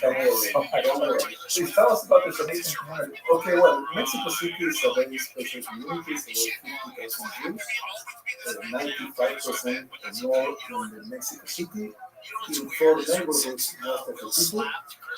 This is a community which the first Jews came here as Christian Jews with the Spaniards who came here and conquered Mexico. With them came the Jews and they built some communities like in the Inquisition, and there were people who were killed in the center of Mexico City. They were volunteers and actors of faith. So that is called the prehistory. The real history came, let's say, 120, 30 years ago with immigration from the Ottoman Empire, from Eastern Europe, escaping pogroms, looking for new horizons with families and everything, and they began to establish different communities. One of the peculiarities of Mexico is that it is a community of communities. The communities are organized not like in the state by the religious, let's say, streams, called conservative order, but by the communities of origins. You have the Halleli communities called Magendarit, from Aleppo, then you have the Monte Sinai community who came from Damascus, then you have the Sephardic community who are from the Balkans and the Ottoman Empire, then you have the Ashkenazi community, then you have Betel, which is a conservative large community with a Israel. So this is the organizational framework, but on the same time, today more than 70 to 75% of the marriages inside the community are mixing. Today, those barriers that existed between different groups of Jews are going for the younger generation with the marriage. Even Lithuanians and Galicianers? Of course. Really shocking. We accept everybody. That's so nice. Even Polish. Tell me something about your school. Well, this is the Brighton University, the only Jewish college in Latin America. We were founded 30 years ago as a kind of taking place of the older school for the training of teachers for the Jewish community. This was founded by people who came from Europe after the Shoah or before the Shoah, and they realized after the Shoah there was no place where teachers could come, so they established their own school, and this was called the Seminar of Teachers, and then they saw that things were changing, and the new generation wanted to have academic degrees and everything, so they established the Brighton University. At the beginning, the Brighton University has different degrees in human sciences and humanities, with a core in Jewish studies, Jewish education. Now we develop and we have 4 areas of knowledge we develop. The first and the main center, the core is Jewish studies. These are the Department of Jewish Studies, academic Jewish studies, including history, philosophy, all the topics of the history from the Bible until cinema. Then we have Hebrew department, teaching Hebrew for different levels, online and at our school. Then we have the Department of Jewish Education, which we train teachers for Hebrew studies, for Jewish studies, so we can provide the personnel that our base schools really reach network of 14 Jewish base schools. That's incredible. Amazing. 95% of all the kids in Mexico go K-12 to Jewish grade schools. This is something unique, and this helps to explain many of the indicators of Jewish commitment that we have. Here, I will say that 95% of all the kids go when they are at 9th grade to Israel for a trip, and then they go to their family. So I would say that when they complete the high school, they go for 1 year before university. Many people will take 1 year for what's called Shara, which is not necessarily the traditional Shara, so they go to Israel. So here, this is the community where 95% has visited Israel and is twice or 3 times in their lifetime. Very much committed with the community. We have a very rich religious life, more than 40 active synagogues every day. We have 50,000 people and 40 active synagogues.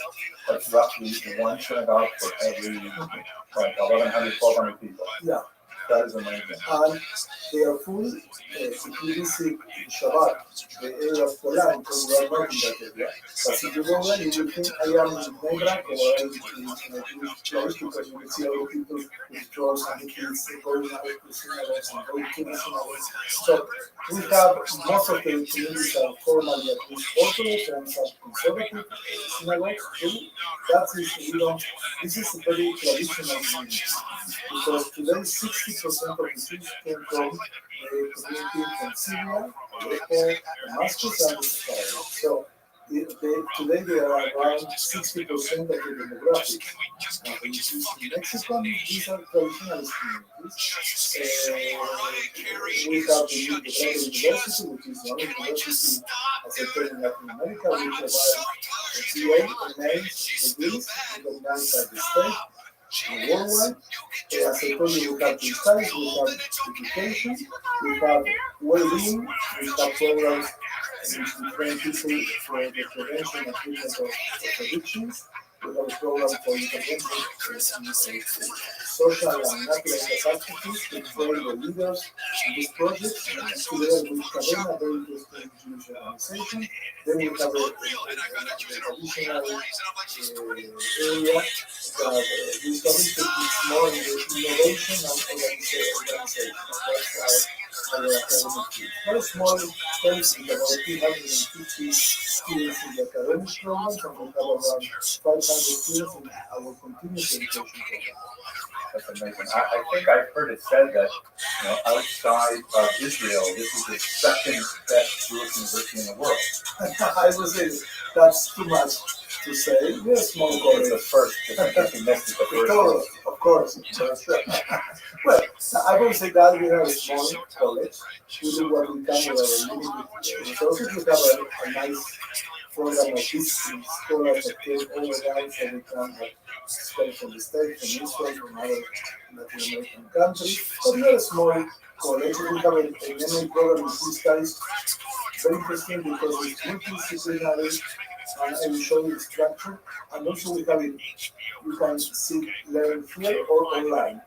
One of the very interesting news about this program in Spanish or in English? Spanish. But we're thinking opening one in English. Yeah. Well, you have tough competition. Okay, we can make a kind of championship.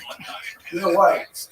Because first the prices are much more cheaper than any other program that we can have in the States. I looked at the prices here. Everything is like 2,000, 3,000. I couldn't figure it out. No, but you have to stay 2 or 3 zeros to translate into dollars. May I ask you a question? Could you please tell, I was fascinated by what you told me earlier about your emergency response training program. Yes, there was a student of us at our MA program Jewish studies, Benny Laniado, he's from a community from Aleppo. He's very much committed to Judaism, to Zionism, he's a very active people, and he said, I want to do something to help general society, but since the Jewish departure point of view, you have to love people, you have to help people, not just inside the Jewish community. That's as Jews who do that. So they established an organization called Cadena, which are the main means a committee to assistance in situation of catastrophes. What can you say the Spanish? Cadena. Yeah, but then how do you break it up? Sí, comité de asistencia entre trastorno, cadena, desastres naturales. Something like that. Okay. And this, Natural disaster. yes, this organization was very active because it's trust. When you get money there, the things will go where they need to go. And they train themselves, they are professionals in non-harm to young people when there are destruction of buildings, Surfside, Florida. like in Surfside, Florida, etc. They are very active when there are earthquakes. They know how to organize the community. They have doctors, nurses, dentists. They have paramedics. They bring all kind of supplies, water. So they were very much fast. So together with them, we established this MA program, which now you can have to come to Mexico to study.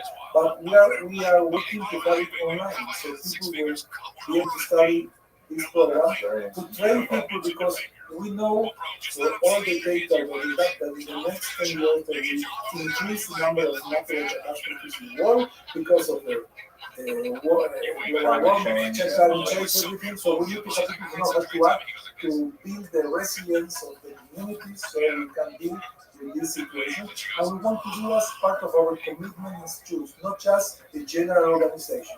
We are committed Jews who want to help the Kingdom and help the Jewish world and the general world. This is a very nice program and we are very proud of it. So if we help your institution with some sort of university skills, maybe you'll help us with that kind of stuff. Of course, we can explore collaboration. We like to have collaboration with different universities and organizations. You've heard it here first. Yeah. Okay, that's nice. So this is what we are. This is an amazing community, very much committed.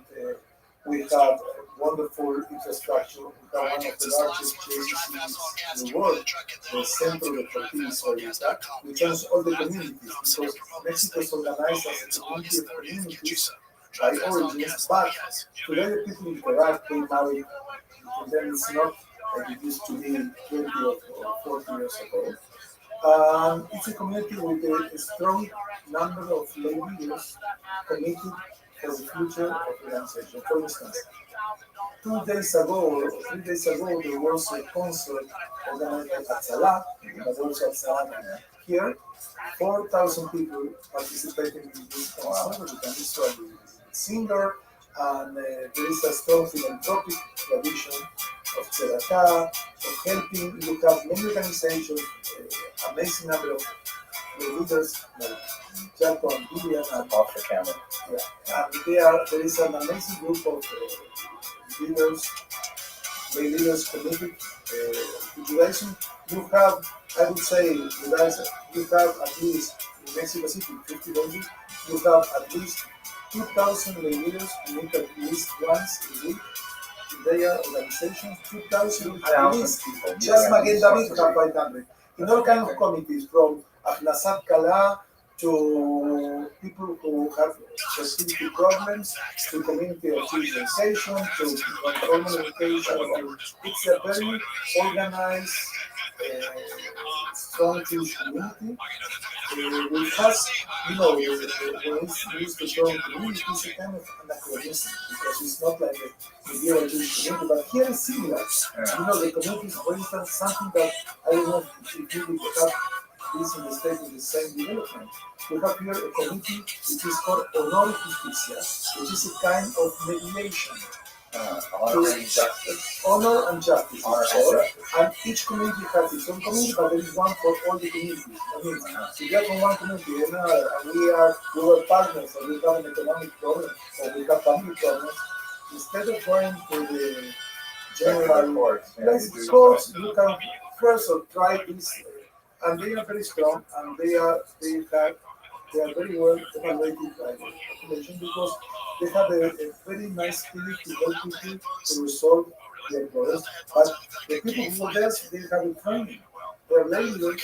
Some of them are lawyers, some of them are architects, doctors, psychologists, but they have a special training. Also in Jewish, also in psychology, and it's very interesting. It's a very nice organization. We have also a very strong Kadisha here in this community.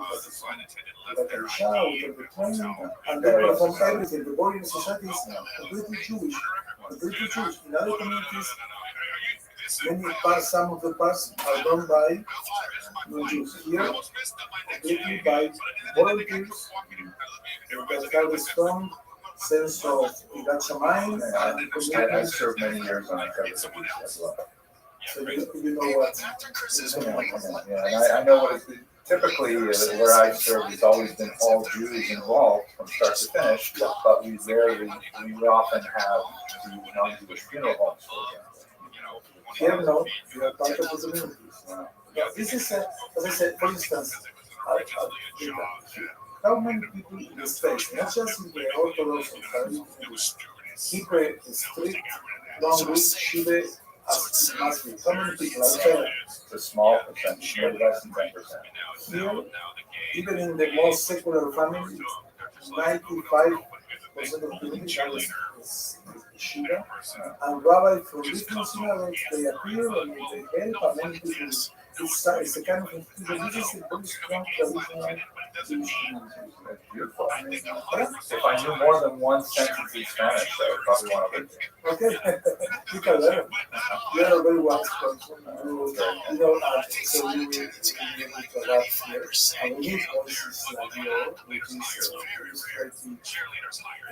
traditional voice to try to combine the scholarship world with the Jewish tradition in a interesting way that it's making justice for both. It's very kind of you. I'm glad that there are people here who enjoy the video. I see them sometimes. I know that you have a very clear of the didactic and very well researched, so I like the Thank you. approach.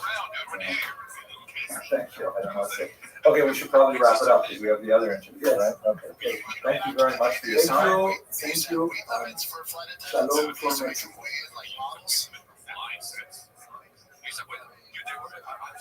was I where somebody was telling me it wasn't my flight, but somebody was telling me that they had to use, they were like... Earlier this month, I had the opportunity to visit Mexico City, which has a really remarkable Jewish community and a really fascinating and unusual past. I was invited by Limud, which is this wonderful organization that provides all kinds of learning opportunities in a whole series of venues. We visited the old downtown of the city and found some beautiful 18th century architecture there, really fascinating.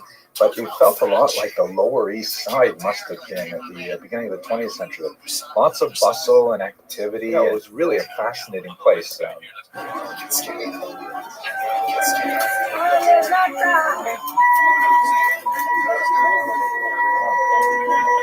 was just a few days past the Day of the Dead when we visited it, so there were some strange kind of like shrines still around, especially on the old Jewish street, Calle de Jesus Maria, the Jesus Mary Street, which was unusual for the central core of the old Jewish neighborhood, but in fact there was a synagogue of Jesus Maria on this street, which is kind of ironic. But it's the textile region where there were all kinds of businesses tucked away in little tiny corner stores, many of which are still owned and operated by Jews. You can see mezuzahs in the doorposts of a lot of them. So, and why does Casa Mary decide to keep a mezuzah? You know, it's really still quite an active place for Jews to visit and to work. And it has never stopped working because there are Jewish businesses in the area. So they live somewhere else, 1 hour from here, but when they come here, they work. At 2 o'clock they come, they eat a kosher meal, and they go back to work. One of the downtown synagogues was renovated at the early part of the 21st century. And my favorite part of the renovation is that the upstairs women's gallery is, perfectly fine and functional on one side, but in order to balance it out, they put an identical structure on the other side of the room but there's no access to it, so it's purely for show. The second synagogue, just a few doors down, of course you have to have two synagogues on the same street, right? One that you daven in, one you don't get caught dead in. But the second synagogue has a kind of like a sleeve-like structure. But they have this interior facade, this like patio, because every synagogue is also a social meeting place. And there are two buildings. The one that you saw, the office, and upstairs there was a kosher restaurant for some time that all the businessmen or the immigrants used to come here.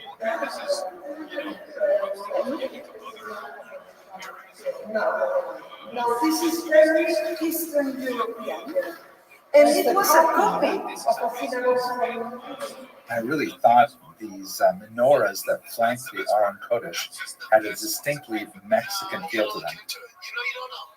And afterwards, we spent some time looking at the modern synagogues in Mexico City, which are really quite gorgeous.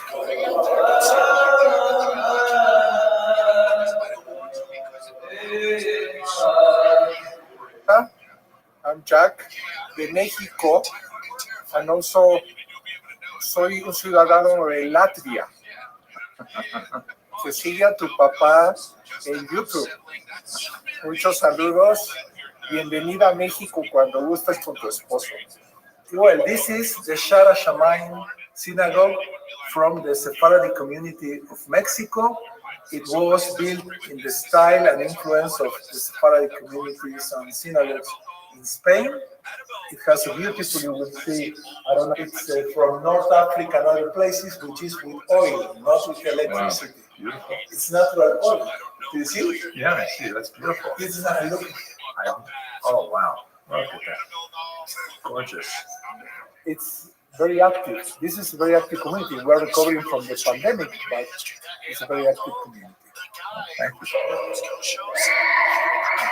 These are remarkably large synagogue complexes with, huge cavernous sanctuaries. I had the privilege of meeting with Chief Rabbi Abraham Saval, who invited me to speak to several rabbinic colleagues of Mexico City, and that was a distinct pleasure. And then he led us personally on a tour of the Mount Sinai complex there, which really is so inspirational. There's so many spaces for learning, and I was especially amazed when he showed us what they have in the sanctuary in the Aron Kodesh, in the Holy Ark.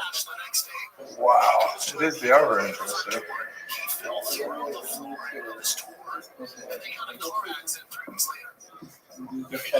Windows, These are Chagall windows. Yeah. Wow.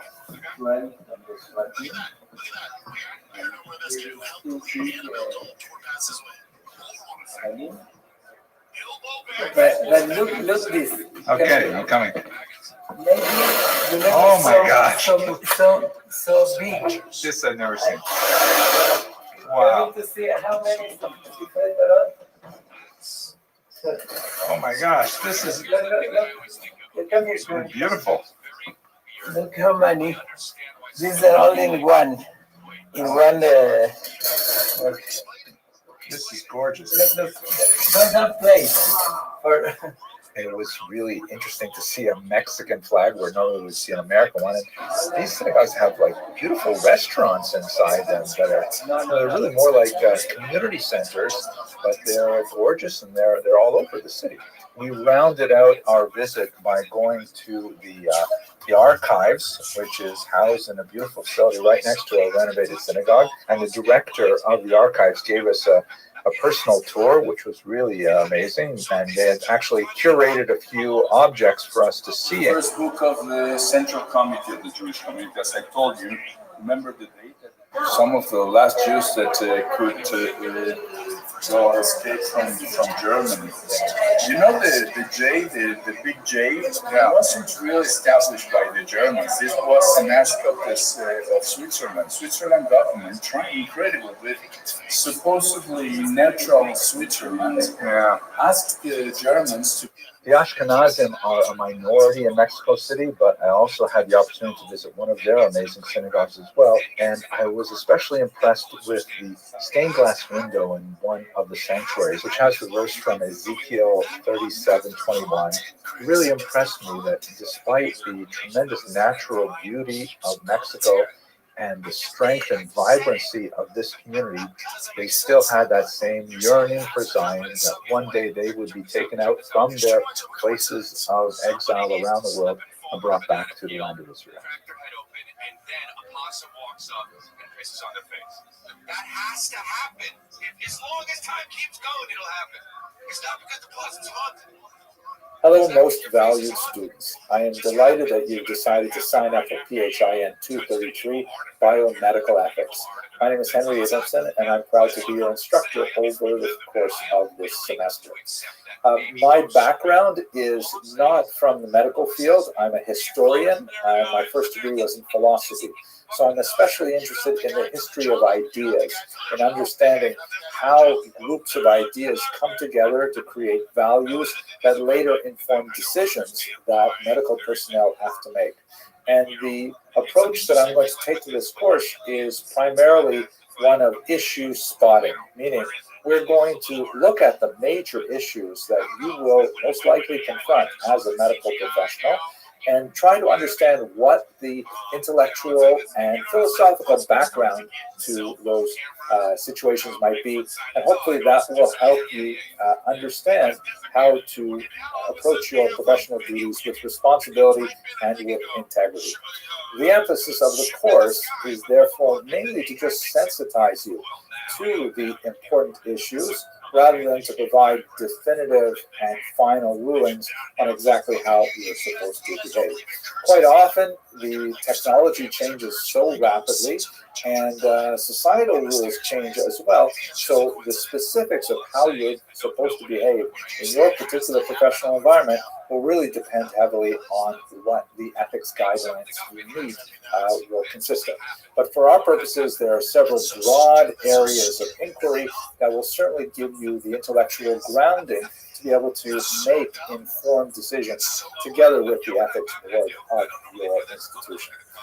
Let's take a few minutes to go over the syllabus.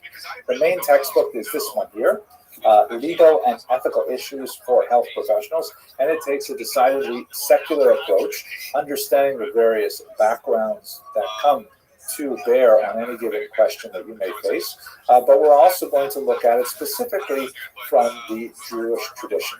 That is a required text, and I would rely on it very heavily.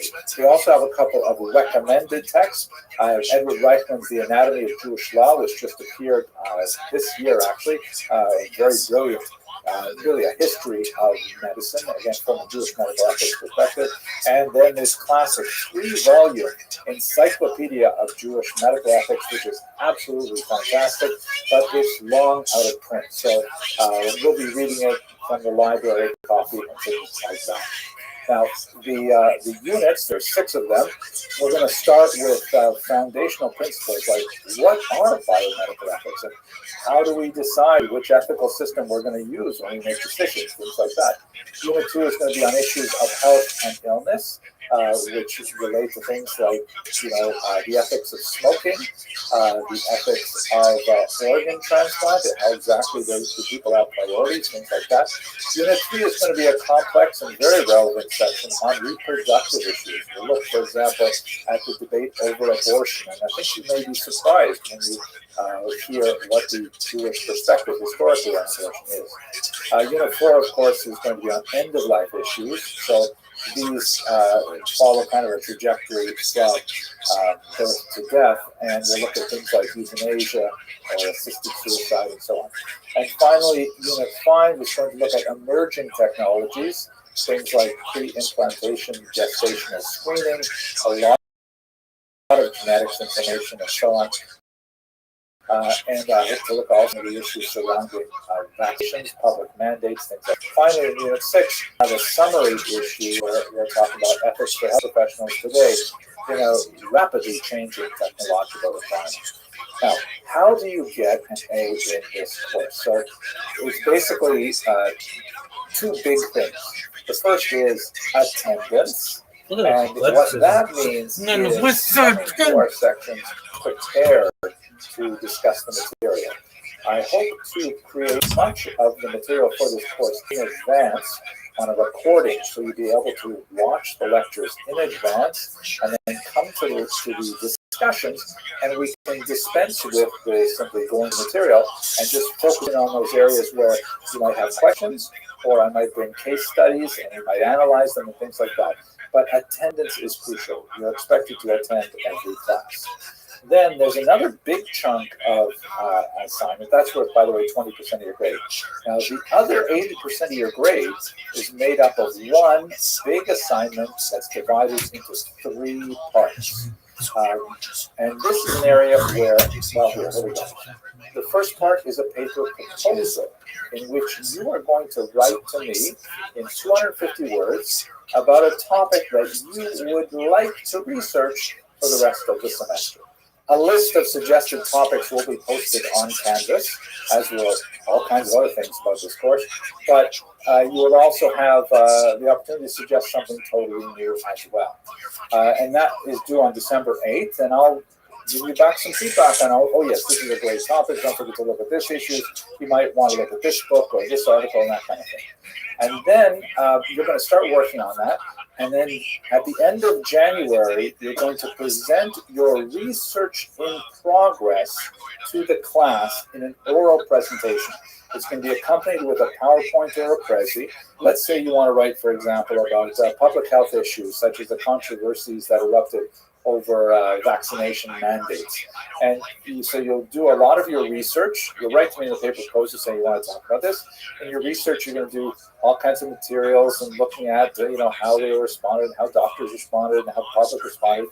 And then you put together a PowerPoint, and then you're going to present a 15-minute presentation to the class of where you are at in your research. It's not a final product. It's not a finished product. It's just designed to let the class know what you're writing about and get their feedback.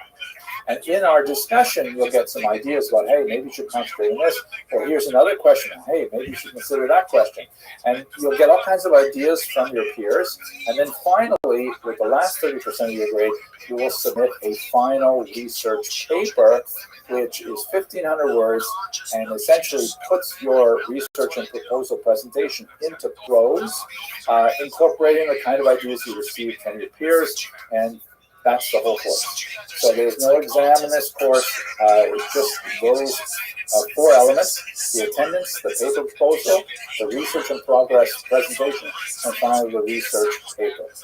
I think it's a really great course, and I think you will enjoy it. Okay, I'm going to stop here, and in the next video, we'll talk about some of the philosophical underpinnings of medical ethics as a whole. Thank you very much for watching, and thank you very much for joining this course. What you're talking about is, somebody lets the bad thoughts and shittiness overcome them, then sure, I believe that. But I don't believe it's like some spirit. Hello, most valued students. In this first video, we should take a few moments to think about what exactly are ethics, where do they come from, and how do we determine them? And most importantly, how do we use them in making our decisions when it really counts? Now, this is not something we're going to get to the bottom of in a very short lecture like this, but nevertheless, let's just explore some of the philosophical underpinnings of the very concept of ethics before we get into much more detailed specific examples. First of all, what is the term ethics? What does it mean? It comes from 2 related Greek roots. The first is ethikos, which means like character or quality of morality, speaking to a person's essence. A person is ethical, it says something about who they are. What exactly does that mean? And then perhaps more relevant for our purposes, the term ethos, which means custom or habitude, meaning the way people regularly behave. Not necessarily as a kind of philosophical conscious decision as to why one might choose one course of action over the other, but rather, that's just the way it's done. This is our regular system of behavior. So ethics, in a certain sense, really speaks to Derek Eric's the way of the world, the way in which people conduct themselves without necessarily having a firm philosophical foundation. The implications of these two related roots are that there's something about ethics that is deeply personal, that every person has to have some kind of system of ethics, hopefully something they've thought about in advance, and that's why taking this course, hopefully to get you working through some of the big ideas and to develop your own position on many of these ethical dilemmas. But they are nevertheless constrained by the cultural values of the society in which we live. That ethics is very much colored by the history and the religion and the philosophical orientation of the outside world. So regardless of where you personally may come from, you're affected from the outside, and when you are placed in a situation where you will regularly have to make very serious life or death ethical decisions, it's really important to sort out these things and get a solid foundation for your own peace of mind. This image, by the way, which the original exists here in New York City in the Met, it's the Apology of Socrates by Jacques Louis David, very important realistic painter from the 18th century. Shown there in the center is Socrates, who is the great early Greek philosopher who was condemned to death by the Greek ruling powers because he was corrupting the youth by getting them to ask questions, essentially. That's the Socratic method. And the method in which the death was carried out, how you living, pimp? Was he was to drink a cup of poison. Are you ready for me? One of his students handing him the cup, and clearly the student and the rest of the red is very depressed. And Plato, what up, pimp? Shown, that's his primary disciple, sitting at his feet with his hand on his knee, and Socrates Baby, go ahead. Famous lines.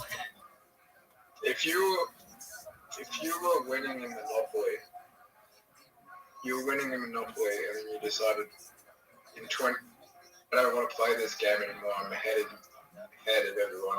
I'll have a child, and I will let my child play Monopoly in 20 years to beat these people. Then you go back to the game in 20 years. Does the child have more of a chance of winning the game? I don't understand your question. Can you elaborate? Right, imagine you play Monopoly. Okay, right? I'm playing Monopoly. Okay. You stop playing Monopoly, you're about to have a kid. Okay. Right?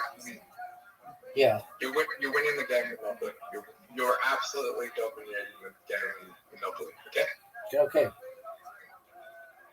You're about to have a kid, so you stop having the game. You leave the board there. You leave the board there with all your assets. The board is, you have owned like so many properties. There's 3 players left in the game. You're in front by a landslide. Right? Okay. Okay. You forget about the game for 20 years. Your child comes back to the game and takes over your spot. And then he tells everyone that was playing the game to come back. Okay, you have an invitation. Does your child have a better chance of winning than everyone else in the game? You were absolutely destroying? Yeah. And nothing changed about the game? No. Yeah, seemingly they have a much better chance.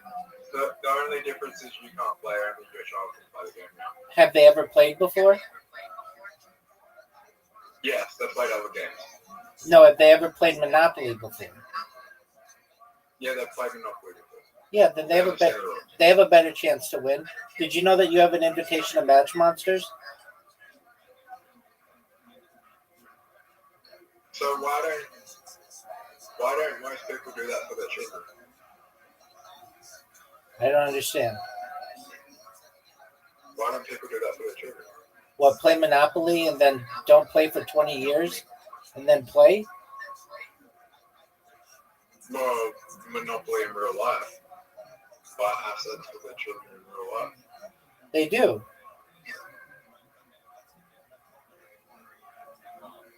Smart ones do. Right. But I'm just saying, if you want your child to win, you got to buy assets. Okay.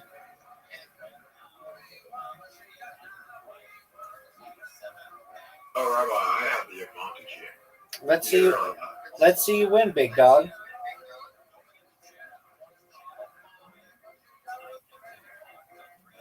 Why did you get poison? Dog.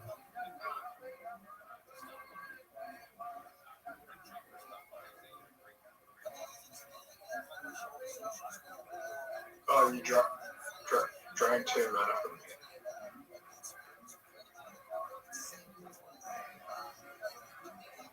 Rabbi. Sure move. That was a good move. I see what you did. Thanks, baby. You know what you did.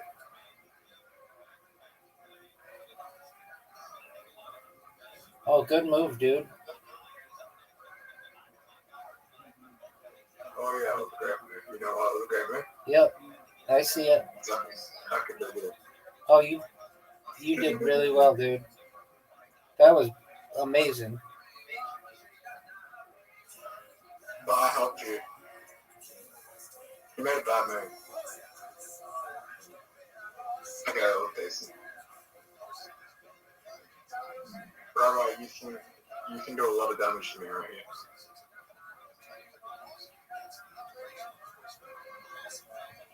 Rabbi 1, I lose 2 men. Okay. Oh, what? I hate you, Rabbi. I love me, baby.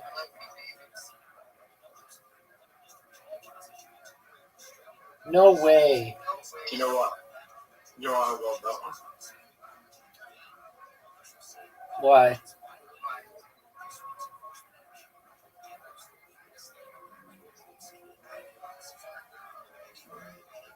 Oh, wait. Fuck's sake. Rabbi is in front.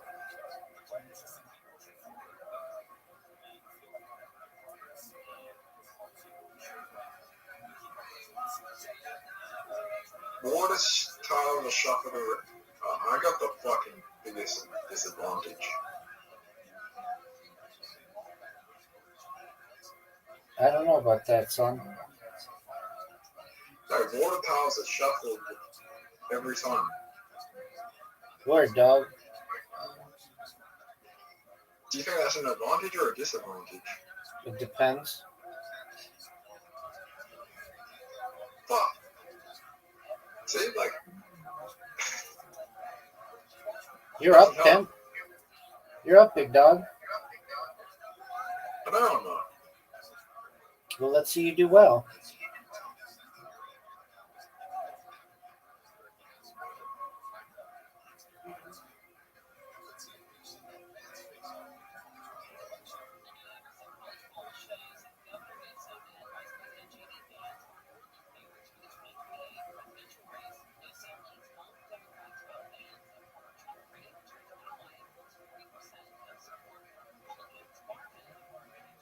I mean,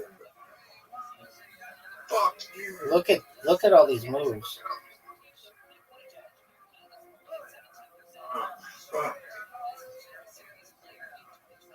Fuck.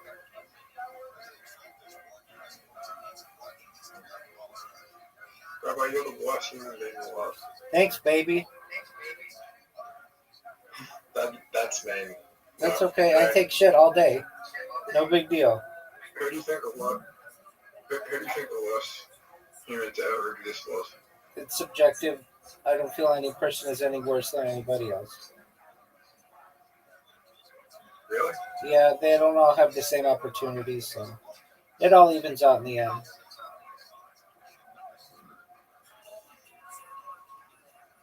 I don't know. All right, well, you're entitled to your opinion, baby. All I know is that you have 10 seconds to make a move. Baby, you have 10 seconds to make a move. I mean, there's literally people who have started wars profit. Word, dog.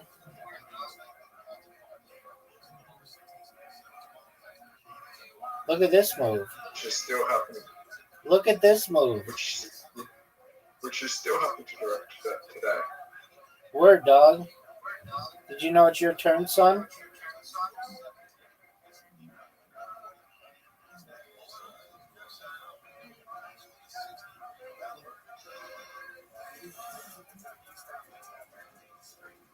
Look at you.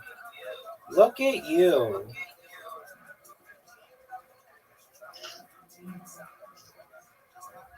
Dog.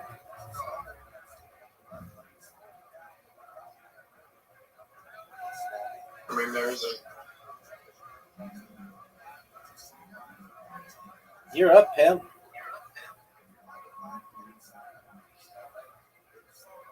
Oh, fuck.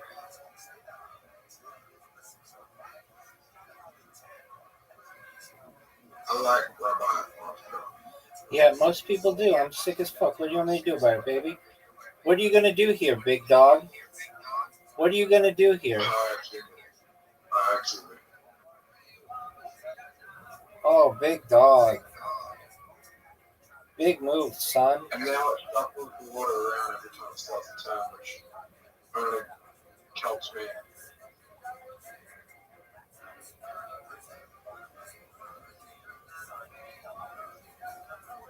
Oh, you know what the best part is when you did the psycho part? I had no mana anyway.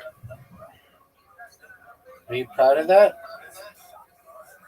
Yep.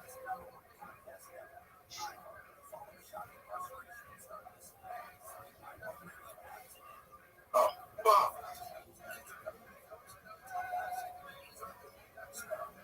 Water tiles are shuffled around when a turn starts. You're up, pimp. Yeah. Did you know that you're up? Yep. Dude, you're doing really well, big man. Okay.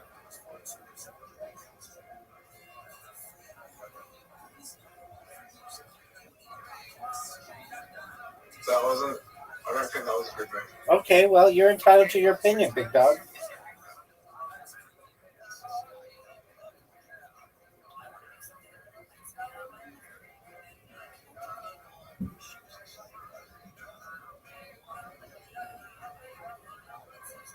Extra move. Please give me green. No greens. No green? No green, pimp. Maybe I get green here. No.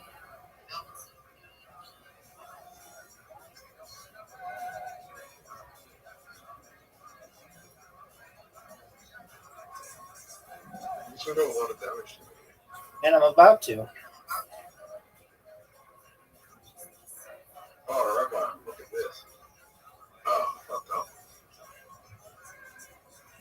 You're up, pimp. Dog, did you know that it's your turn?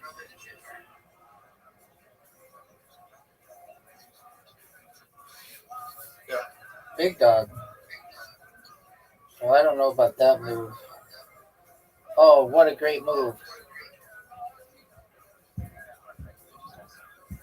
Dog, there's an obvious move. And I don't know why you didn't do it. I'll read it. There you go. Big time. I'm on a jet.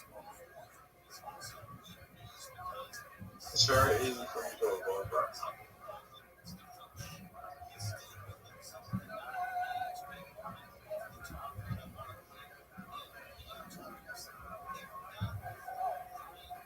Holy shit, that was a good move.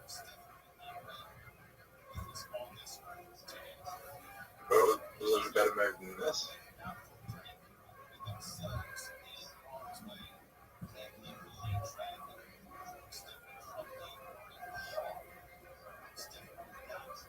Rabbi is behind a little bit.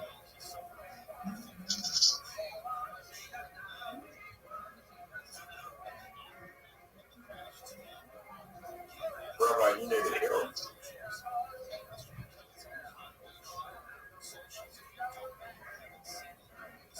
Big dog. Oh, you just one. Big dog. You might just one here.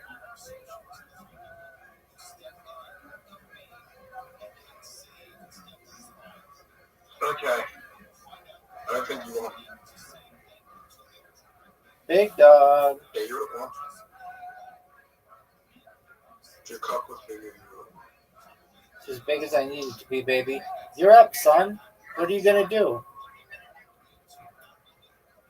That was a bad miss.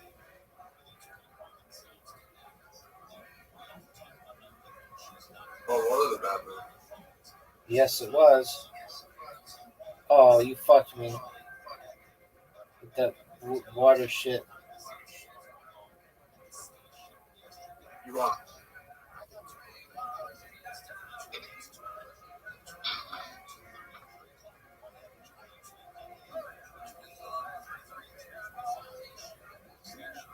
Rabbi, you might have lost. Yeah, you just lost. Do you know how you lost? Let's see it, baby.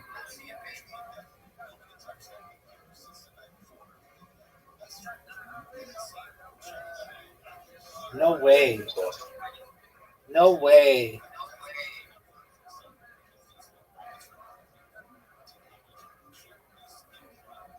Dude, that was incredible.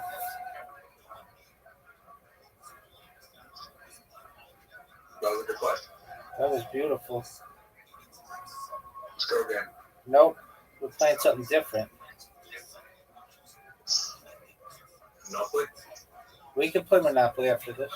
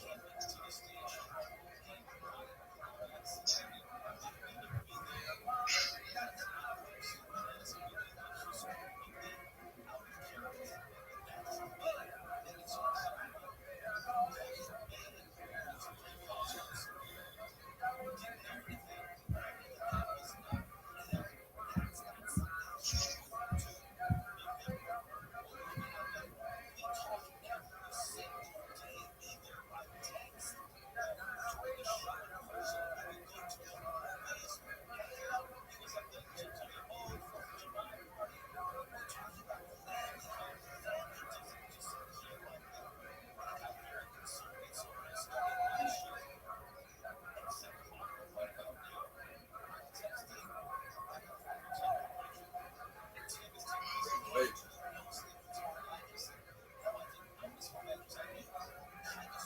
Greatest shot you've ever seen. Yes, sir.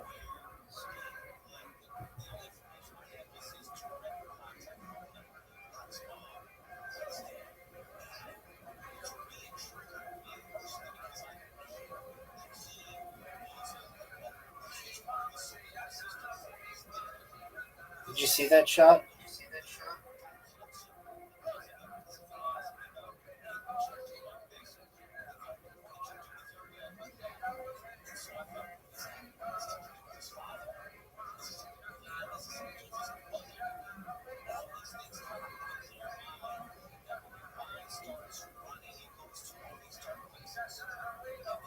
What are you gonna do?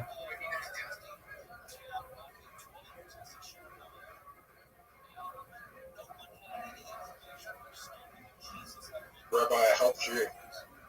Yeah, you did, baby. That was a terrible shot by you. Thank you.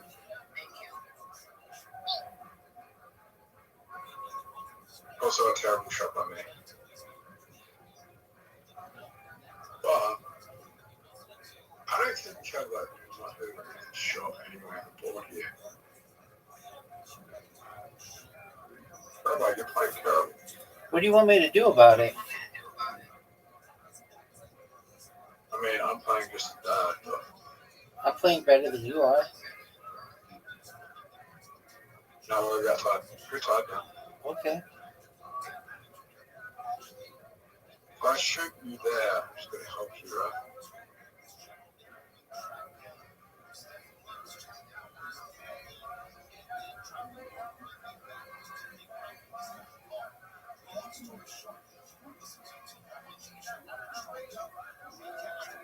Oh, you fucked up.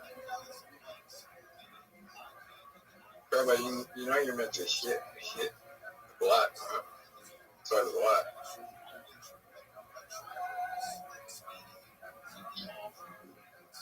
You can't know with your jump. It's alright.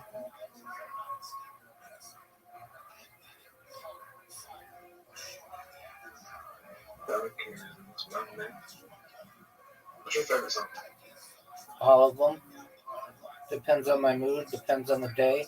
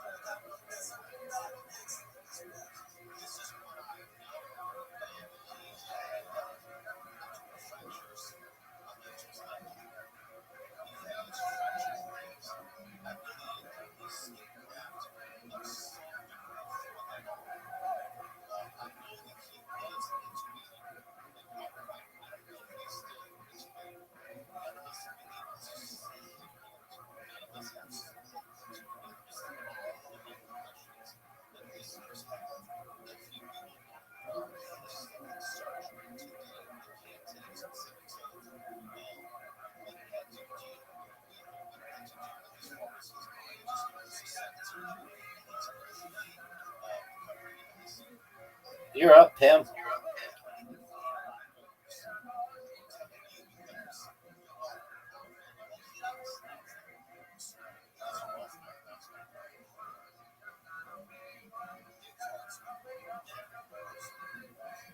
Did you see how good a shot that was?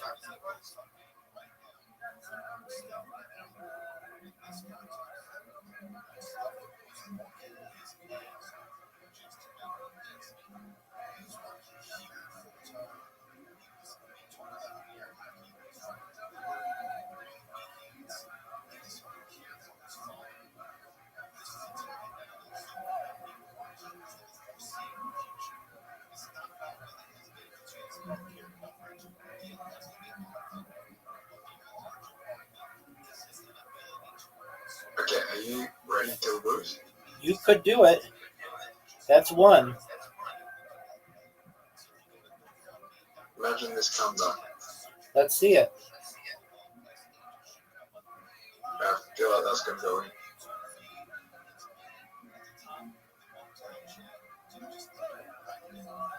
Do you get like an extra shot for me blocking my? You. I feel like you should get an extra shot for me blocking him. No, they add a disc to the board for you. Oh, they do. Word, dog. Oh, that sucks. Well, what do you want me to do about it? Well, it was my fault, isn't it? Oh, baby. Oh, I nearly won you the games. No, I would have had to hit the red one in. No, Yeah. I think it would be good. No, it doesn't. Would it give me a number 4? No. I think it would put it back on the board. Oh, no. Dog. Are you ready for this, Zoot? Zoot, I'm going to dedicate this shot to your comedy career. I want it to be successful. And the Bonnie Blue. Look at that, son. Zoot, you... By the way, Bonnie Blue went all the way down to 10 yesterday. What? Did you lose internet connectivity or something? I said, yes, we went all the way to 10.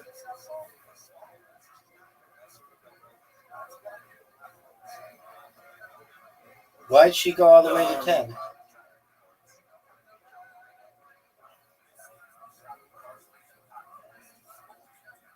Why'd you go to 10?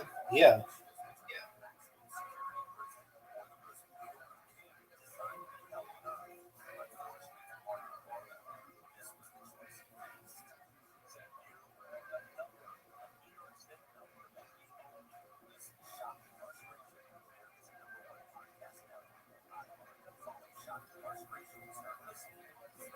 You're up, pimp. I'm on the dome. You shit like stuff. You're singing Justin Bieber. Are you gonna go? You are correct. I know, but are you gonna go?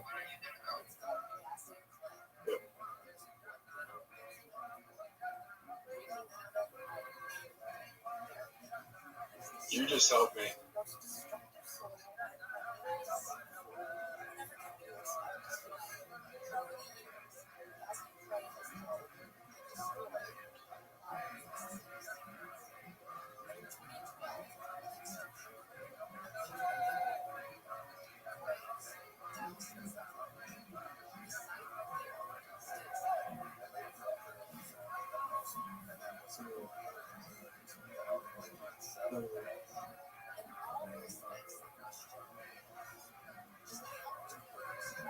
You ready, Rabbi?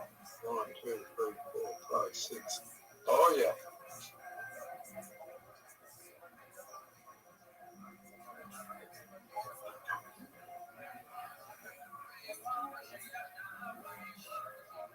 You didn't move the A. I was going to take it. I know.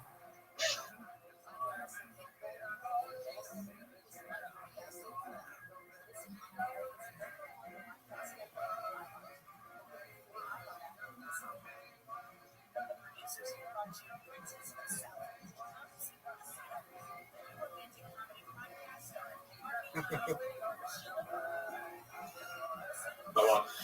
STFU Zoot. Oh, Zoot, do you want to play the Olympics with me? cool. That's 32. 32 to 16. Zoot, I asked you a question. Are you ready to answer it? Yeah. Do you want to play the Olympics? Ready to play? Do you want to play the Olympics? Special Olympics? Only if you're in it. Do you want to play the Olympics? We play one of every game and keep track and see who does the best. Oh, then you're going to win. Okay, well, what do you want me to do about it? We can't play every game. Some games you need 4 players for. No, but we play all the major games that we play. Good move, dog. I just won. Maybe.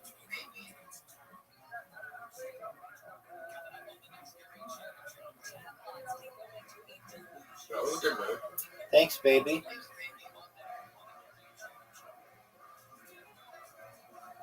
You're up, pimp.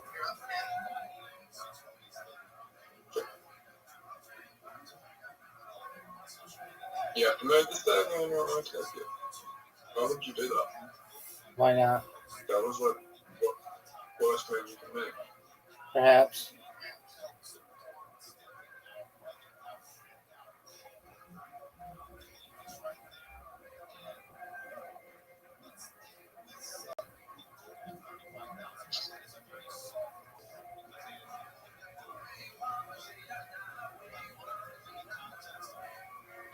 Well, I demolished you.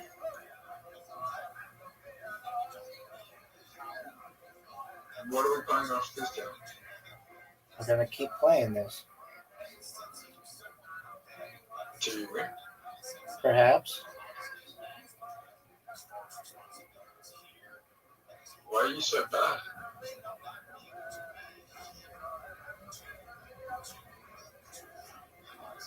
Maybe I've let you win.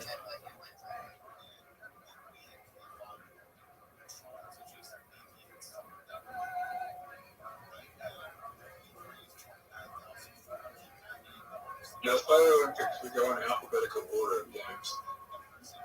Is that what you want to do? Yeah.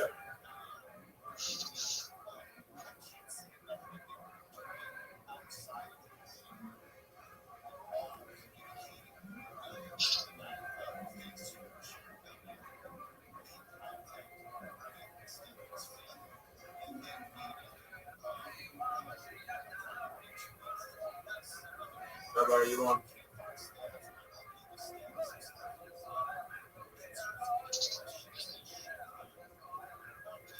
All right. I don't know if we play them in alphabetical order, but we'll play them from top down. So the first game is Ocho. Now, you can't just leave in the middle of this. You recognize that, right? Give me a sec.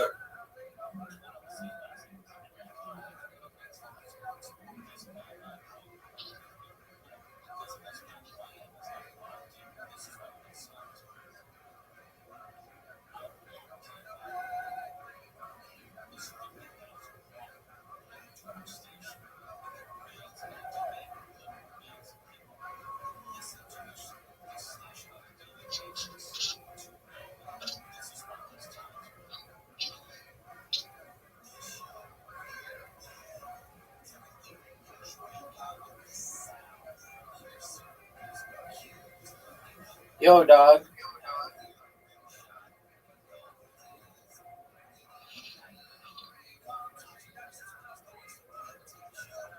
Dog.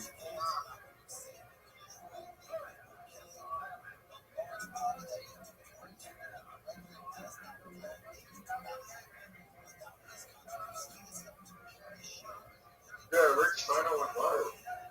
Who did? Rick Steiner. Who's that? Some guy.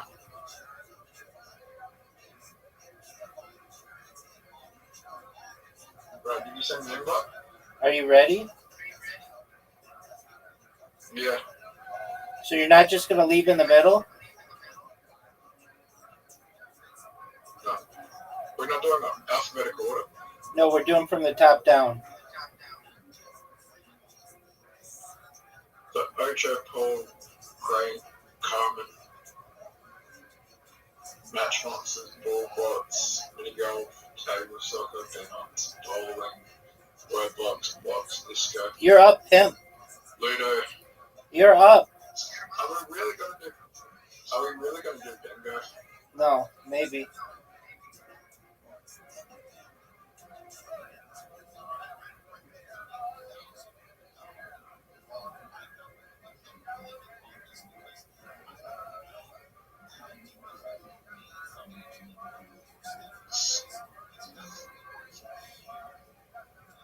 Remember, I got a really bad hand. I mean, what do you want me to do about it, pimp? I mean,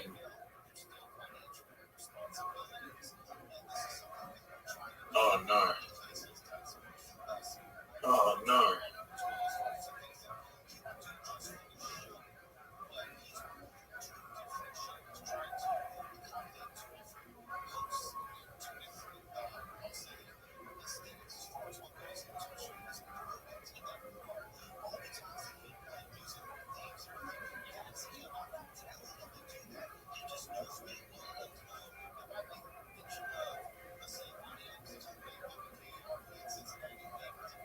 Baby, that's 1-0. Oh, 1-0. Rabbi's winning. well, Next is pool. yeah, you got one. I mean, what do you want me to do about it?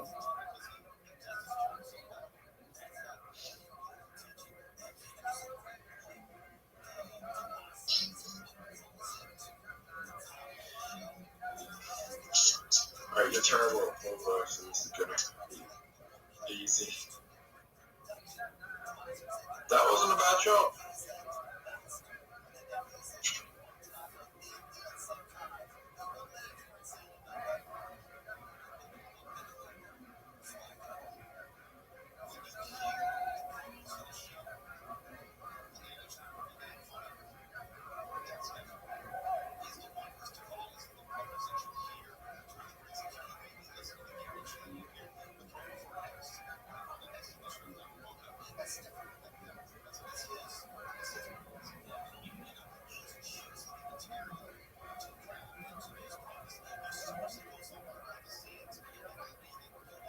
Look how sick a shot that was. Did you see that?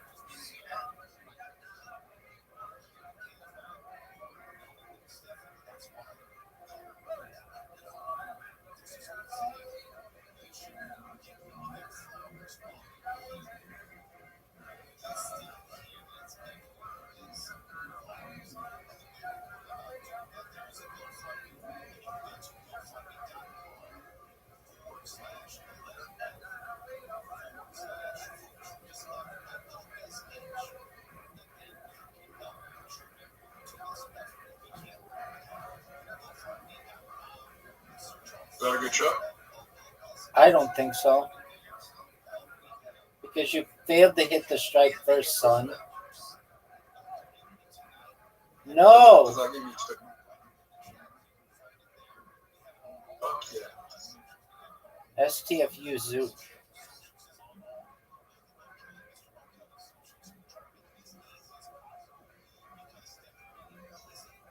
Good job.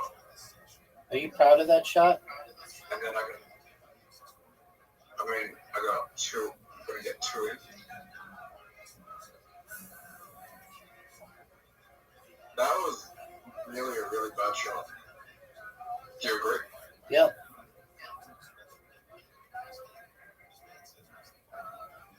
And this is a good shot.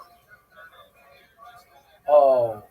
That was a kiss shot, a kick shot, and a bank shot, dog.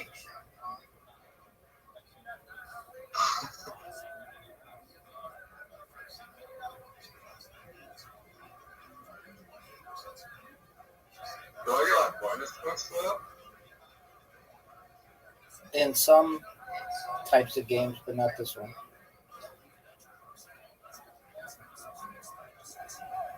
Dude, look at you play. But look, I have the worst fucking shot possible.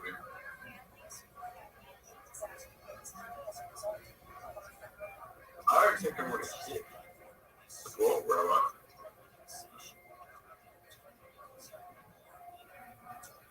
I don't think I can get it in. Time's running out, son. I'm we can do that.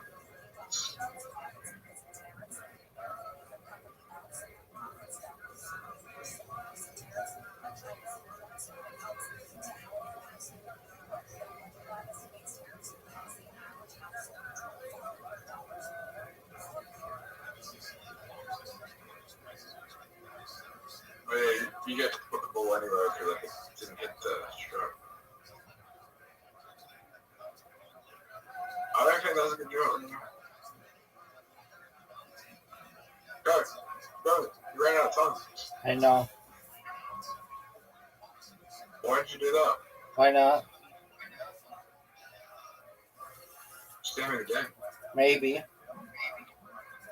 Or maybe you'll scratch it.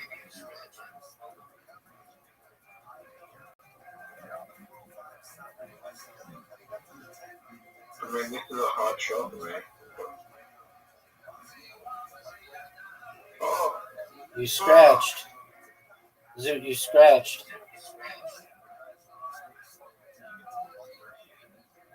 I had the perfect shot, but didn't go in.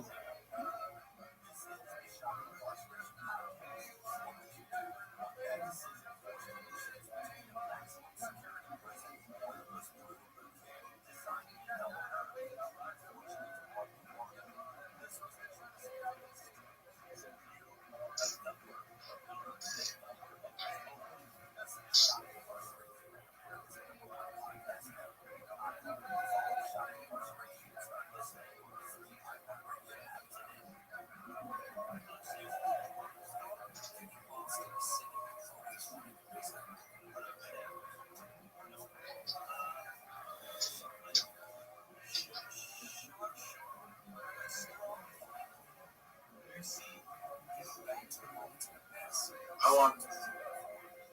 It's 1-1. Let's go next game.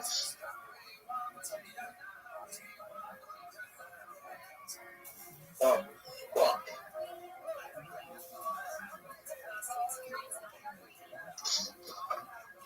It's a game I've never won.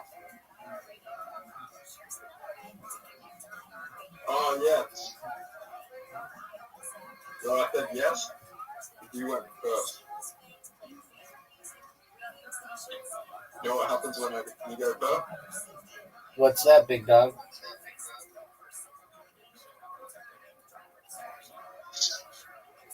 You don't get it in if you go first. Rabbi, look how good my setup is, bro.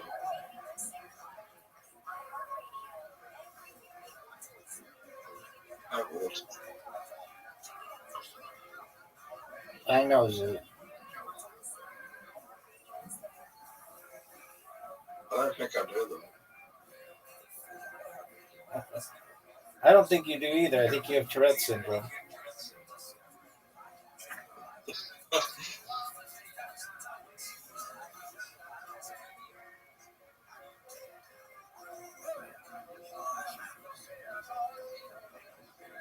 All right, Zoo. Here's your turn. Start taking some leads.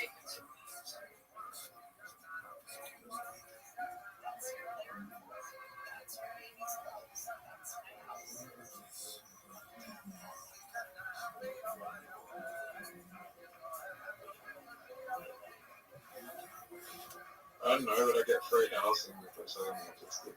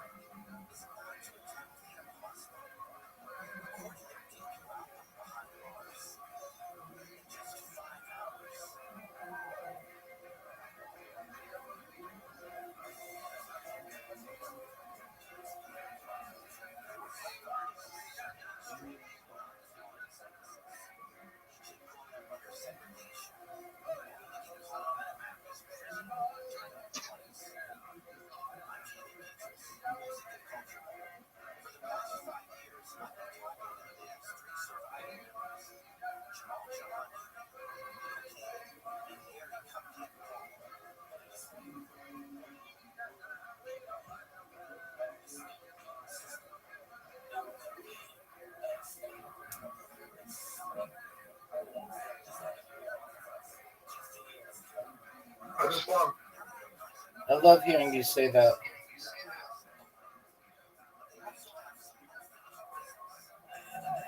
I think I just won. No, don't think. You need to know, son. I mean, look how badly positioned you are on the board with what it is.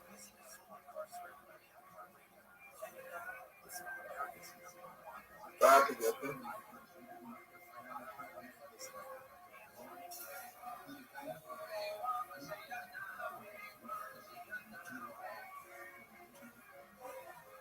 Go.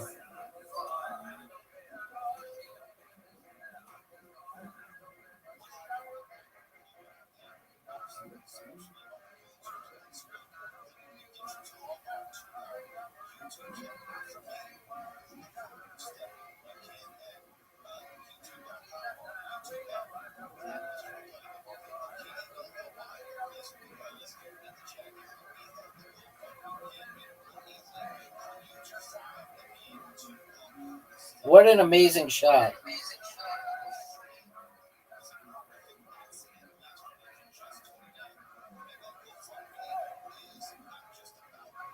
You're done, baby. 2 games to 1. Bro, what's next? Match Monsters. Match Monsters. Match Monsters is the biggest game of the lot.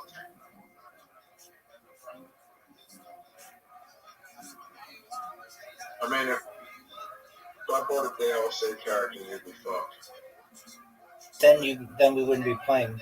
You have to play fairly. Are you gonna pick your other guy?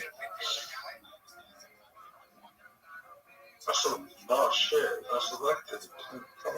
What? I keep selecting.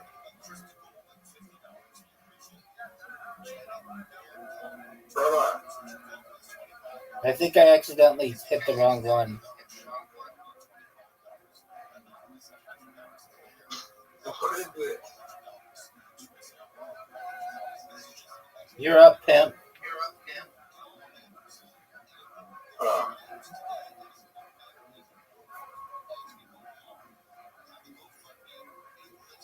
Tell him give me DLC characters.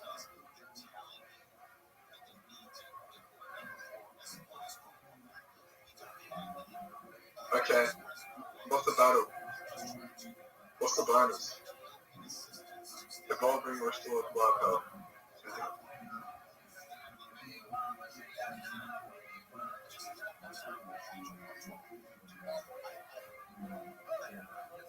How about your turn? I know, big dog.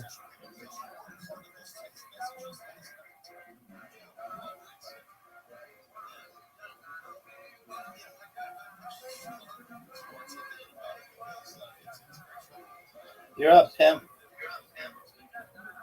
Alright.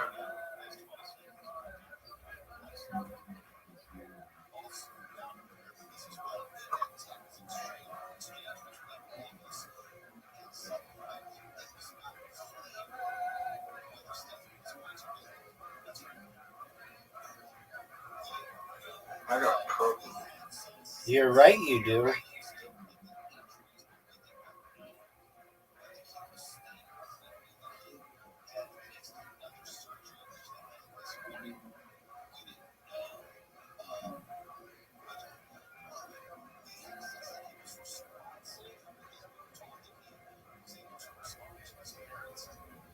Oh, big time. Psycho bite, bitch.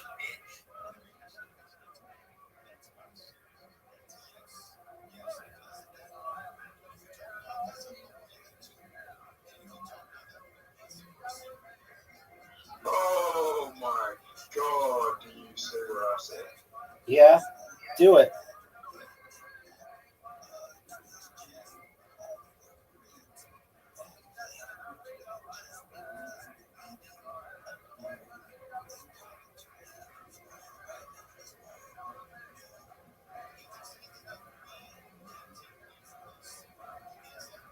And again.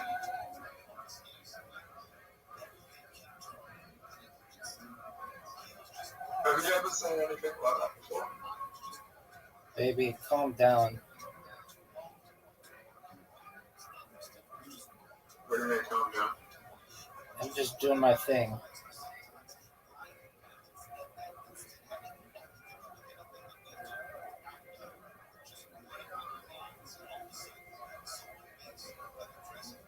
Did you know that it's your turn?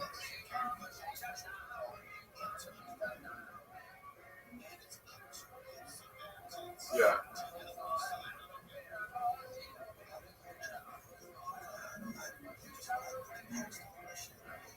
Oh, fuck.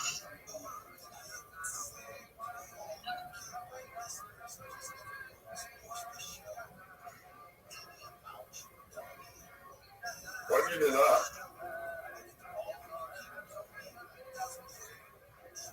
Oh no. Oh no, you got lucky.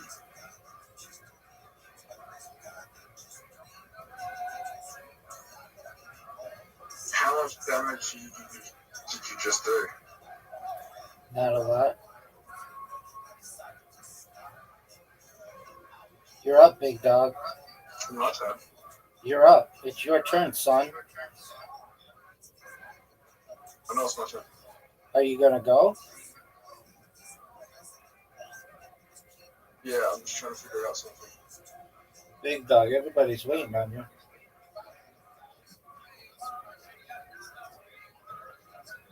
Yeah, I think I got it.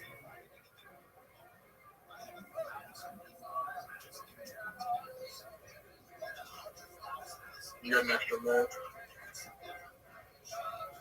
Why would you do that? Why would you get to the extra move? Where's the extra move?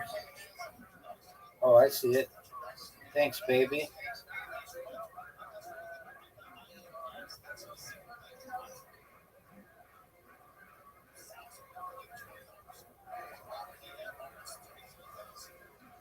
Yeah, we're done now.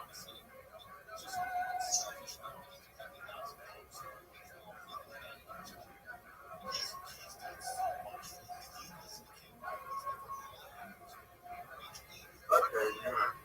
You're gonna win.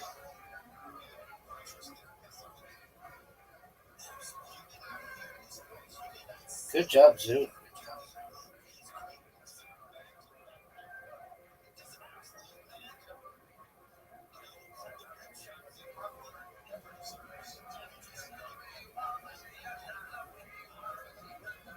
Oh, baby.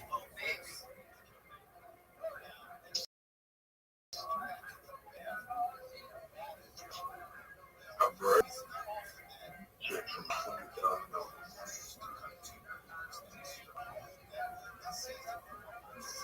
Are you ready? Yeah, baby.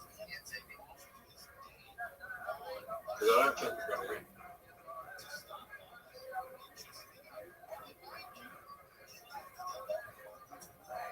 Rabbi, Yo, pimp.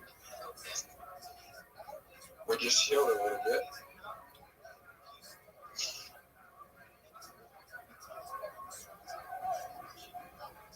Right. Thanks. Celeste. West.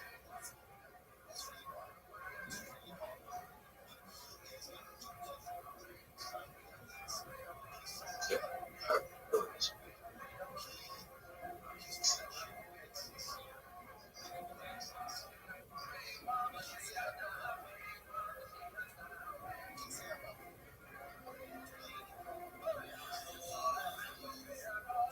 Are you gonna go?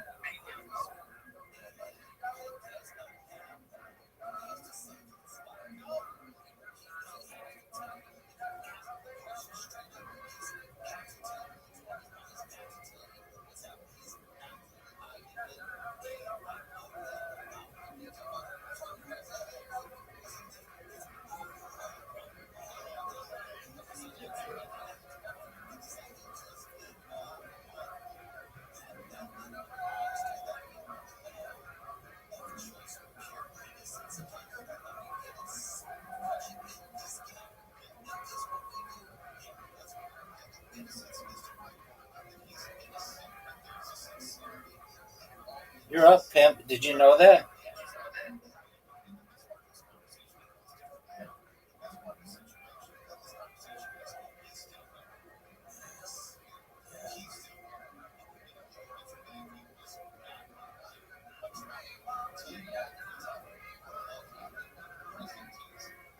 You think I can win?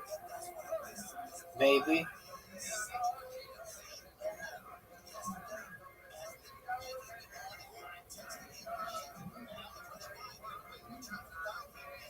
Baby, it's over for you, son. It's over for you. 3 games to 1. Fucking, you chose the hardest fucking matchmasters to bring on the world. I mean, what do you want me to do? All right. Do you want to play Brawl Box, yes or no? Yes. Otherwise, you know I fucking am dog shit at robots. I am too. No, you're not as dog shit at me. I'm terrible at it.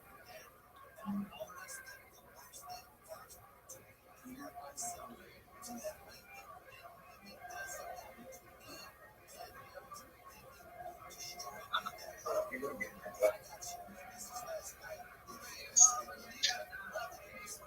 What did you choose? Raptor because I'm a pimp. Yeah, choose the same thing. Is that what you chose?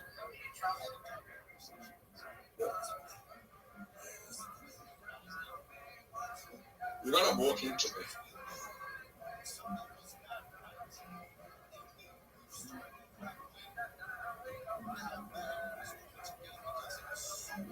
Oh, what?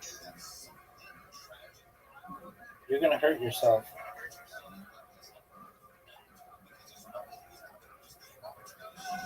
You just lost in 1 shot. That was incredible. Okay, the score is 4-1.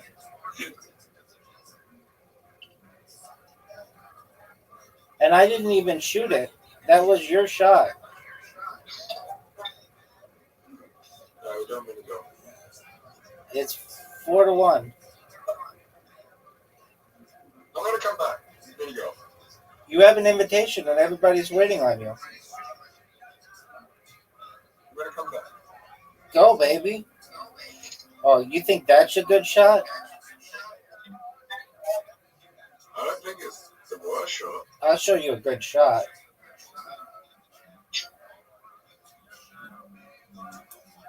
Do you see my shot, Zoot? Zoot, do you see my shot? Thank you, baby.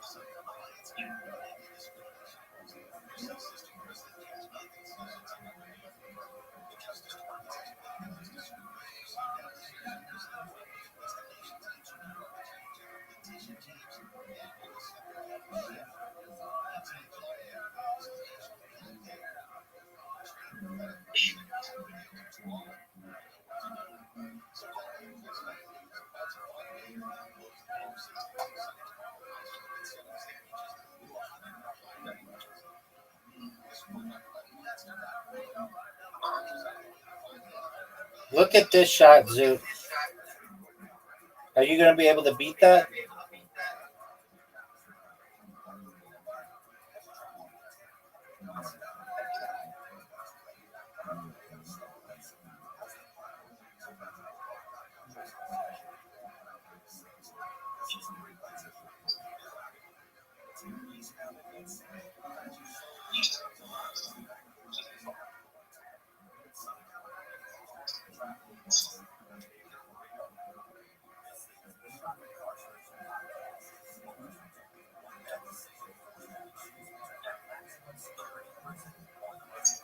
Look how good a shot this is, Zoot.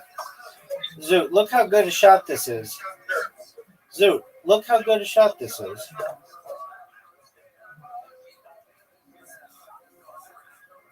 Big dog. Big dog, that's way too hard. Way too soft.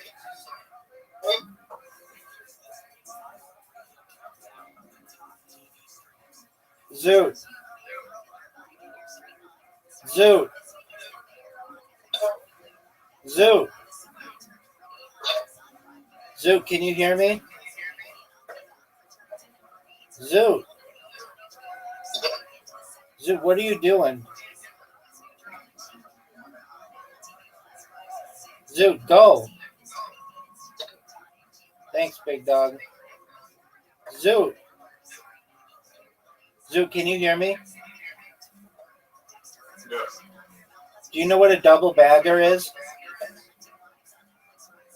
You know you just won. Zoot, do you know what a double bagger is? What do we do if we're tied? We do a playoff. Zoot, do you know what a double bagger is? No. It's a chick that's so ugly that not only do you force her to wear a bag on her head, but you wear a bag on your head in case her bag falls off.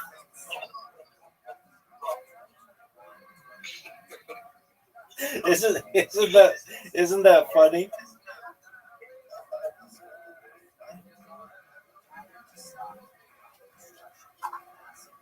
Zoot, isn't that funny?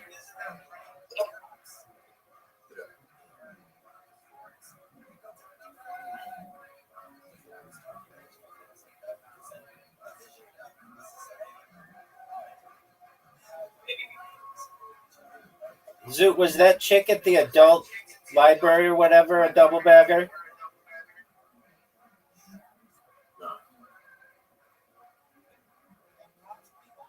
What are you doing? She was just a single bagger? Yeah. Okay.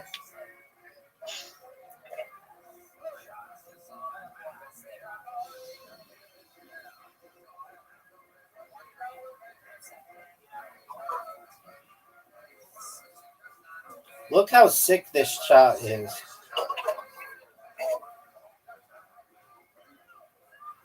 Zoot, you need... Oh, wow, that was really good. Zoot, you need one of the greatest shots in the history of mankind, history of humankind.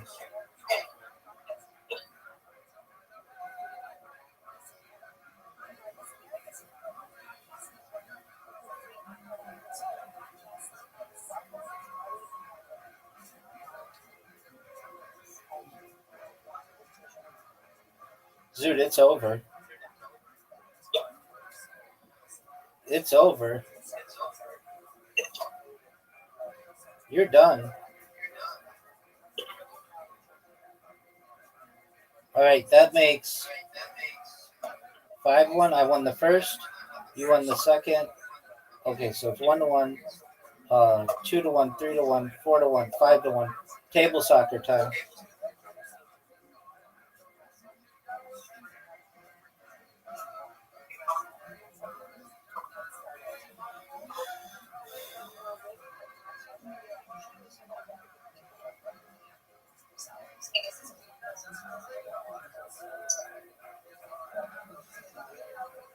Stand up and turn on, right?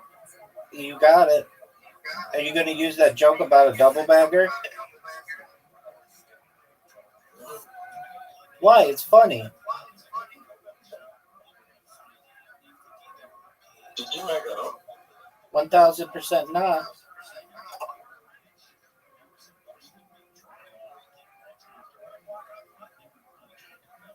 Baby, did you know that it's 1-0? You know that I got to do better than you by doing this. Let's see it. You ready for the greatest? Yes. Greatest IQ movie of all time. Yes. Ready? Yep.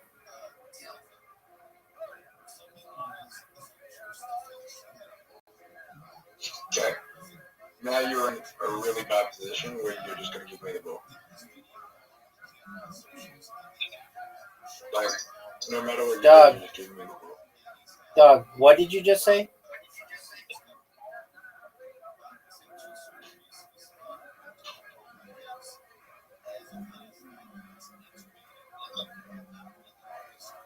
Dog, do you know what the dragon attack is?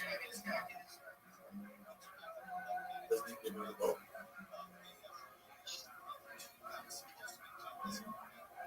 $100.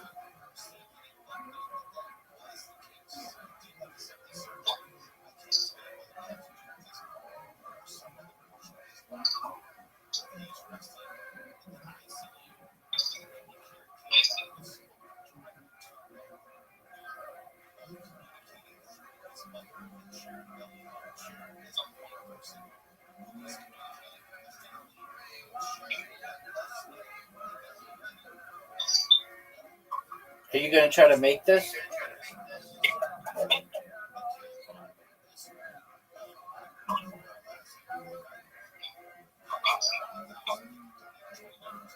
Bradman Rothschild misses the easiest shot of all time. Not at all. That was a difficult shot. No, that was easy.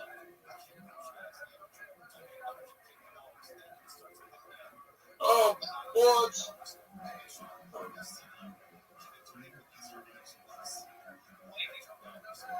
Bradman, look at my defense right now.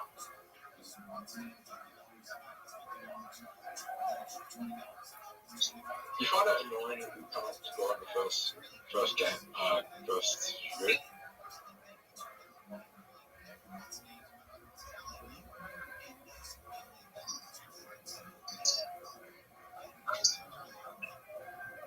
That's a terrible shot.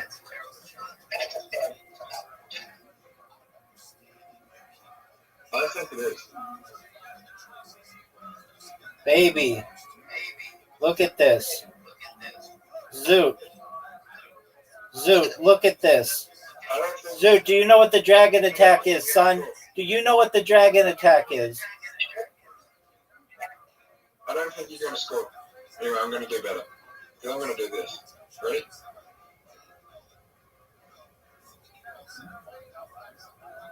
Wait, you think that was a good shot?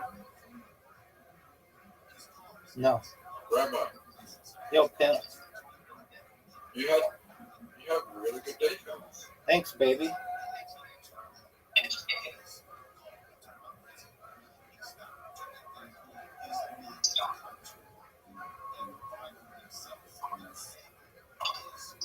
No passes, baby. Oh, make it. Dog.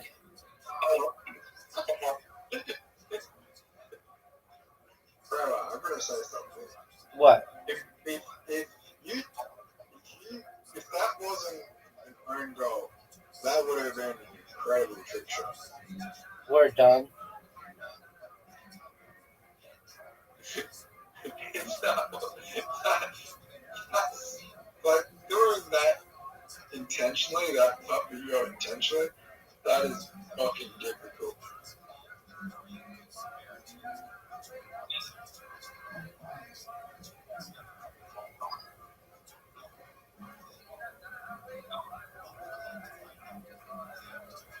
Don't do this. Come back.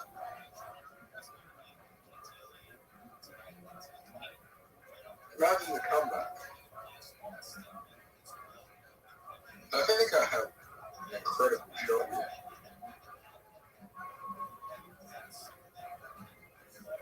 That was a good trick shot. Watch this move, Zoot. Zoot. Do you know what the dragon attack is? Not hit the pole. Alright, what's up? What's the option table? Baby, let's count it. 1, 2, 3, 4, 5, 6 wins. Bounce is next. Do you want to play easy, standard, or pro? We'll play standard. Football count? Yeah. Accept the invitation, pimp. How many do we go? What? Like another 35 games. You're up, baby. No, the order doing 4 players. I know. I have a feeling I'm gonna win here. Okay, remember that. Because I'm destroying you. You know, you're only 1 second.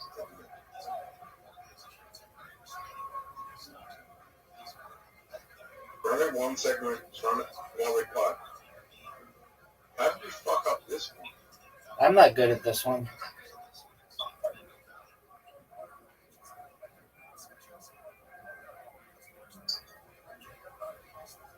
The next one's really easy. I know, I like this one.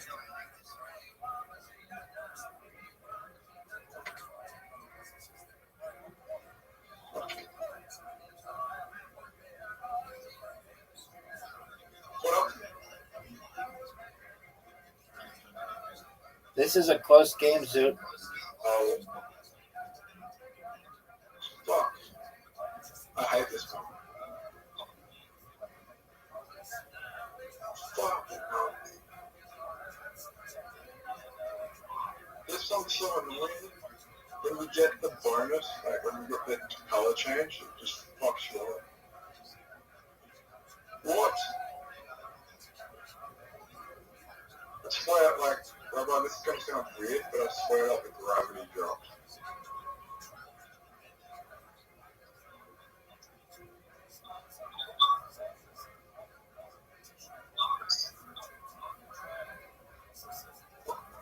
Rabbi, there's something happening on my screen. What do you want? You won? What? Did you win? No, something happening on my screen. Okay, well, what's happening on your screen?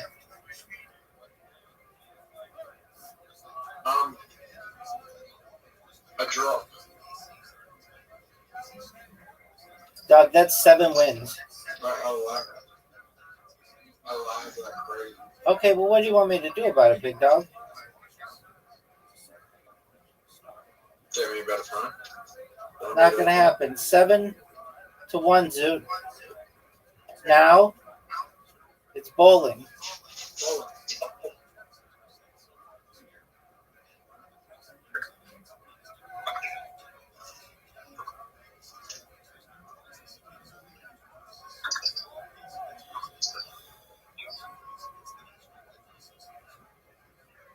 What a strike.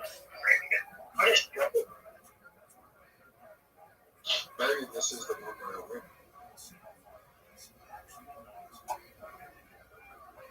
You know I'm terrible at bowling. Yeah. But you started off really well.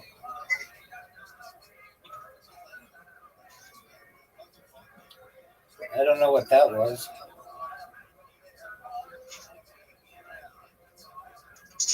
Is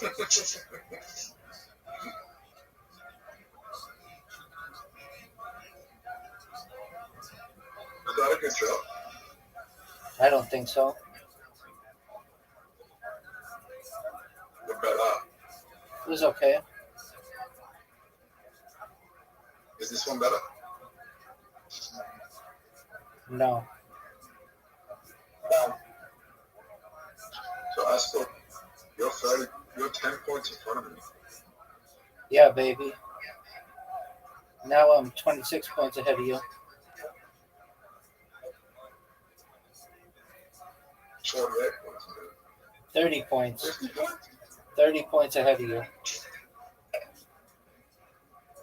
Big dog. Big dog, I'm 30 points ahead of you. Barely.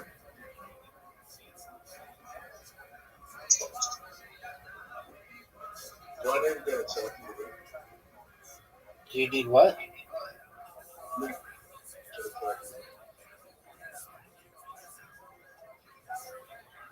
You said 72? 69. Get it, big dog. Probably not. You're done. It's over for you.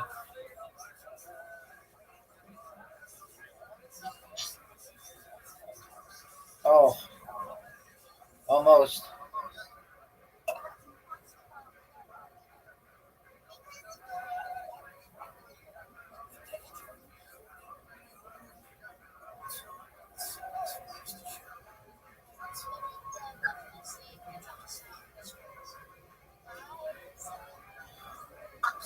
Dog. That's 8. I have an 8-point lead on you. Or 8-1.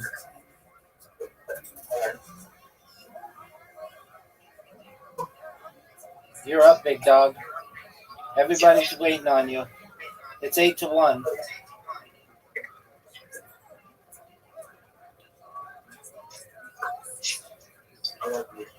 I love me too, baby.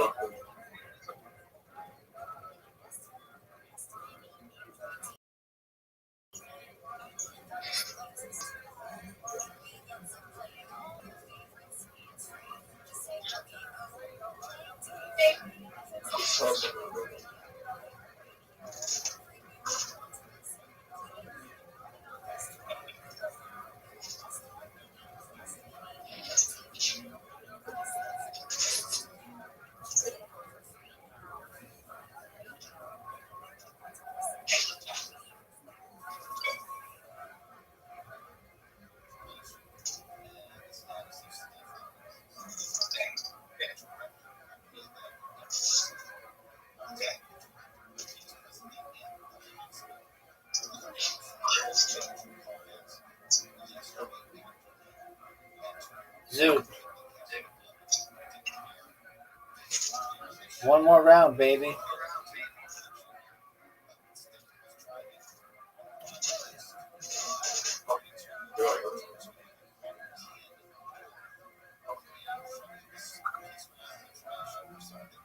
Your favorite.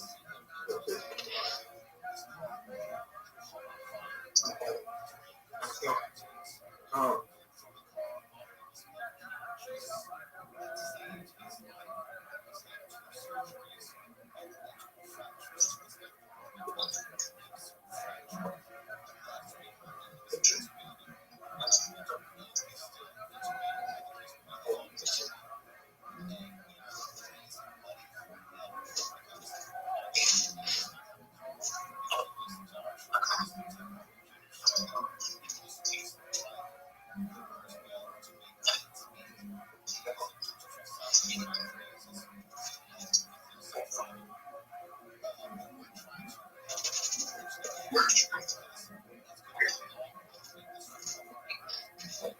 Zoot. You just lost another game, son.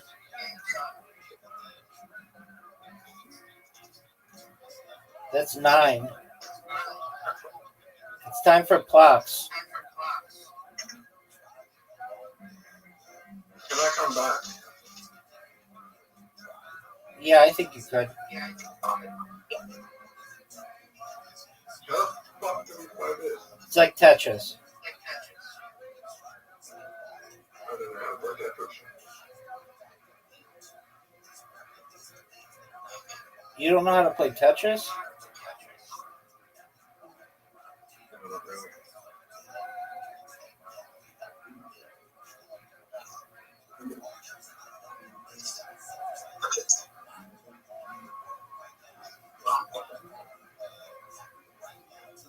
Do you know how to play Tetris? Word, dog.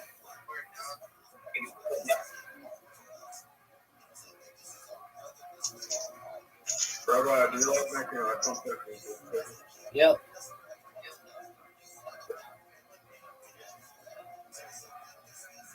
Are you good at it? Yep.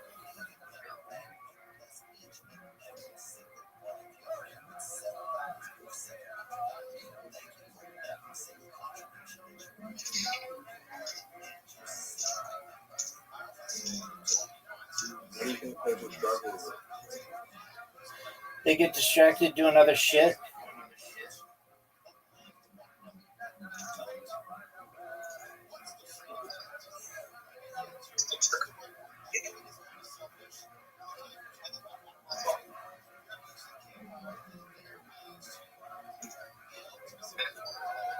You're not ADHD?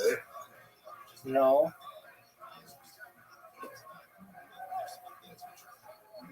What is it? Could just be someone's distracted, but that doesn't necessarily mean they have ADHD. They could just be distracted.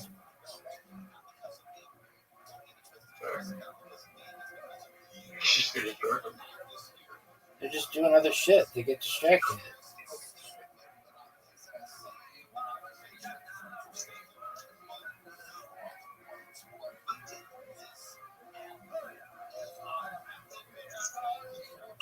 You're doing really well. No, no. For never playing before you are. What? For never playing before you are. I played Tetris before. Well, then you just lied.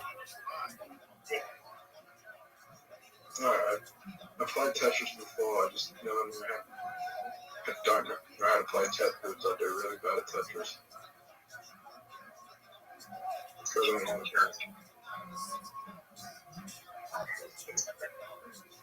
I don't really know how to play Tetris.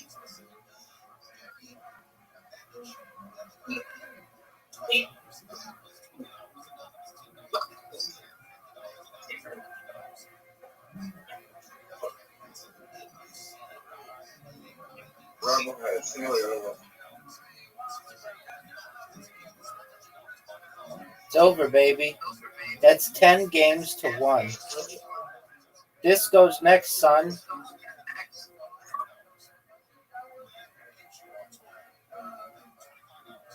How'd you win? I just did better than you did. Do you know that you have an invitation? Do you know you have an invitation? I'm gonna get you.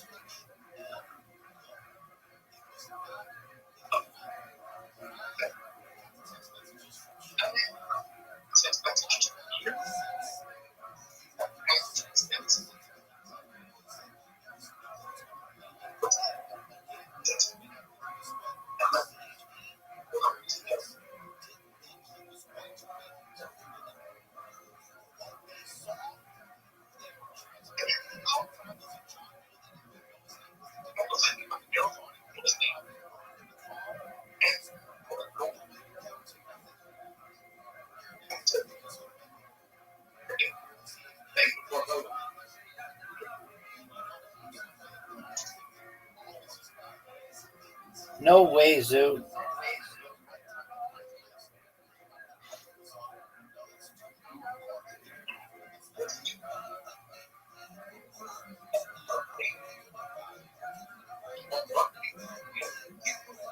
Playoff.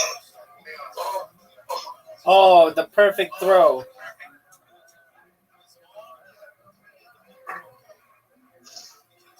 Zoot.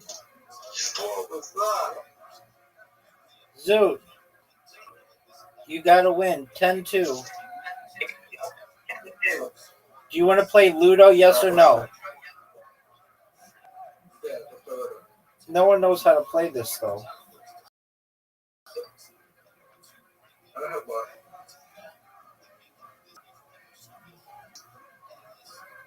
We'll find everything.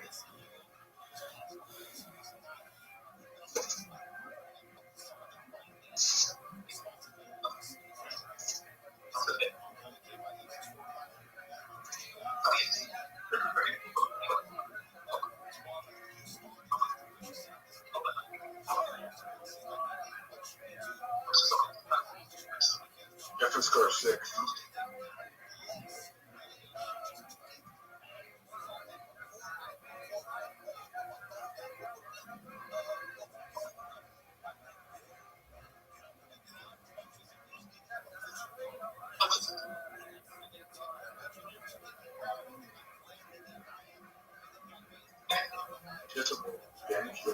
This game sucks.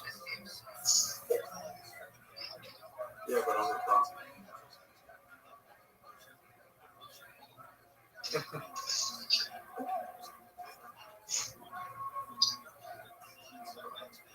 They never went to a 6. Why do I have to get a 6? A 6 or a 1.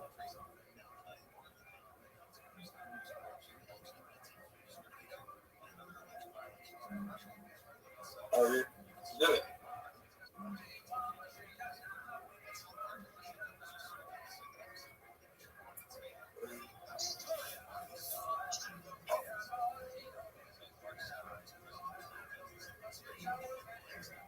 Yeah.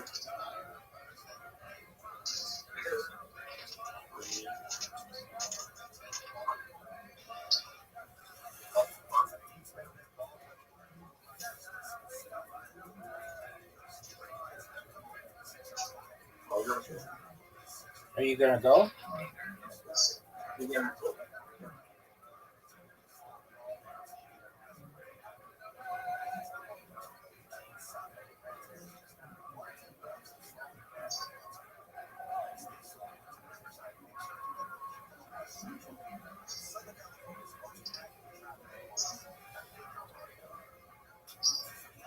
Are you gonna go?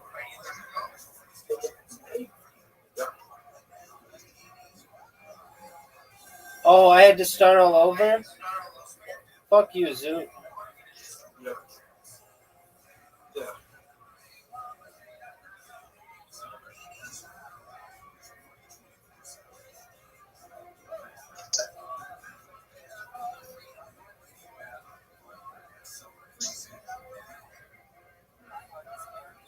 That's why I was trying to find it. There's no, like, strategy to this game. It's just roll.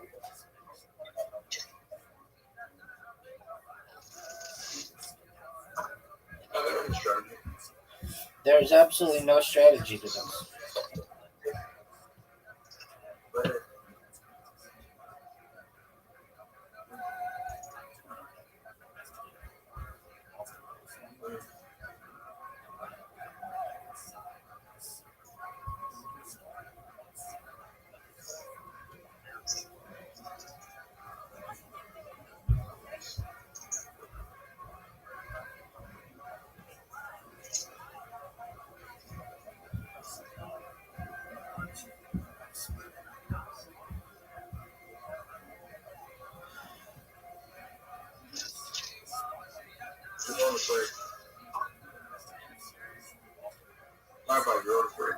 I know.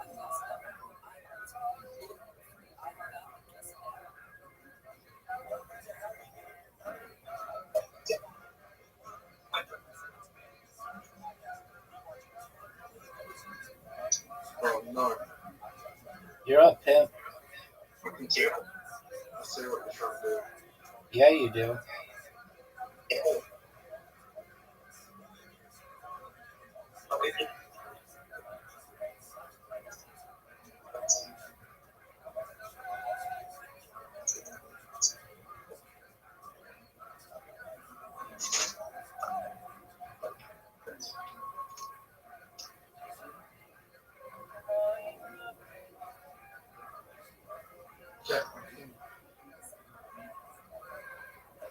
They look like I'm trying to do it.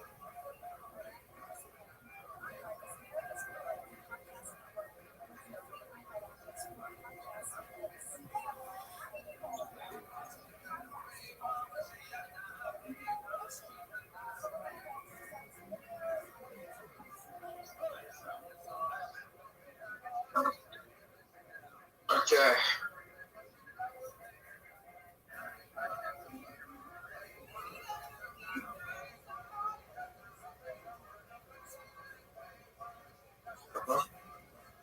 Yo, pimp.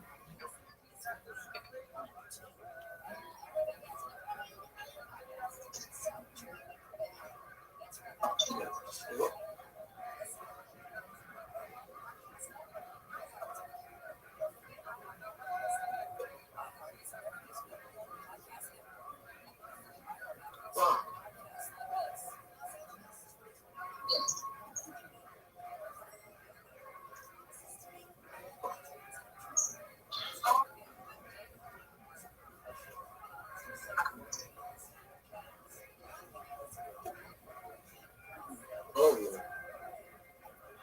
yeah. STFU, dude. That's it. This game sucks. I don't think so. Okay, well, your opinion sucks.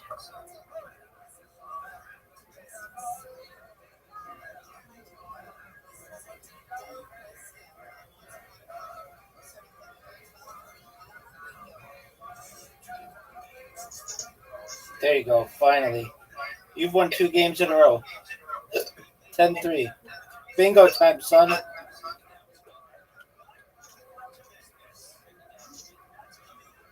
don't know.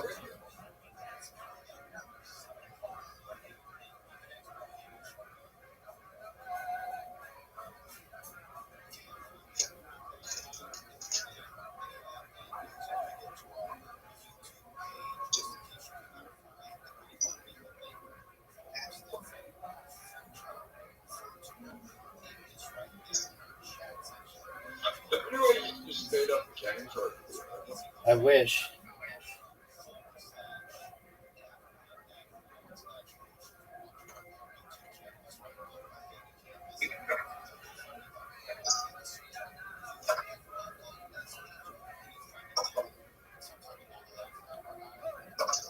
you didn't think you did.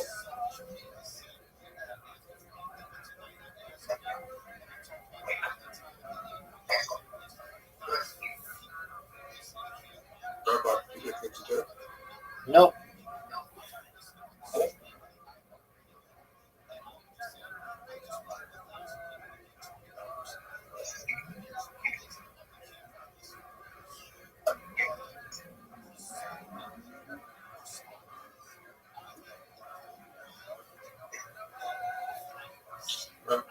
happy and sad come. What a happy and sad happen come.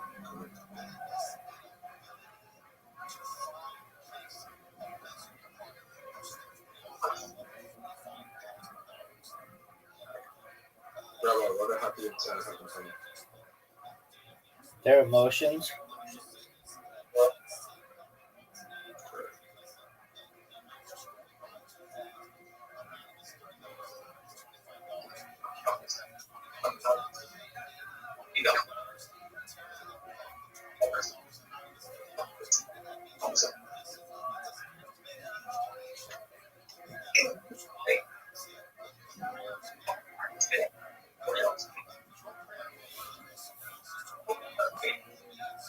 Big Dog, did you know that there are 59 balls left? Big Dog, did you know that there are 59 balls left? Big Dog, did you know that there are 59 balls left? Big Dog, did you know there are 58 balls left? Big Dog, did you know there are 58 balls left? Big Dog, did you know there are 57 balls left?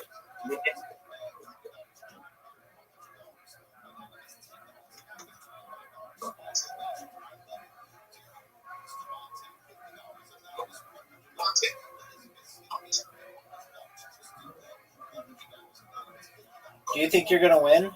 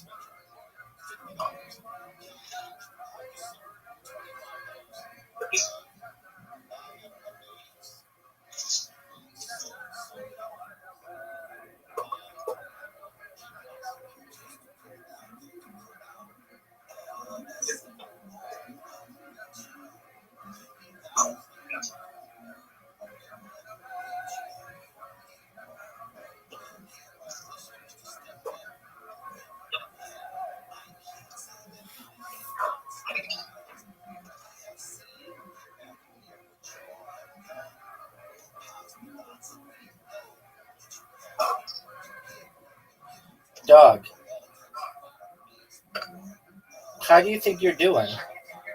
Do you remember that time when the game finished and we both won, but then we forgot to both check in, and then we realized we could have just won.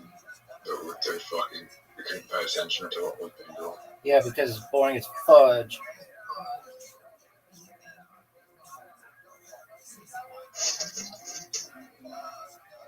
Has 69 been doing it? Not to my knowledge, son.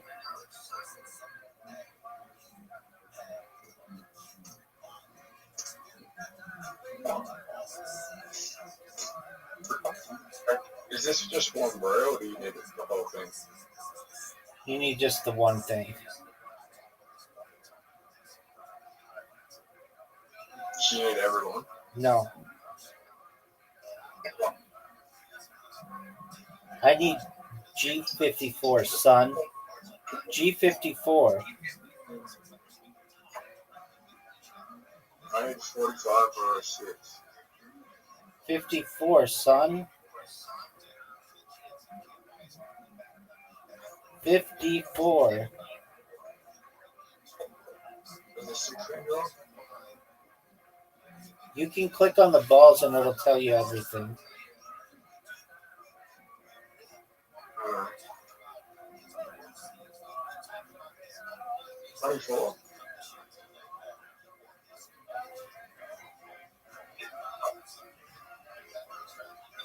Yeah, anything doing?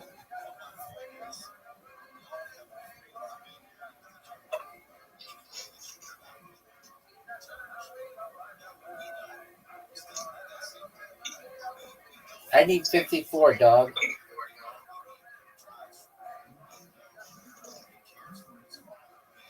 Game over, baby. This bitch is over. Dog. It's 1, 2, 3, 4, 5, 6, 7, 8, 9, 10, 11-3. 11. Blitz League now, son. What did I win? Cole? Oh, I'm Cole, Ludo, and what was it? Cool, Ludo, and the other thing. Just Disco. There you go. All right, you're up, pimp. Everybody's waiting on you.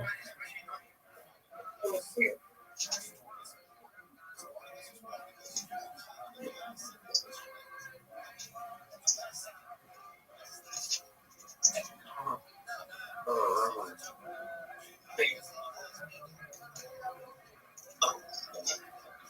Rabbi, you are just wonderful.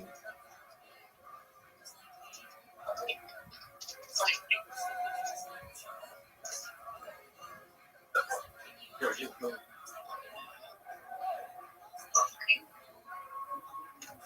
Oh my God, that was a big hit.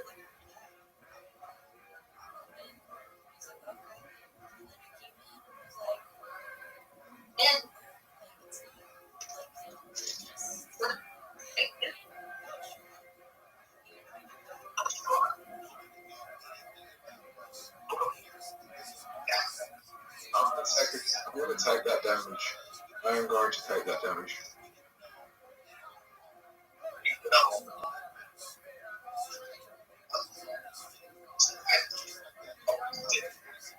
Rabbi, did I just bump out? Perhaps.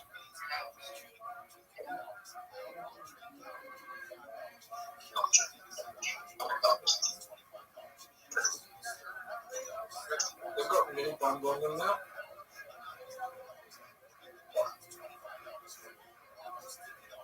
No, that tells you how much damage they do.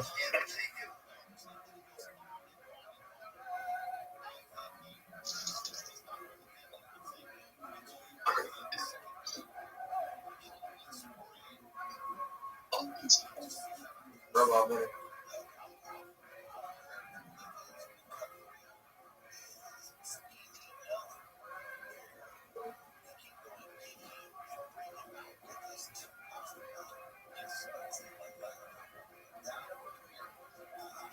I'm going to take it. I'm going to take a big hit here.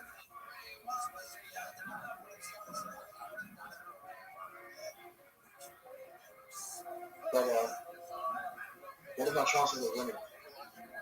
Pretty good.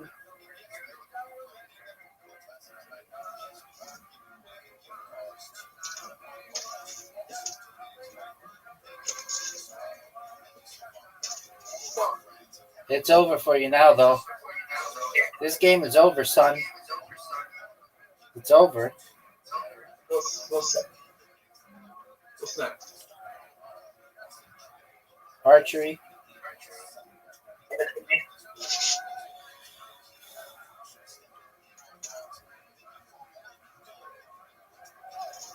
This is quick draw 5 rounds.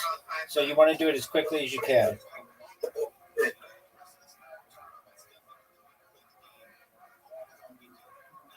And he gets a bullseye. No, I didn't. Bullseye hit. Nope.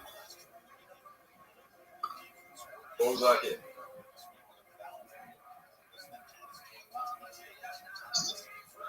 Oh, you are actually very early.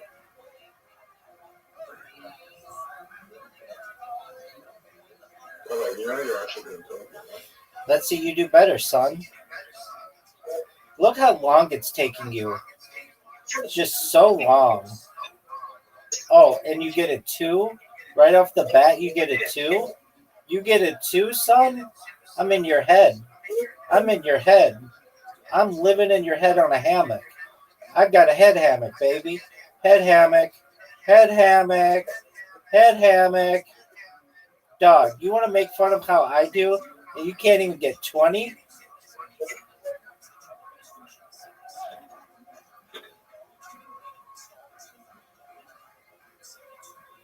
I'm going to shut up so you don't distract me.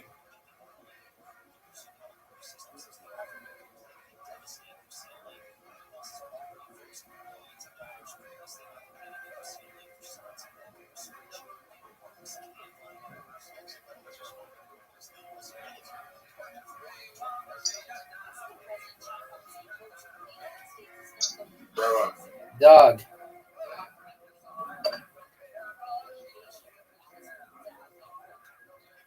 I've got a head hammock, baby. You are so bad at this.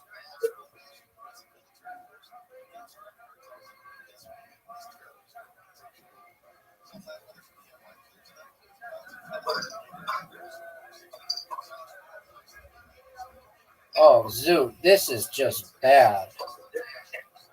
Zoot, this is just awful.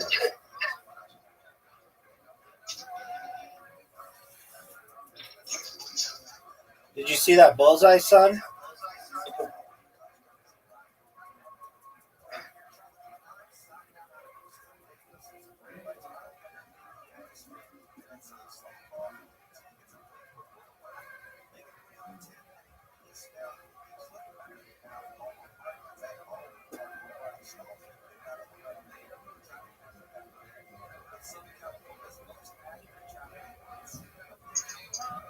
Dog, are you even going to get to 100? Dog, are you even going to get to 100? You're taking so long on these shots. It's just ridiculous how much time you're taking. Just long, terrible shots. Look at this, how bad this shot is.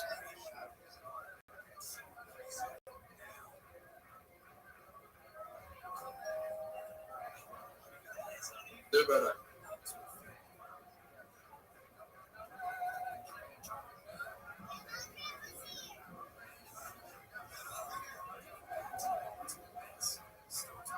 That was terrible. 7? Baby, I'm destroying anything that you think is good.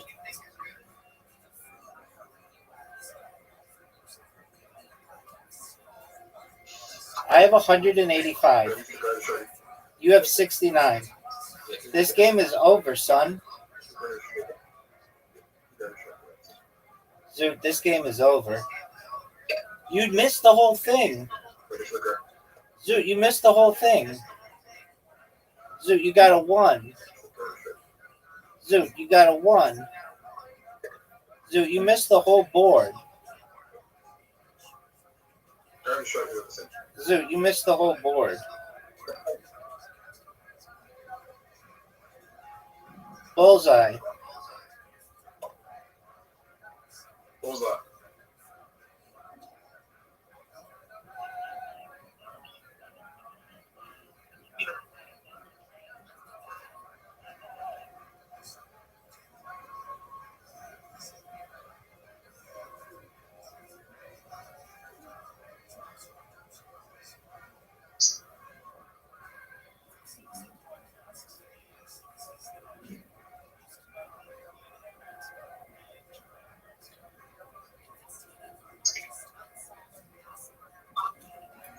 Dog.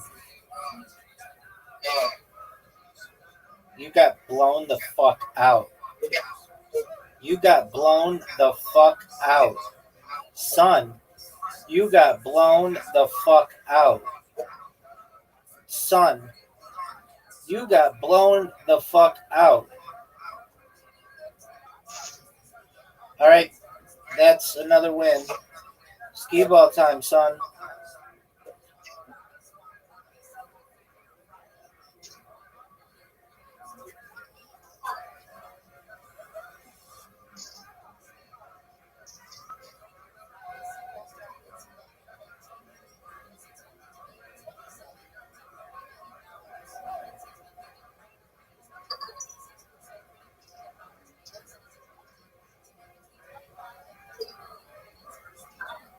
Oh, it's over, baby. This one's over. 450 in the first round. What do you want me to do about it, son? Do you recognize how good that is? Baby, do you recognize how good that is, son? Baby, congratulations on your $100. Zoot.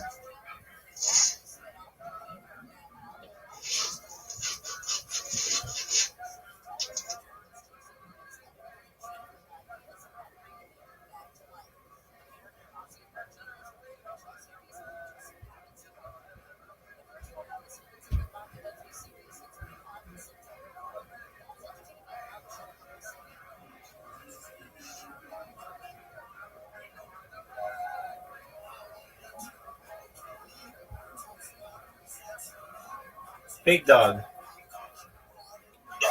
Big dog. This game is over. I'm in your head. I've got a head hammock, baby.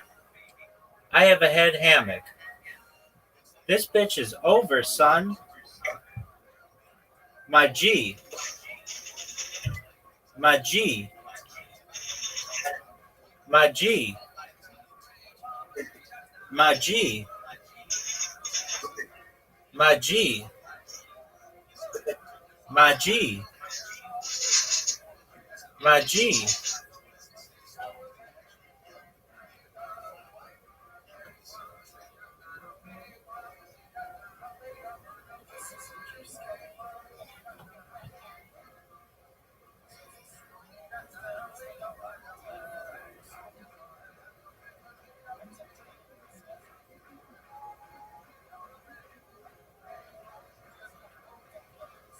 Big dog. You need 660 points right now. Are you going to be able to get it, son? Are you going to be able to get it, son? Son. 660 points, baby. It's over. It's over. You did well. Not well enough, though. Big dog.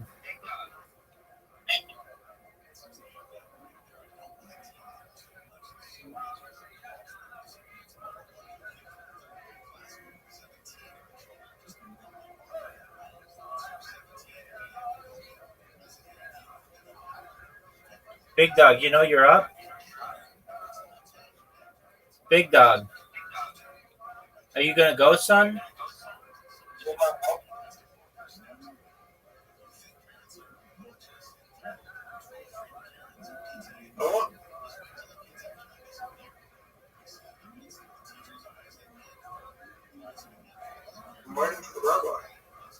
I'm going, baby.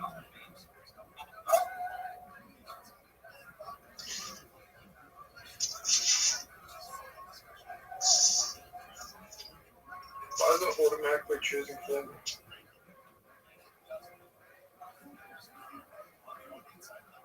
I'm not pressing anything.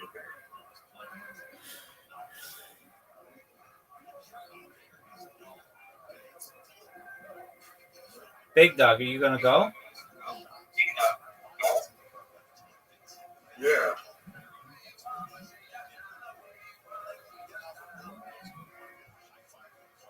Thank you. F you, dog.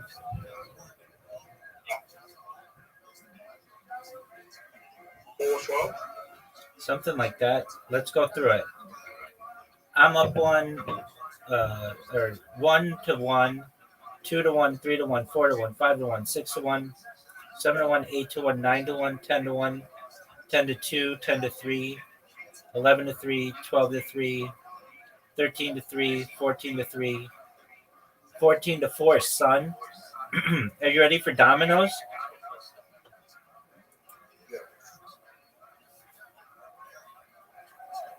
Do I even have a chance? These are questions that I don't even know. All I know is that you did well there.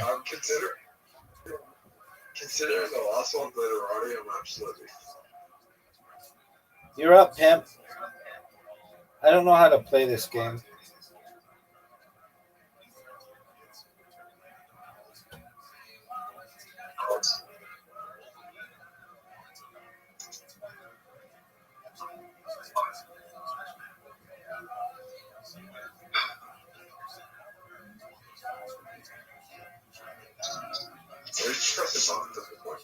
Word, dog.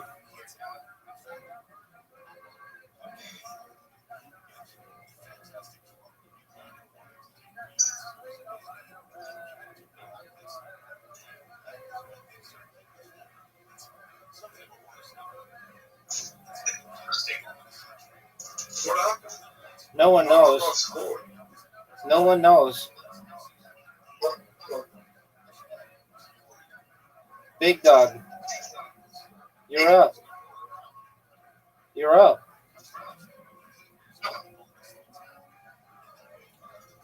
I'm learning how to play the game. Was that my issue? Yes.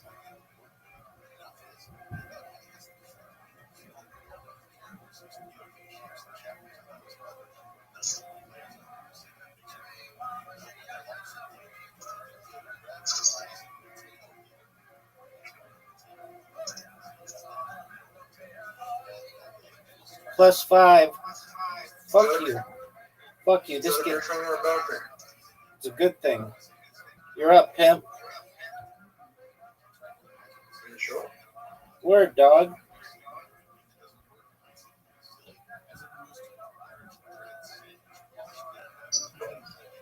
I want.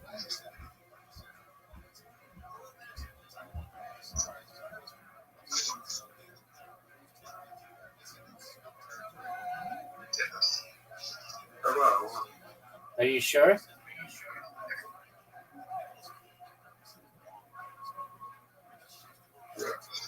I don't think so. Are you gonna go?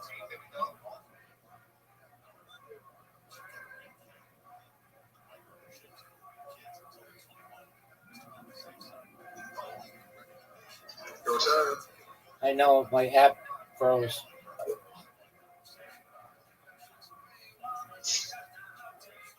Or maybe I can't go. I'm trying. It's like frozen.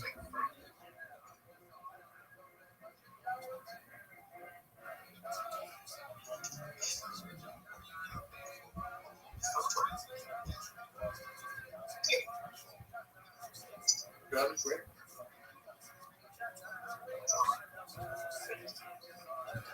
I got 9, son. I got 9, son. How? Because I'm sexy with a big dick. What do you want me to do about it?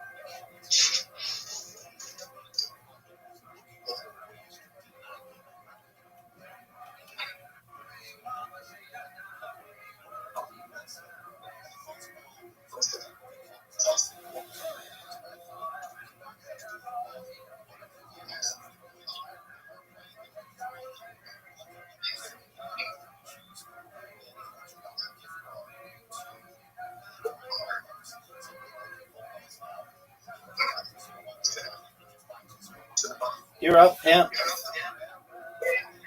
Oh, I won. Oh, you won. Okay. So it's 14 to 4, 14 to 5. 14 to 5. I know. Not backgammon. Do you know how to play backgammon? Yep. All right.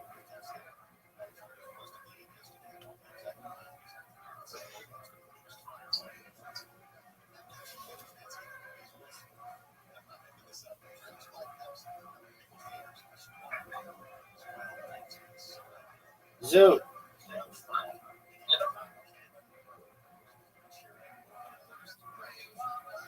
Zoot, you're up. You're up. The only thing is that you know what annoys me? The last game is the Artists. Okay, Zoot, you're up.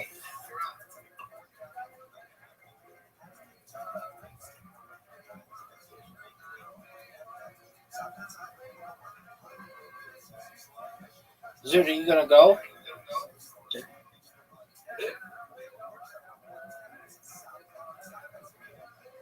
You're up, pimp. Yeah, baby, because I'm amazing.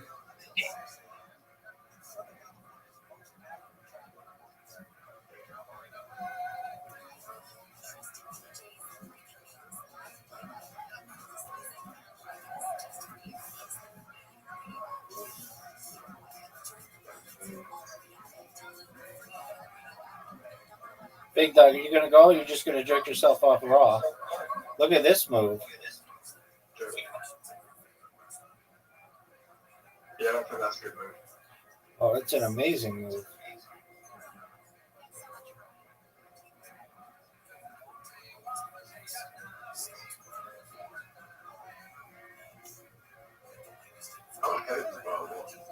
I don't even know what to do.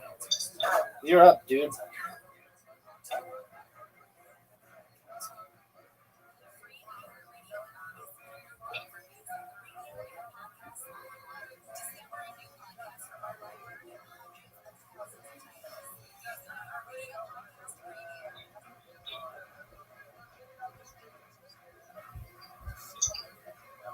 I don't even know what it is.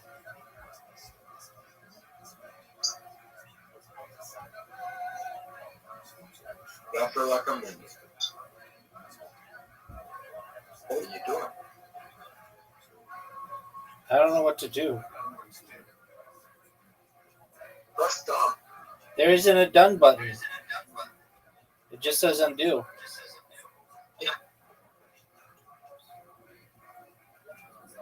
Oh, It should say done. now it does.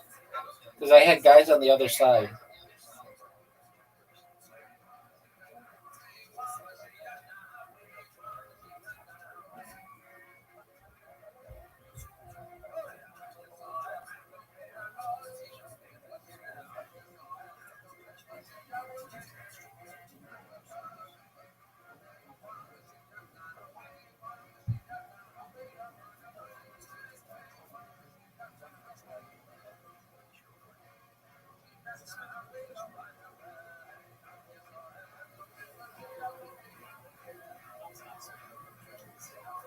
Big Dog, you're up.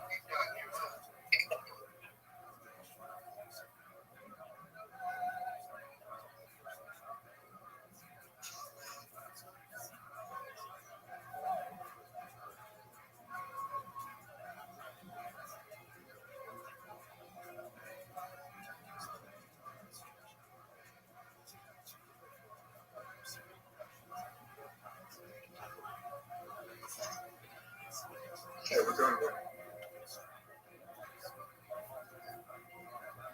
We are winning.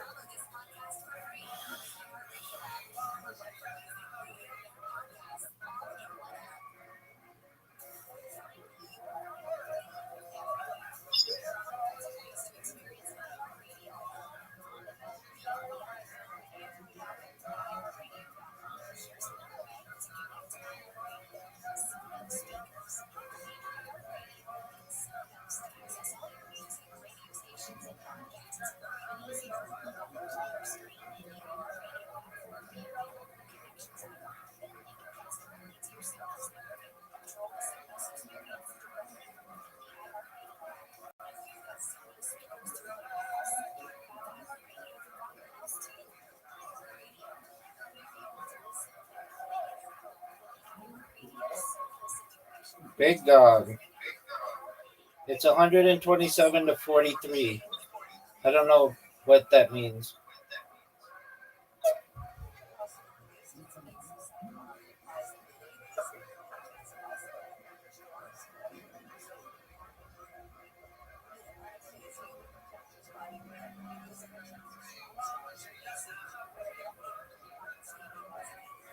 Everybody, you say hello, right? Yeah, I didn't know I could move those ones.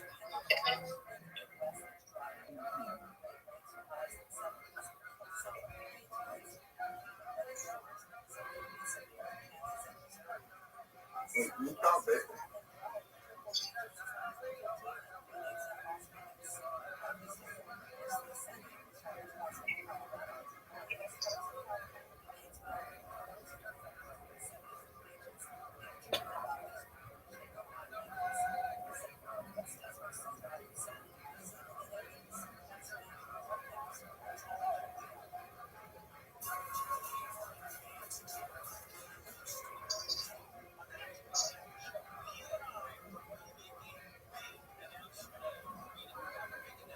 You might have been, you might be able to affect the player notes and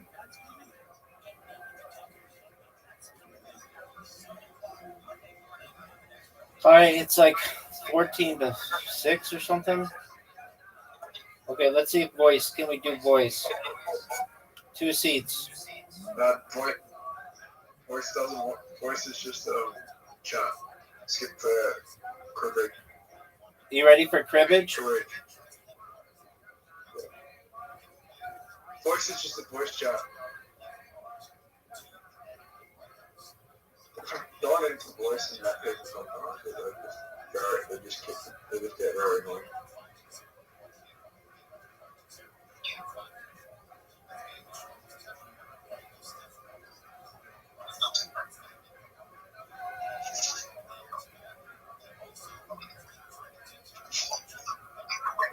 Yes.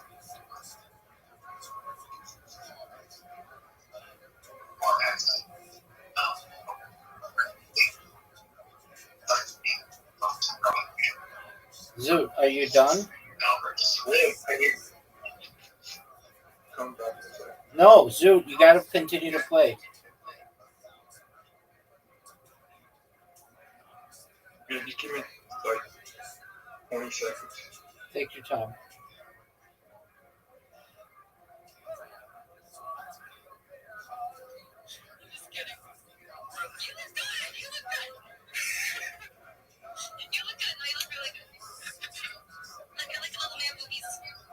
Okay.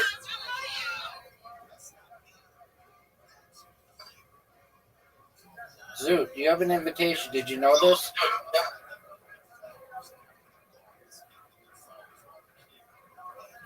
Discard 2 cards into the crib.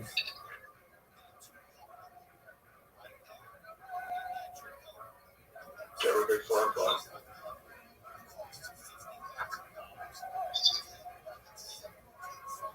This game sucks. Are you gonna go, or are you just gonna jerk yourself off raw?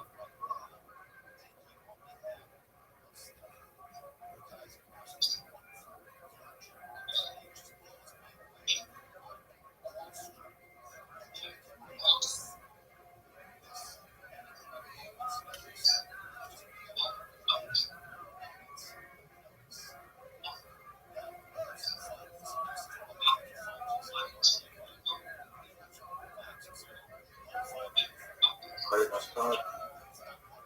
Record.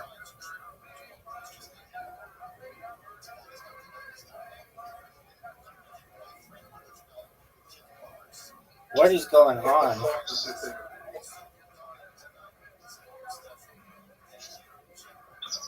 Dude,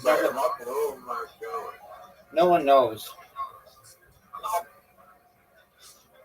I think you're blue. No, I'm yellow. You're blue. Am I? Word, dog. Look at your score versus my score. Yeah, you're 20. I'm not. Right, I'm yellow, you're blue. No, I'm yellow, you're blue. Look again. I'm yellow, you're blue.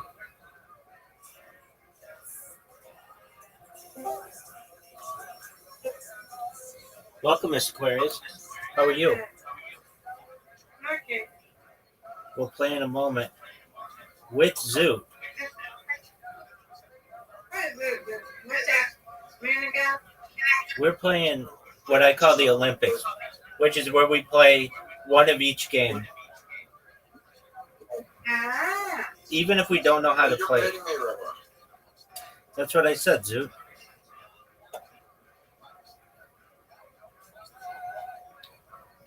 But I'm coming back.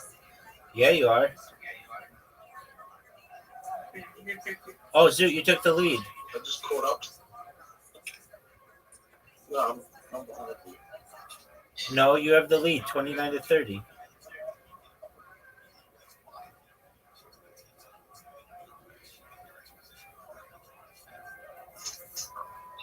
Zoot, are you going to go?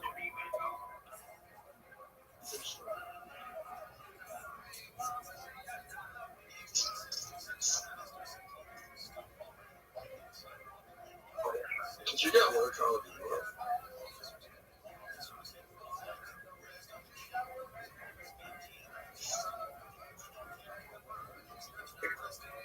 No, I just destroyed you.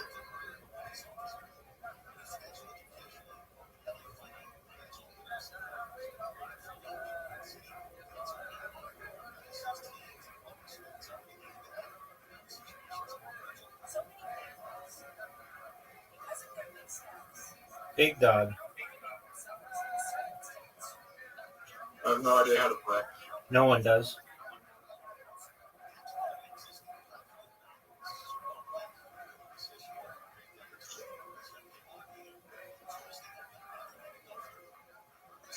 We're almost done, Miss Aquarius. Zoot, are you gonna go? Zoot, are you gonna go? I'm not sure. I'm not sure if this is a good minute. No one knows. That's fun.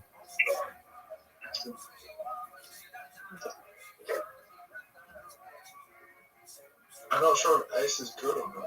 No one knows. Oh, you got a pair of aces?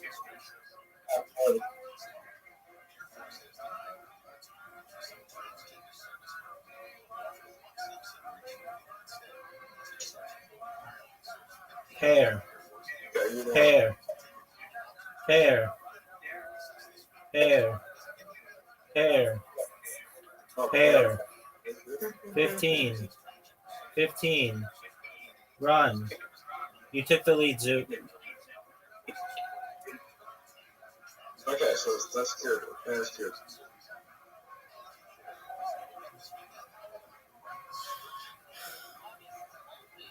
Check.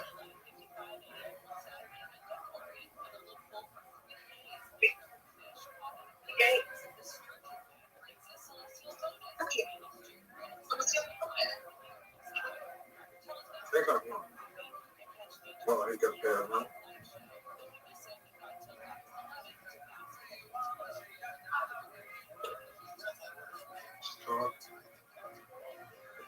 Dude, you had two pairs? Okay.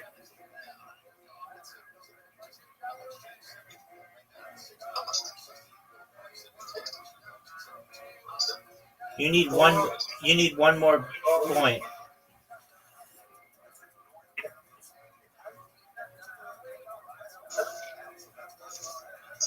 Zoot, you need one more point. Zoot, you need one more point.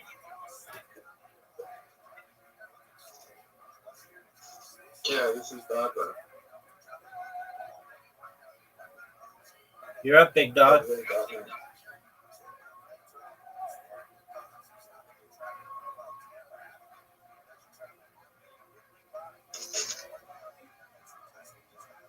Okay, it's bowling time, Zoot. Yeah. I know, but we're gonna play with Miss Aquarius. They don't want to play. Zoot, get your shit together.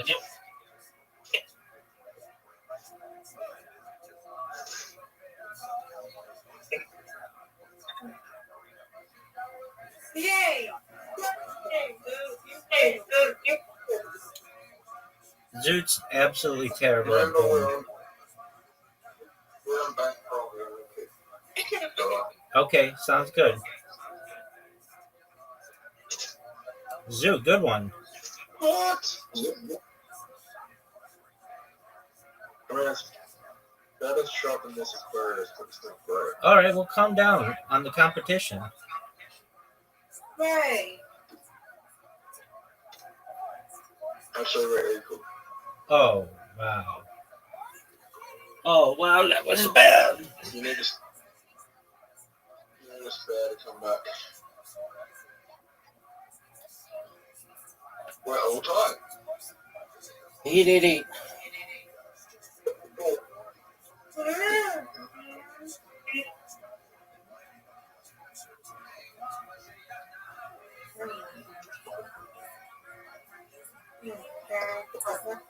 Come on, Zoot. Good strike.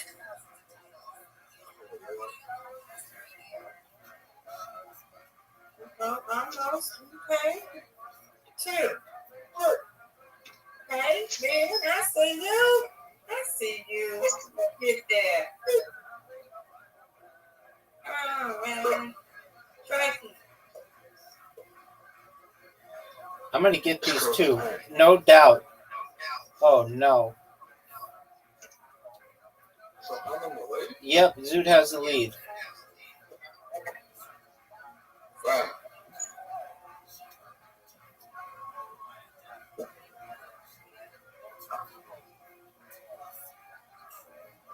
Oh, you just got to step. That's not my shot.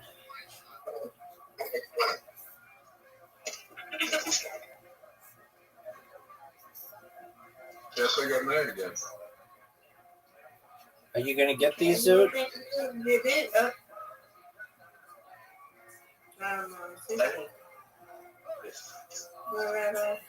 No. This is good.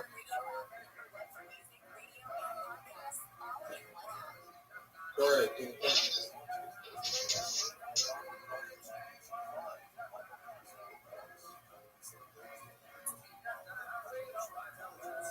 That was good. You're only in front by a spare.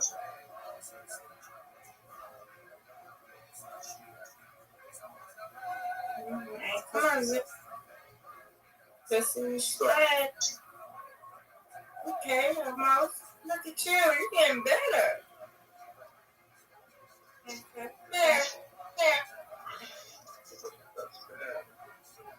You're doing good. Come on, Randall. Like it. That's what I'm talking about. That's what I'm talking about. Because if you get, we win. Okay, that's how we do. That's how we do.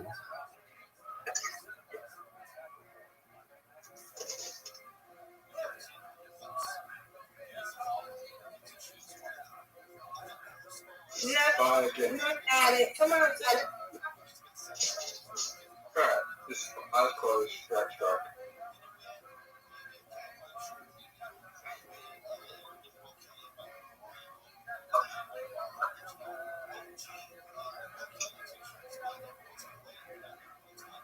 You're right. Bye in the sea. Yes, another strike. Woot woot. Yeah, let's go. Woot woot. Another strike. Let's go. I'm talking about. So you get another one. Okay, good job. Thank you, ma'am. Thank you, we win. Word, girl. All right. Yeah, I got no. So come on, you gotta get some moves.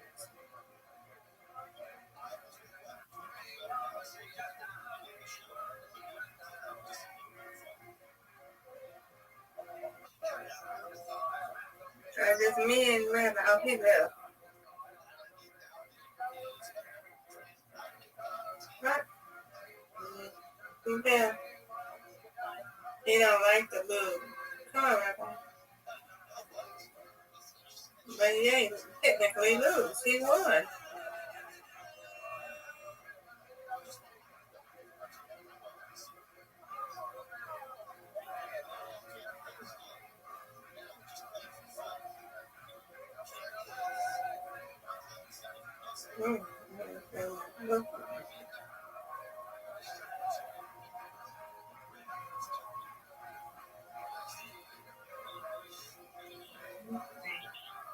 Come on, Rabbit. Okay, look at you. On the Look road. at me. Nice strike.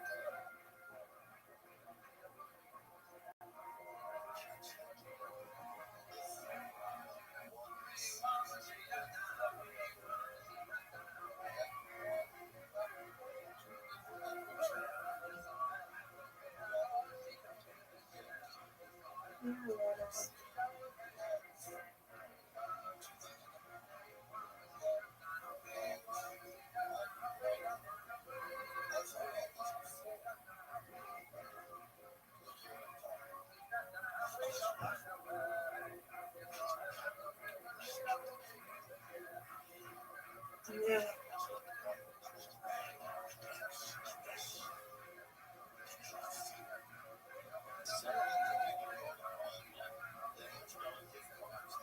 Come on, Rabbit. You got this.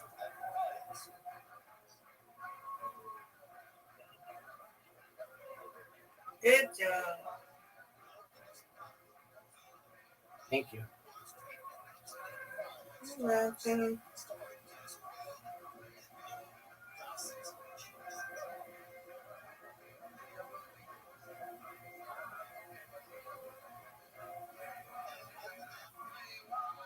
Alright, bye. Come on, get the wings.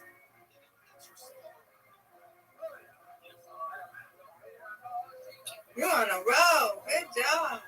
Ooh, ooh. Yay! Ooh, ooh.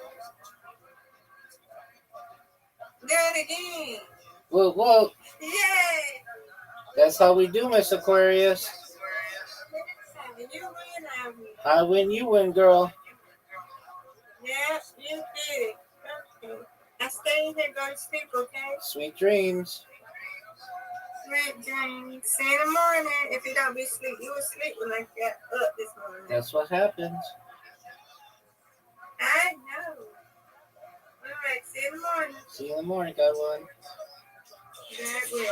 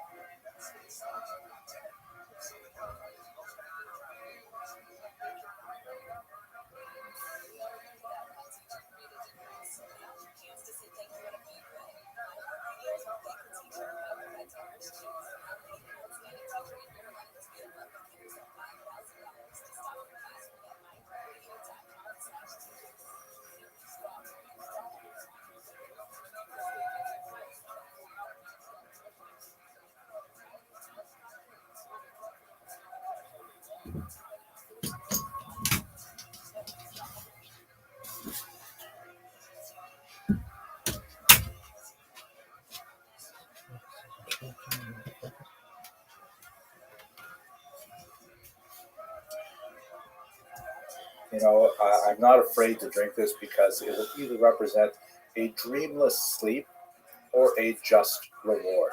Meaning he had a very well thought out ethical system, so much so that he was not even afraid to drink the hemlock. But maybe we'll get back to this a little later on in the course. What do we mean when we say medical ethics?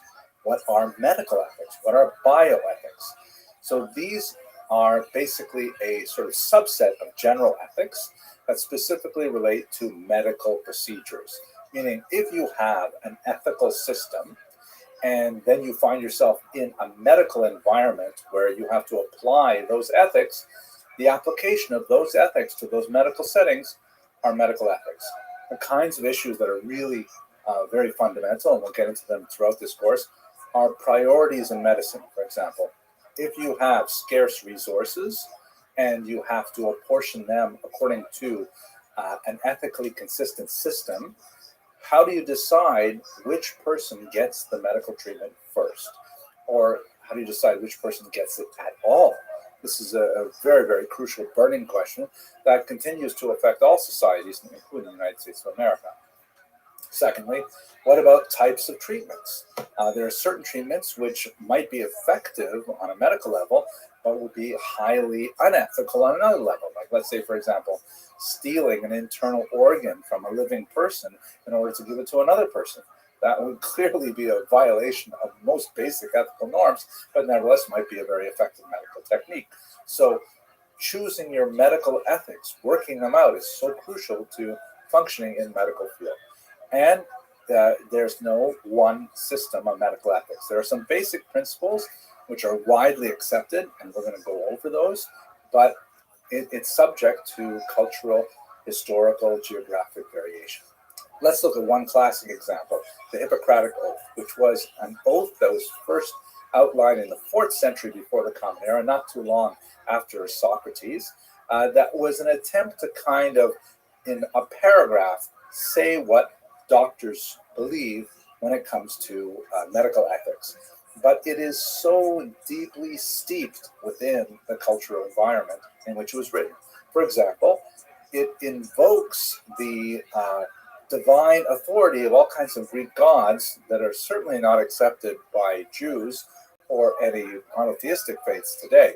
Like it says, I swear by Apollo, physician, and Asclepius, and Hygeia, and Panacea, all the gods and goddesses. Like, you know, invoking that as your authority is clearly a violation of the beliefs of many people. How could we base our ethical system if it's fundamentally founded on a polytheistic faith system that we do not adhere to? There's all kinds of other interesting things in there about debt to teachers, deference to surgeons, in particular, a huge distinction between various types of medical workers, and a massive, massive opposition to abortions, which would also be quite problematic for modern medical procedures, as we shall see in a later class. So even though we have something that everyone seems to sort of generally agree on, oh, the Hippocratic Oath, that's really an important thing, when you actually look at the text of the Hippocratic Oath, it has a lot of difficulties for modern medical ethics. So we have to go a little bit deeper, and we have to say, what are ethics based on? So they are based essentially on values, meaning what are the things that we consider important? When we can rank the things that we consider important, we can structure our ethical system based on that ranking. Once again, values are culturally determined. A couple of examples. not too long ago, it was considered absolutely appropriate to pay women less for identical work, especially in the Industrial Revolution. Men were considered the ones who were responsible to be the prime breadwinner, and therefore salaries given to men had to be larger because they were expected to support a wife and children. Women, on the other hand, were basically just, getting money on the side, that sort of thing. It was a side hustle, as they say. So therefore, they didn't have to be paid as much. Obviously, this would be highly problematic and illegal in contemporary values, especially in the Western world. Other things, for example, Jews would consider very valuable, meaning very full of value, would be the need to preserve the dietary laws of kashrut, to observe the Shabbat, to preserve tzniut, right, with the laws of modesty. All these kinds of things are extremely important to Jews, but not necessarily shared by the broader society. So what you value is something that is clearly shaped by the society in which you live, and you live in a multicultural society in which you may be dealing with patients who have a very different set of values, which you have to deal with, and hopefully respect them whenever possible for in a medically appropriate way. Now, these values frequently clash. One person may have one set of values, another person might have a very sincere belief in a different set of values, and those two things will come to clash with each other, and you have to make a decision. The Gemara, the Talmud in Bava Metzia, says a fascinating discussion that we will come to again later when we talk about the allocation of scarce resources. Two people are traveling in a desert, scenario set up. It's kind of a lifeboat morality situation. And they have one flask of water. Two people, one flask of water. The distance between where they are and the next point of civilization is sufficiently far that if they try to share that flask of water, they will both die of thirst. There's not enough for both of them to make it to the next town. On the other hand, should the person who owns that flask of water simply say, it's all mine, and refuse to share it with the other person, even though that will mean certain death for the other person? So the Talmud goes into a tremendous discussion over what does it mean and what are the values.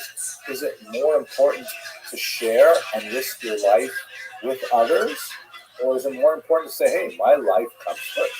And these are the kinds of examples where there's no clear-cut answer. Ultimately, you do have to make a decision, but there's no clear-cut answer right away. And structuring a valuable system or a values-based system is so crucial to the issues we face.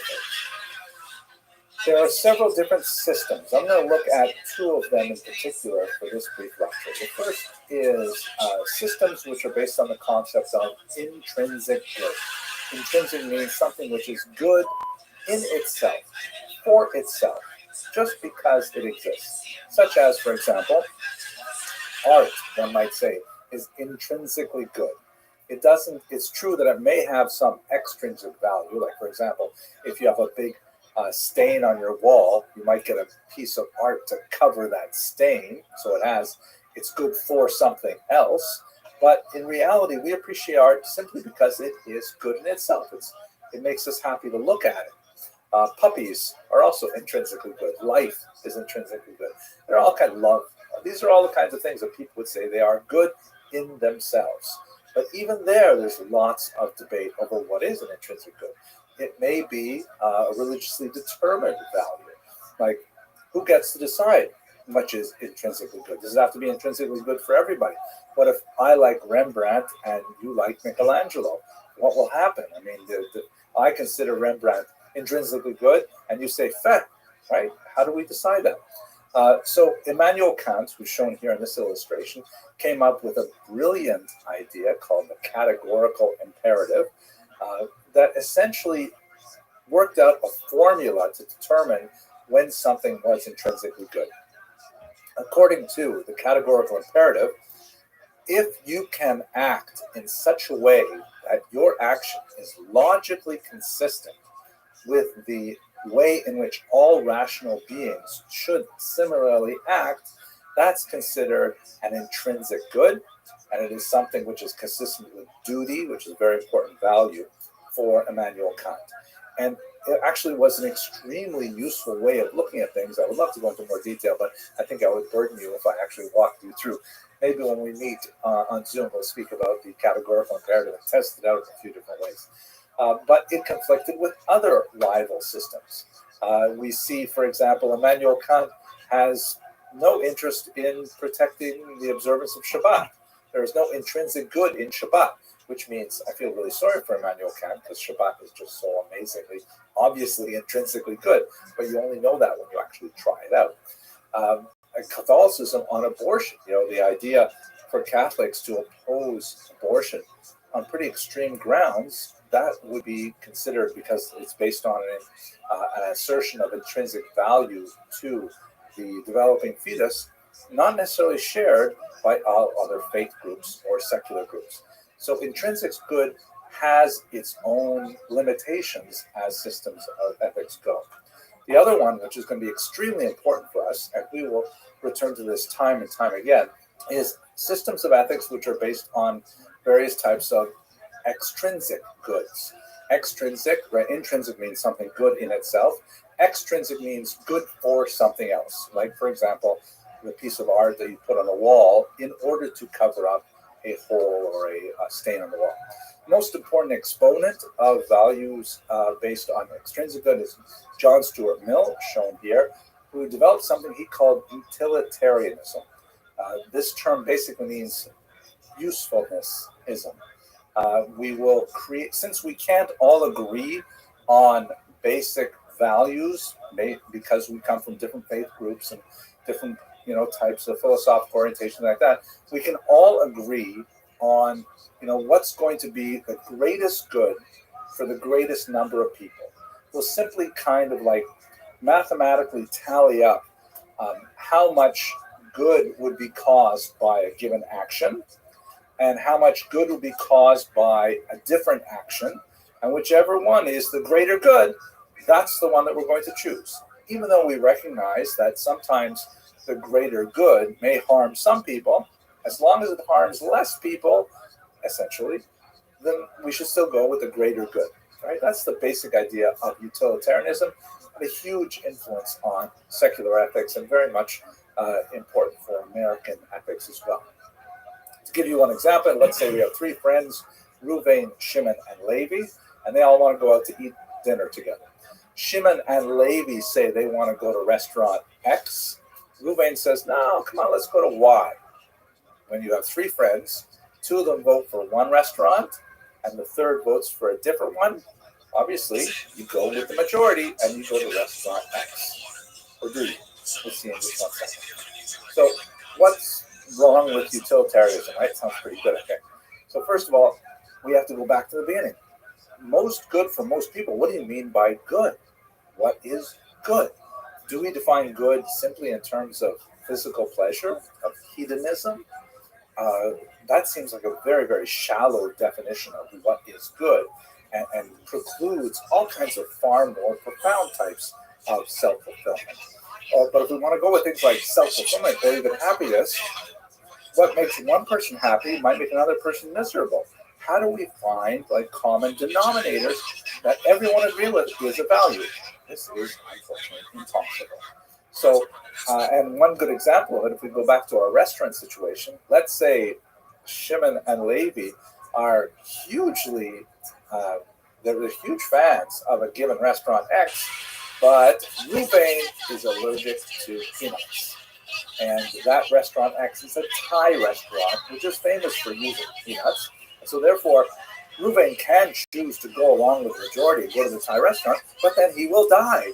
And so the huge amount of not good that Reuven would inherit by going to the Thai restaurant is overwhelms the small amount of good that Shimon and Levi would have by enjoying their favorite dish of pad Thai or whatever. So with utilitarianism, there's no universally applicable standards. We're just trying to figure out in very rough terms what makes something useful and what makes something less useful. So where we are today, 21st century America, essentially a postmodern society. We may come back to discuss what this term postmodernism a little later, what that actually means. But we basically have a kind of relativistic ethics, or a situational ethics, where for the most part we decide these things as we're going along, kind of flailing about, just making decisions on the fly, and it's very, very difficult to have firm ground under us when we hit those really, really difficult situations. That's why studying biomedical ethics is so important, because when you actually get into the field, you won't have time to carefully contemplate all the options. You'll have to have rehearsed many of these scenarios in advance and to have engaged them so that you'll be able to be ready to make the right decision when it happens.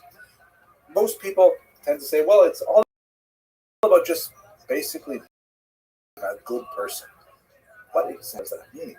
Even a cursory examination of the questions involved suggests that we really don't know. Now, I don't want to dire a picture. There are some areas in which there is broad agreement about the direction of modern medical ethics. One of those issues, for example, is the concept of autonomy, meaning the patient's right to choose what they want for their treatment. This is balanced by an older emphasis on paternalism. The term autonomy comes from the words auto, which means like self, and nomos, law, meaning you make your own self-law, your own self-rule. You can choose what's going to happen to your own body. And paternalism comes from the term pater, meaning father. The father knows best. The father doesn't have to tell you what's happening. The father will make all the decisions for you. So while there's still elements of paternalism that are evident from time to time in modern medical ethics, we'll see some of them over this course, but in general, there's a lot more emphasis on patient autonomy. Sometimes that gets pretty weird. Like, for example, here in the United States, it's de rigueur to have advertisements for medicines on television, for example. When I grew up in Canada, and in most states, most industrialized nations, it's actually illegal. You can't advertise medicines on television. The reason is because what do I, as a historian, not as a medical doctor, know about this medicine versus that medicine versus a third medicine, right? I trust my doctor to figure out which medicine is right for me. But in the American corporate world, if they can make really catchy ads with the right kind of mood and things like that, then I'll look at that and I'll say, wow, if I took that medicine, my life would be much better. And then I will go back to my doctor and I'll pressure my doctor in order to have him or her prescribe to me that particular medicine. And it's great for commerce, but not necessarily so great for medicine. Nevertheless, that's the nature of the society in which we live in. And like I said, our ethics are colored by the society in which we live. Another basic idea that's very, very common in contemporary modern ethical ethics is the idea of non-maleficence, that means don't hurt people. It comes from a passage in the Hippocratic Oath, primum non nocere. First of all, do no harm, right? There is a strongly held common belief that doctors should strive at least not to make things worse. Sounds like a pretty low toll, but nevertheless, it's a foundation. At least don't make things worse. We try to make things better, of course, but at least don't make things worse. Don't go around like a bull in a china shop, let's see what happens if we do this. Let's see what happens if we do that, right? No, at least don't make it worse. And then there is obviously the idea that medical ethics should be just, that there is an idea of accountability for doctors and medical personnel. That's why the main textbook is so important, because it has lots of really important information on the kind of legal implications of what you do in a medical environment. But to take it from a larger philosophical as opposed to the narrow experience here in America, which definition of justice are we going to use to understand how a person behaves? So these are all so crucial for the development of medical ethics, and there are certain basic principles that we will see enacted over and over again. Now, the kinds of reasons why it's so important for us to have medical ethics today, you might think, well, why don't I just learn my narrow trade, my narrow specialization? Why do I have to think about these other things? The reality is because the nature of our medical establishment today is that people are over specialized and they focus, let's say, so carefully on the left foot that they know everything there is to know about the left foot, but they don't think about what the implications are for the person who owns that particular foot. And we have spent so much of our energy training experts to be highly specialized, but they never actually explore the humanities history, right? Which is so crucial for developing that ethical sensibility. Secondly, our technology has advanced way past our ability to understand what it means. We can do things now with genetic technology. We can do all kinds of mind-bending alterations to basic units of human identity that we never were able to do before. And sometimes we know how to do things before we understand whether or not we should do things. We live in a highly litigious environment where doctors and medical personnel are sued all the time, and this is part of the downside of the lack of paternalism as a value. Autonomy means that when people are dissatisfied with their treatment, they have the right to sue their caregivers, and so you have to be protected against that and make sure that your behavior is, of course, corresponding to best practices, ethically and otherwise. And also, one of the huge questions is who ultimately gets to make the medical decisions today? In the American environment in particular, with the nature of health insurance and how that functions, a lot of these decisions are not made by doctors, but really made by the commercial enterprises that support the entire medical infrastructure, and that has to do primarily with health insurance. So these are a whole swirling group of difficult issues that you're going to have to make your way through and find a firm philosophical foundation for your own approach to medical ethics. We're going to go into some more details in the next videos, but I just want to say thank you very much for watching this one.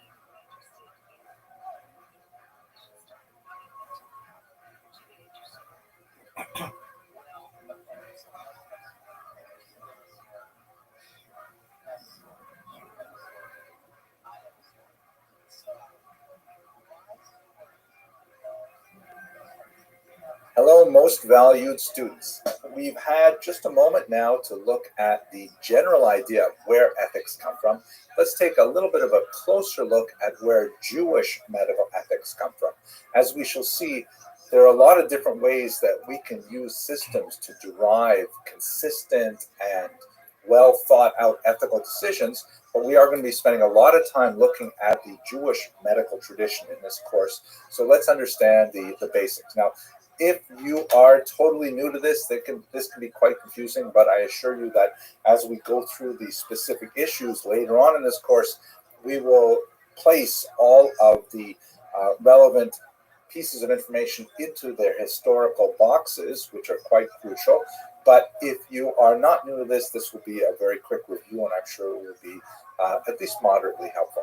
So first of all, one of the most important differences between Jewish medical ethics and other systems, particularly modern systems based on utilitarianism, are that Jewish medical ethics are based on a fixed system of values that are derived from a revealed source. In other words, the Torah. That is, Jews rely, and I want to say Jews, I'm talking about the Jewish tradition. Obviously, in modern age, Jews can make individual decisions that may not conform to Torah priorities. But historically, Jews have relied on the Torah as their basis for a definition of what has value. And on those values, Jews have been involved in creating their medical ethical system. This is quite different from, let's say, utilitarianism, where there is no fixed given set of values, hence revealed, right? Meaning God says, don't worry about figuring this out. I'm going to tell you in writing, these are the things that are most important, and these are the priorities, and so on. So not only do Jews start with a fixed, revealed source of already defined values, Jews also rely on a narrative tradition of how to interpret those values, specific rules, hermeneutic rules, to determine when an apparent contradiction exists, how it can be resolved. The books, the texts that have ultimately defined these things and record these things for later generations are what we're going to focus on today. They include things like the Mishnah and the Talmud, the codes, the responsa, and so on. But we should also bear in mind that while Jewish medical ethics is fundamentally rooted in that revealed fixed tradition, there's this also very important concept of the lo b'shamayim. It is not in heaven. In other words, God, as Jews understand the system, gave us the basic principles, but human beings, Jews, are supposed to engage in those principles and derive medical ethics from them, along with secular ethics of a whole variety of concerns, everything from civil law to criminal law and so on. It's all to be derived from those God-given principles in a fixed series of narrative steps that we will go through. So it's sort of like an interesting mix of divine authority and human intervention, human interpretation that makes up Jewish medical ethics. Okay, let's look at it. We should also bear in mind that in this system, there is no difference between what we would call interpersonal, the Hebrew term is bein adam v'chaveiro, ethics that determine behavior between one person and another, and what one might call ritual ethics, meaning things that are between a person and God, bein adam l'makom in Hebrew. In other words, we tend not to consider things like how does a Jew honor the Sabbath as being fundamentally different from how a Jew respects his or her neighbor's personal property, right? They're all part of the same system. And although we may see that there are different levels of stringency based on human interpretations, but it all fits within one big body of commandments. And this will be extremely important because when it comes to medical ethics, where multiple values, multiple priorities often clash, decisions have to be made, and sometimes certain ethics have to be sacrificed for other ethics. We'll get lots of examples of that throughout this course. But let's go through the text now and try to understand, how are these values codified? First of all, let us begin with something that may be surprising to those of you who are new to this material, the concept that there are actually two Torahs, right? That's really important. The first is the written Torah, known in Hebrew as Torah Shebechsav, and that refers to the 5 books of Moses. The first 5 books of the Bible, which according to Jewish tradition, are given by God in the form that we have them today. This is obviously at variance with a lot of ideas of modern biblical criticism, but that doesn't matter because we're working within the intellectual ecosystem of Jewish medical ethics, which understands these first 5 books of Moses as being totally authentic and inviolate. Now, along with the written Torah, Jewish theology holds that there is a complementary oral Torah, Torah Sheba'al Peh, which is a body of teaching, as the term implies, that was delivered orally from God to Moses and then handed down subsequently through generations of scholars all the way up until the present day. And that oral tradition, which we're going to explore in a little more detail in just a second, is then somehow divided into various areas of teachings. The Mishnah is going to be extremely important. That's essentially a body of law. But there's also the Midrash, which is a kind of a poetic appreciation of ideas in the Torah that do not necessarily have to do specifically with ethics, but may say something about, the universe, the nature of life, philosophical ideas, things like that. And then finally, there is the esoteric or mystical tradition known as the Kabbalah. All of these 3 types of information, which are codified in different types of books, as we shall see, are forms or expressions of the oral Torah. And the oral Torah, crucially, is something which is still engaged in today. It is still something which requires the active engagement of students in order to find out what does the written Torah really mean. It's only found out through this oral exchange of ideas. So let's look, what is the nature of the written Torah? The traditional understanding that Jews have held dear for centuries is that those first 5 books of Moses are of divine origin. They are infallible, even when it appears that there are spelling inconsistencies or grammatical infelicities. All of those things are intentional, including things like, for example, letters which must be written upside down in the scribal form of the written Torah, all kinds of things like that. And that it is fundamentally inscrutable, meaning we can't plummet to its very depths. We can understand it on a certain level, but we will always come up against things which are fundamentally secrets of the Torah, and those are accessible only by the greatest scholars who have delved and plumbed the depths of the mystical tradition and so on. But that's basically the level of awe and respect that Jews come to the Torah, the written Torah in particular. It is understood as the blueprint of the universe. That's a sort of a paraphrase of the description of the Torah that's written in Talmud, that God looks into the Torah and then creates the rest of the universe, that it is the model for the universe, that it has, no limitations on its applicability. It is eternally relevant, as a passage in the Mishnah says. You can turn it and turn it. Of course, it's a scroll, right? So when you're turning it, you're going through it.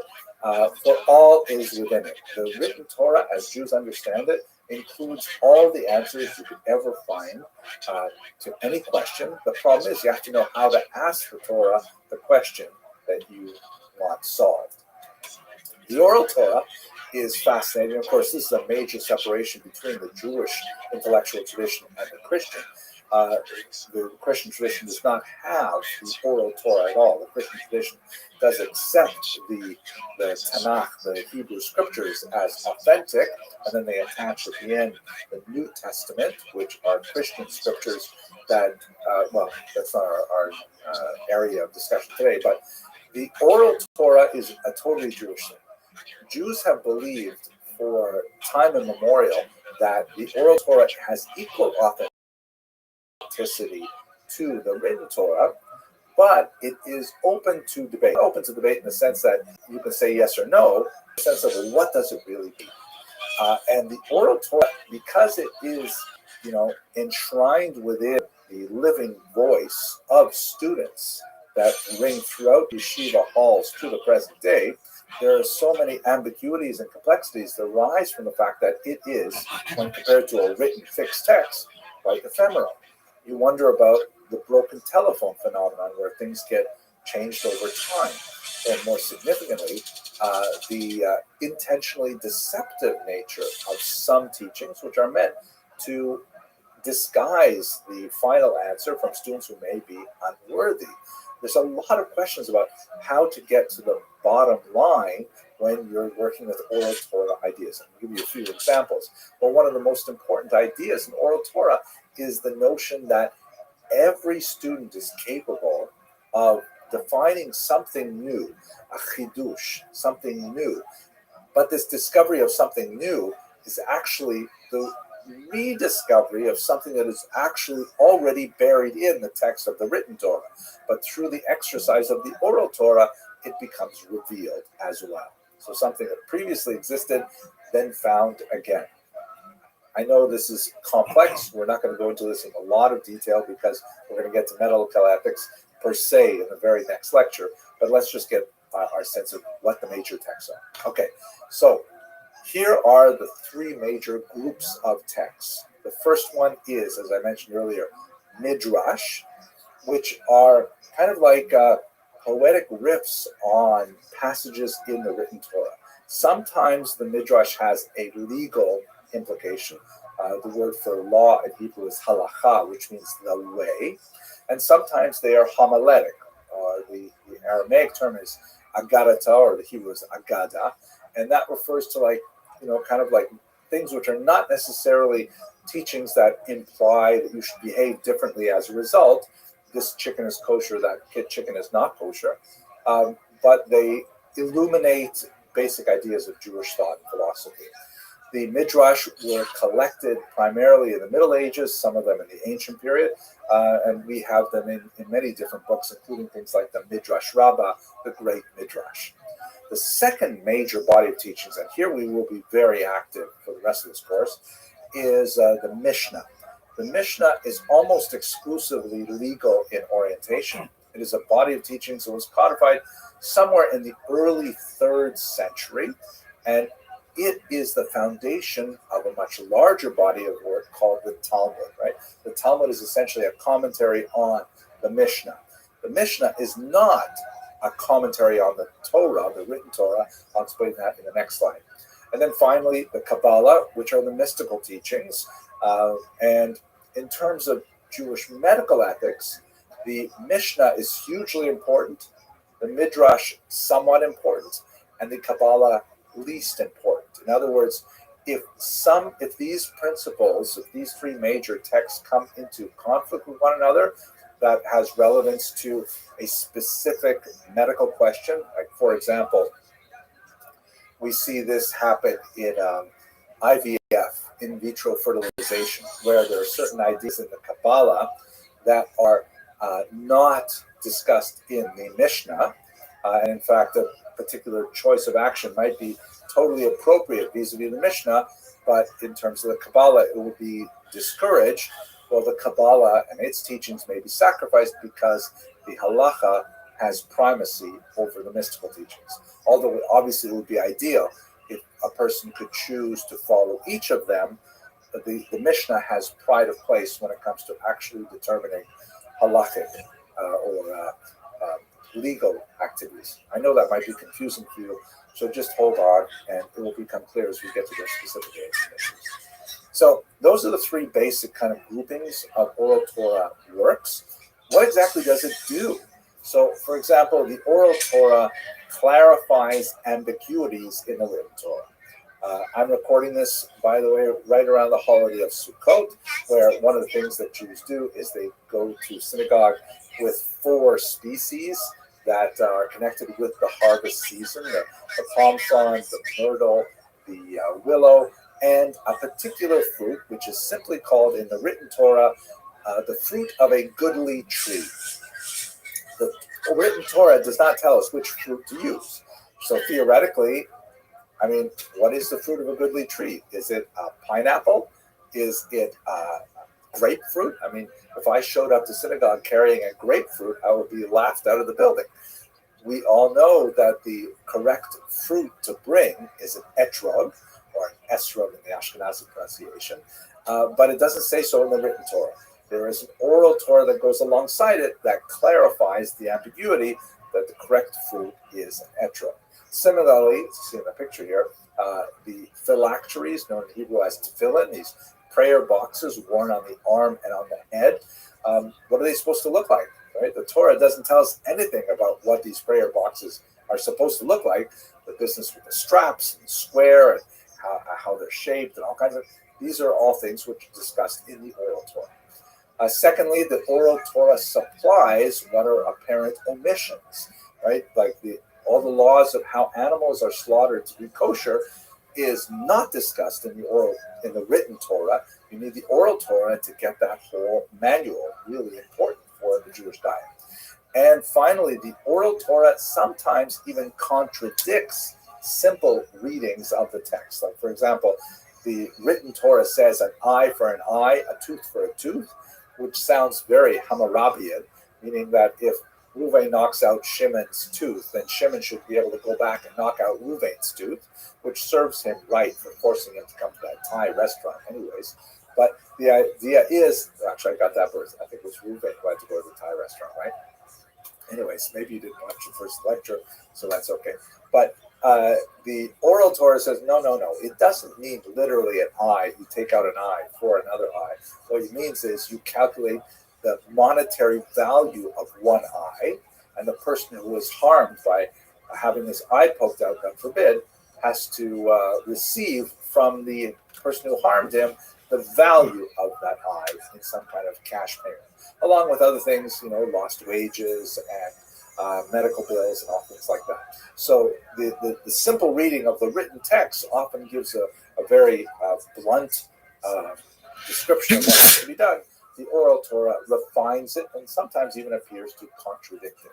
So that's what the oral Torah actually does. Okay, so let's go on now to the codes and responsa. Okay. Recall that all of these works are evolving historically as well. Theologically, the oral Torah was given to Moses at Sinai and then handed down, but the texts that we have before us today are the product of hundreds of years of rabbis, named rabbis, discussing things. Not only rabbis, by the way, a few non-rabbis, women as well, are occasionally mentioned, but there's like hundreds of people discussing these things, and their opinions are recorded in books like the Mishnah.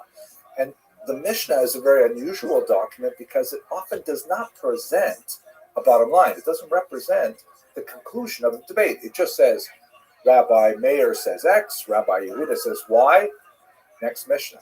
So how are we supposed to behave? Do we follow Rabbi Meir or follow Rabbi Yehuda? That's when the codes come in. Codes, which developed in the medieval period, really starting from the 10th century and onward. Perhaps the most important of them is a code written by Moses Maimonides called the Mishnah Torah, not to be confused with the Mishnah, and not to be confused also with Mishnah Brura, which is something written much later. But the Mishnah Torah is essentially a code saying, you know what, I'm going to go through all this confusing material, which is scattered throughout many different books, and I'm going to put it in basically a big list of rules that are categorized by type. All the laws of keeping kosher will be here. All the laws of keeping Shabbat will be here.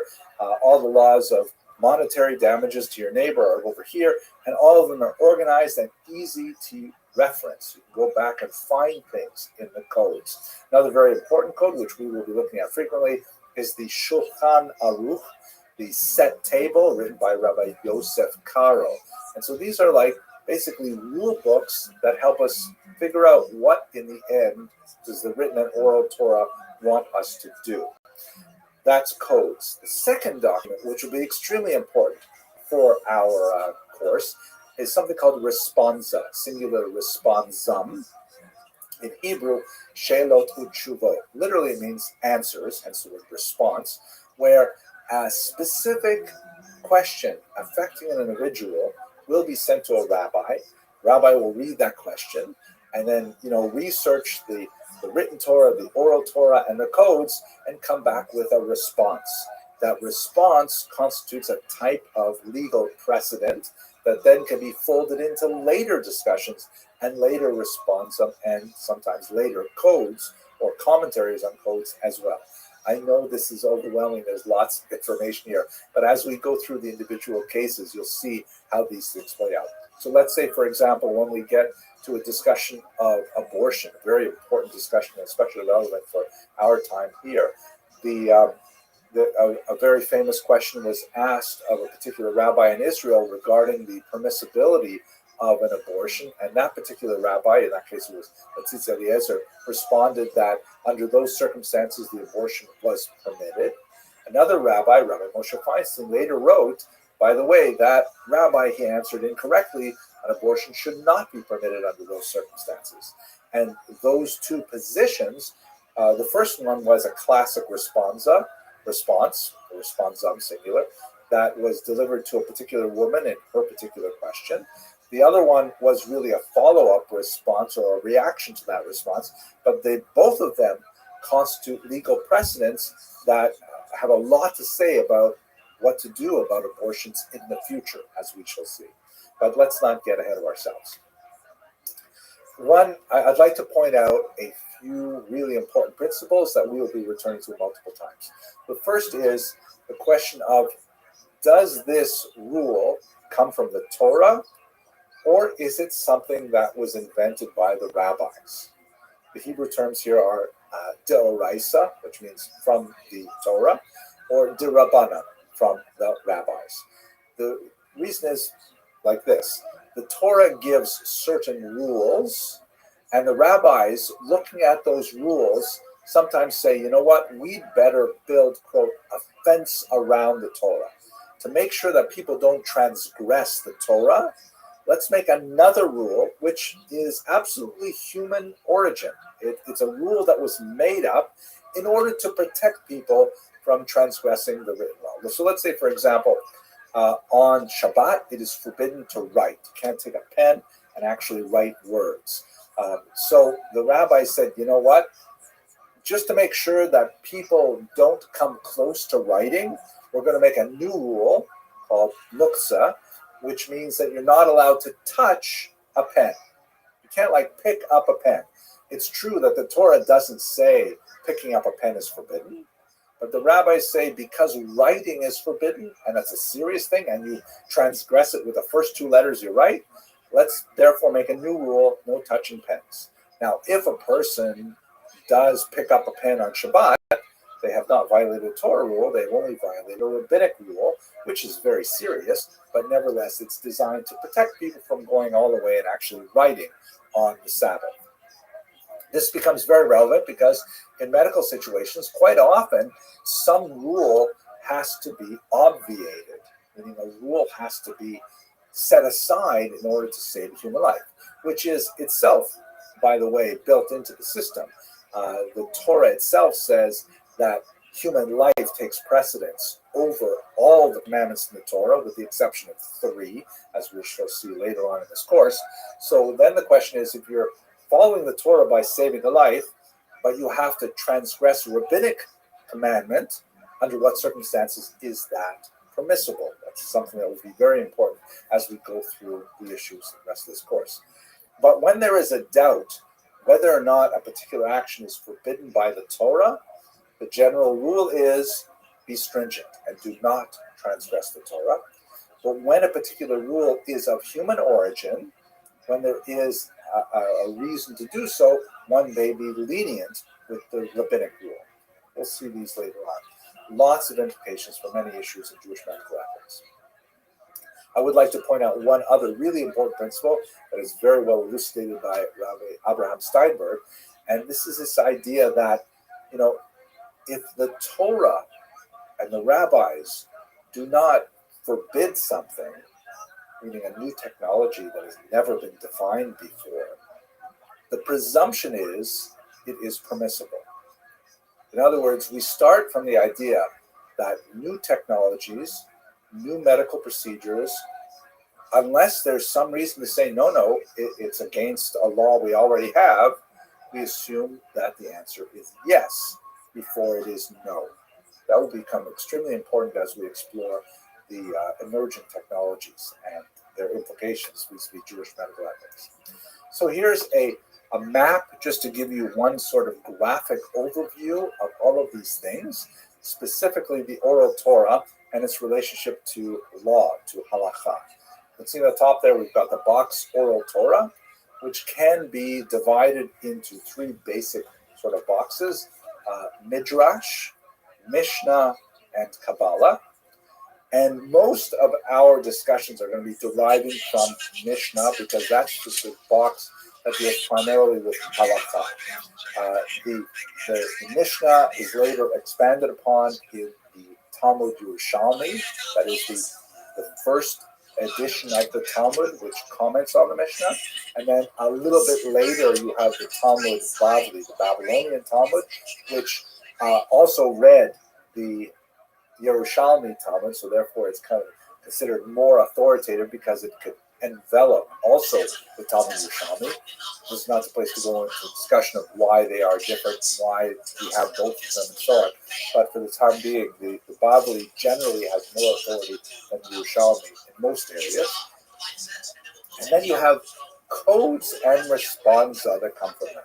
The codes are written because the Talmud, by dint of the nature of its structure, is quite diffuse. There's very few areas where all the information on a given topic are concentrated. And in order to really understand anything important, you have to study the entire Talmud in order to know that you're not missing anything. So the codes go back and organize it in new books like the Mishnah Torah or the Shulchan Aruch. And then we have responsa, which really date from the period of the Talmud Bavli shortly afterwards, and come right up to the present day, 21st century. There are definitely lots of responses still being written today, where individuals will ask rabbis specific questions. Those questions will then be answered in writing, and they constitute case law precedent for future halakha. Okay, that's a quick overview of the big areas of text that will inform our discussions. Let's get into the actual examples of Jewish medical ethics, beginning with very, very difficult issues like the allocation of scarce resources. Thank you very much for listening.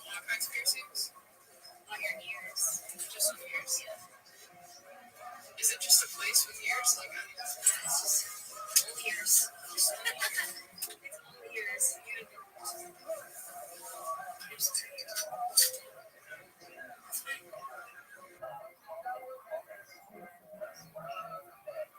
Hello, fellow students of Jewish history. I'd like to begin a brief series of lectures on the Jewish encounter with Rome. Today we're going to focus on the reign of King Herod, but I'd like to begin with the very first encounter with Rome, which actually takes us back to the days of the Maccabees. Here you can see a beautiful representation of Judas Maccabeus, or Yehuda Maccabee, one of the great military heroes of the revolt that occurred about the year 167 before the Common Era. Let's place his role in the encounter with Rome within its historical context. First, we've got to jump back just a little bit further to the reign of Alexander the Great, who, as you can see in this map, extended the empire he created from Macedonia, which is in the green on the left, all the way out through the Greek territories, Asia Minor, all the way through the Eastern Mediterranean, including Egypt, and then all the way out to northern India, Afghanistan.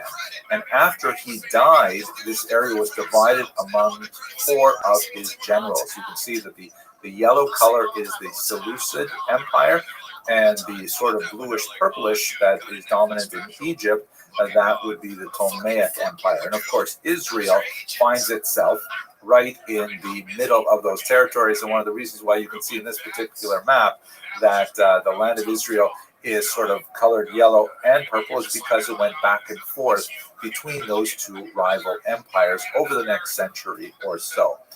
We've spoken in other lectures about the Maccabean rebellion, and I'm not going to go into it in great detail here, but let us just recall that there were many Jews living in the land of Israel who actively supported the Seleucid Greeks in their program to Hellenize the population. That is, to get the Jewish population in the land of Israel to absorb more and more Greek values, including everything from philosophy and science to athletics and aesthetics.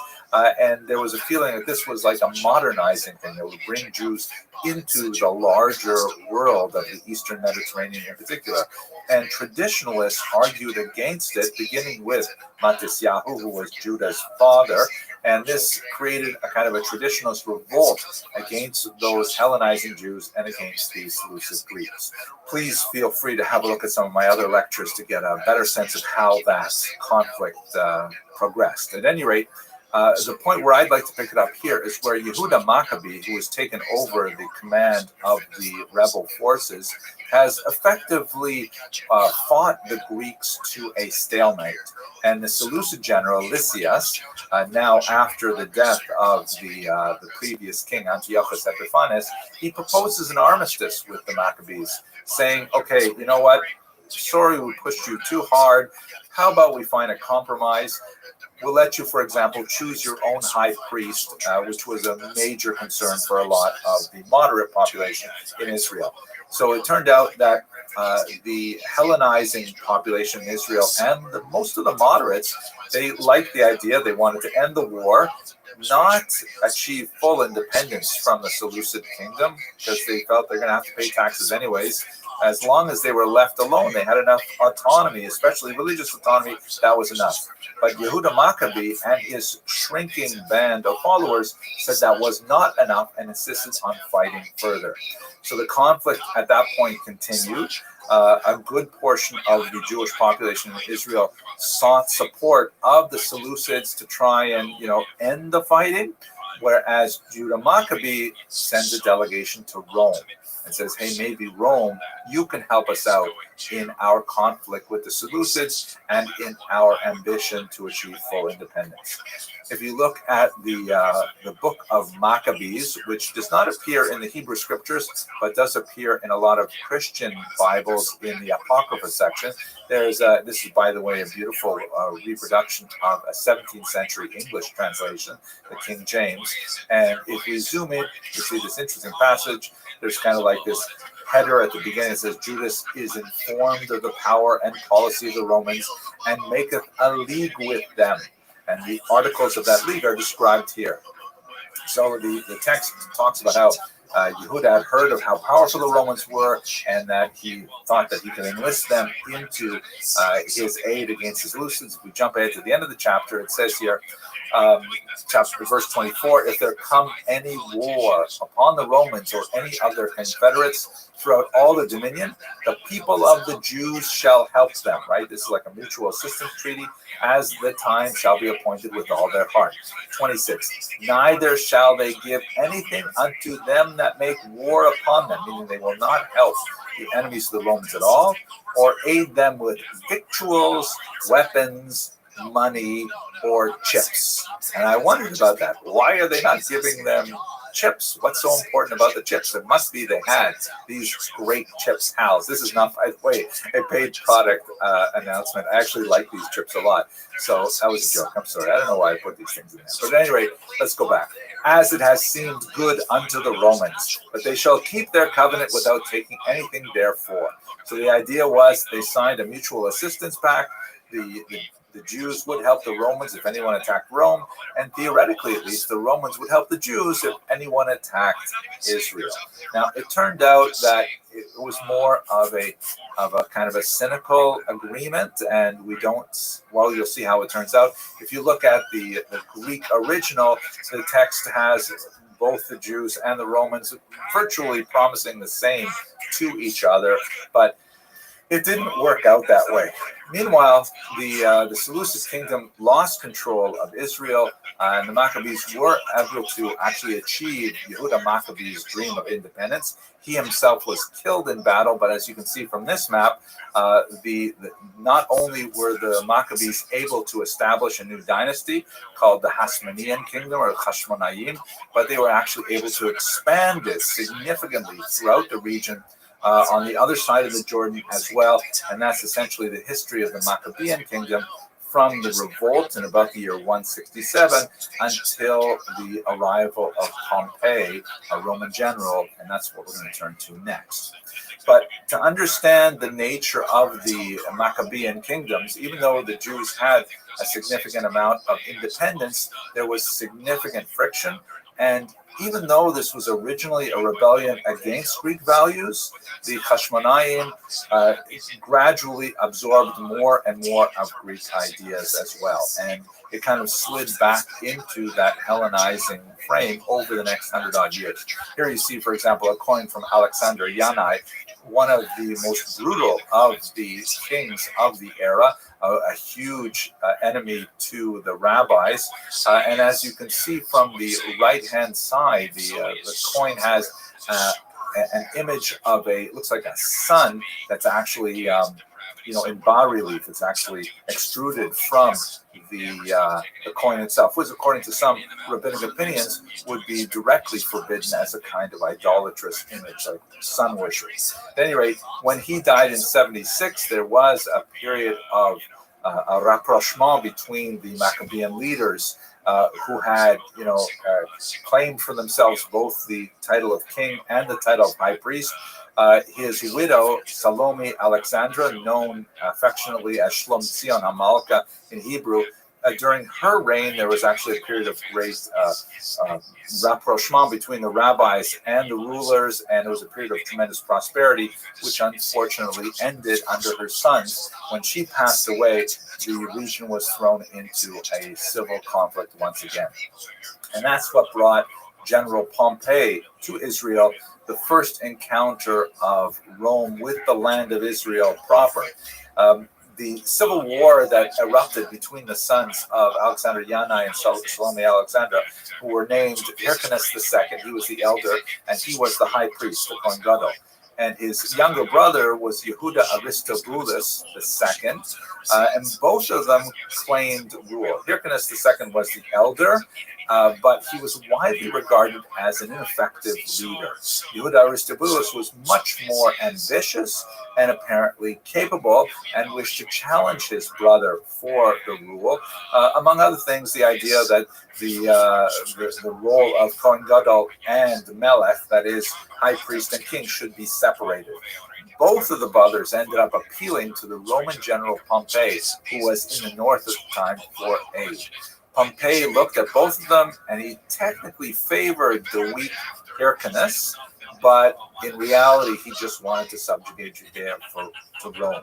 And when he came into the area, he nominally supported Hyrcanus, but in reality, he took it over and, in fact, defiled the temple in a rather disgusting manner. This was in the year 63 before the Common Era. About 20 years later, Hyrcanus would ultimately be deposed by his nephew, Antigonus, who was actually Aristobulus' son. According to Josephus, Antigonus actually bit off his uncle's ears, which mutilated him in such a way that he was no longer fit to serve as the Kohen Gadol, because there are certain laws about how the high priest has to appear.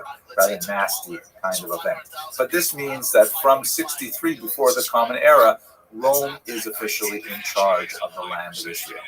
Let us now turn a little bit later in time to the rise of one of the greatest kings of Israel in this era, King Herod.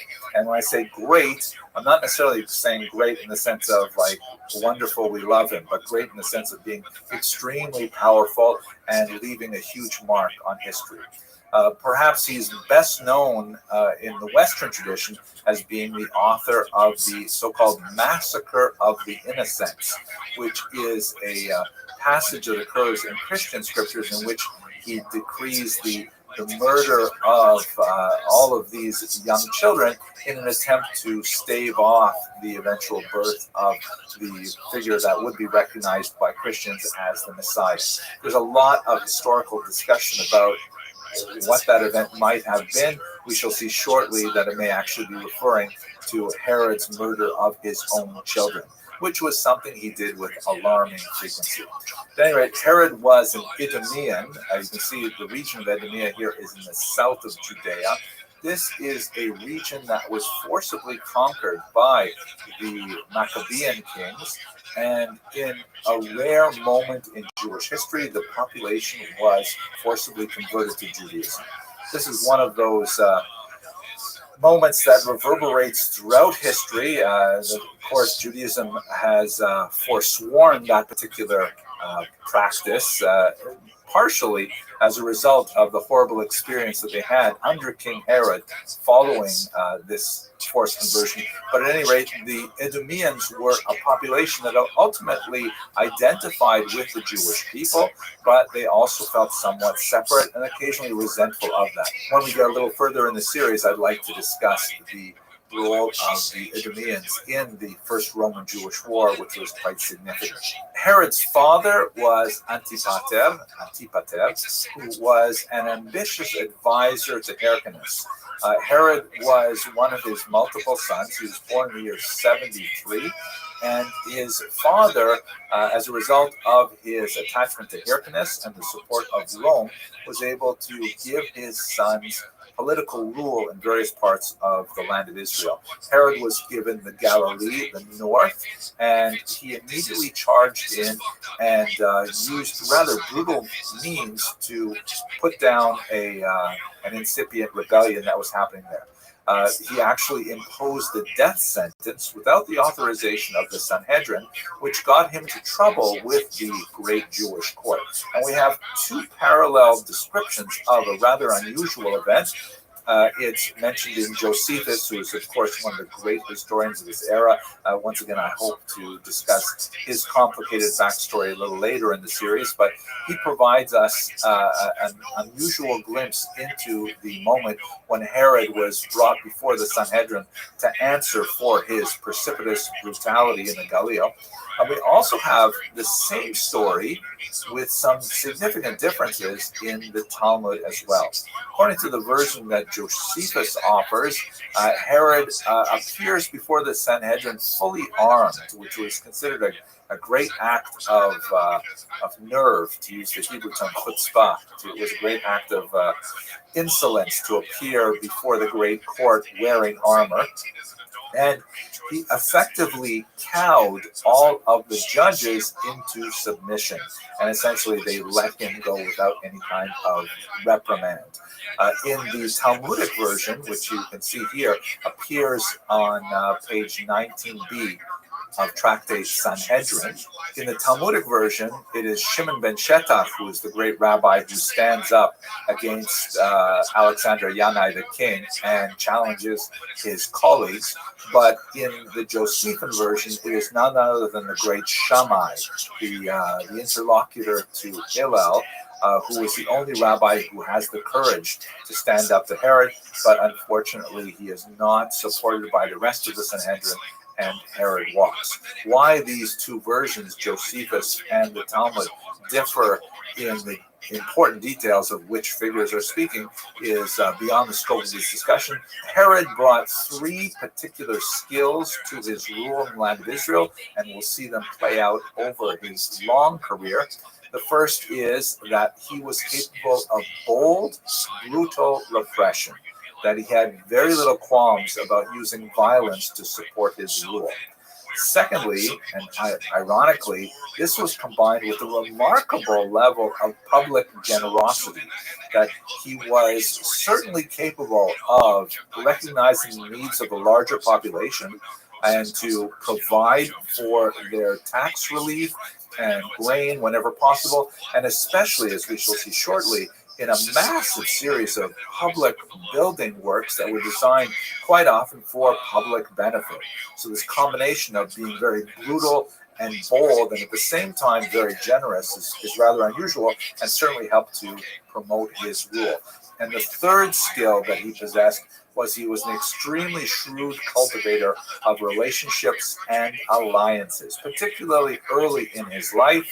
He was very, very careful and able to thread the needle between various Roman factions and to find supporters and patrons and know when to genuflect and when to fight back. He was able to secure his realm primarily because of these three skills: bold, brutal repression, remarkable public generosity, and his shrewd cultivation of relationships and alliances. Thank you very much for watching. This is good because right now the internet, social media is the Wild West, and kids are making money and showing their tits, and there's other creepy shit out there. In 10 years, there's gonna be regulations. Yeah, you're right. Thank God you don't have a 6-year-old girl right now. Yeah, in 10 years, we're like, holy shit. Yeah, there's real shortages, real mental health issues. I know. Yeah, remember when it was just when you could just you were 18, you could post whatever you want. All that's gonna go away.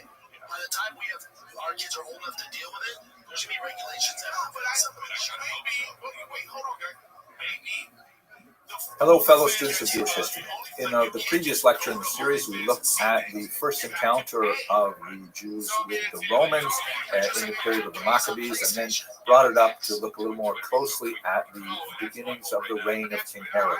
I'd like to continue with the discussion of King Herod, specifically looking at his remarkable achievements in public works and in great, fantastic displays of architectural skill.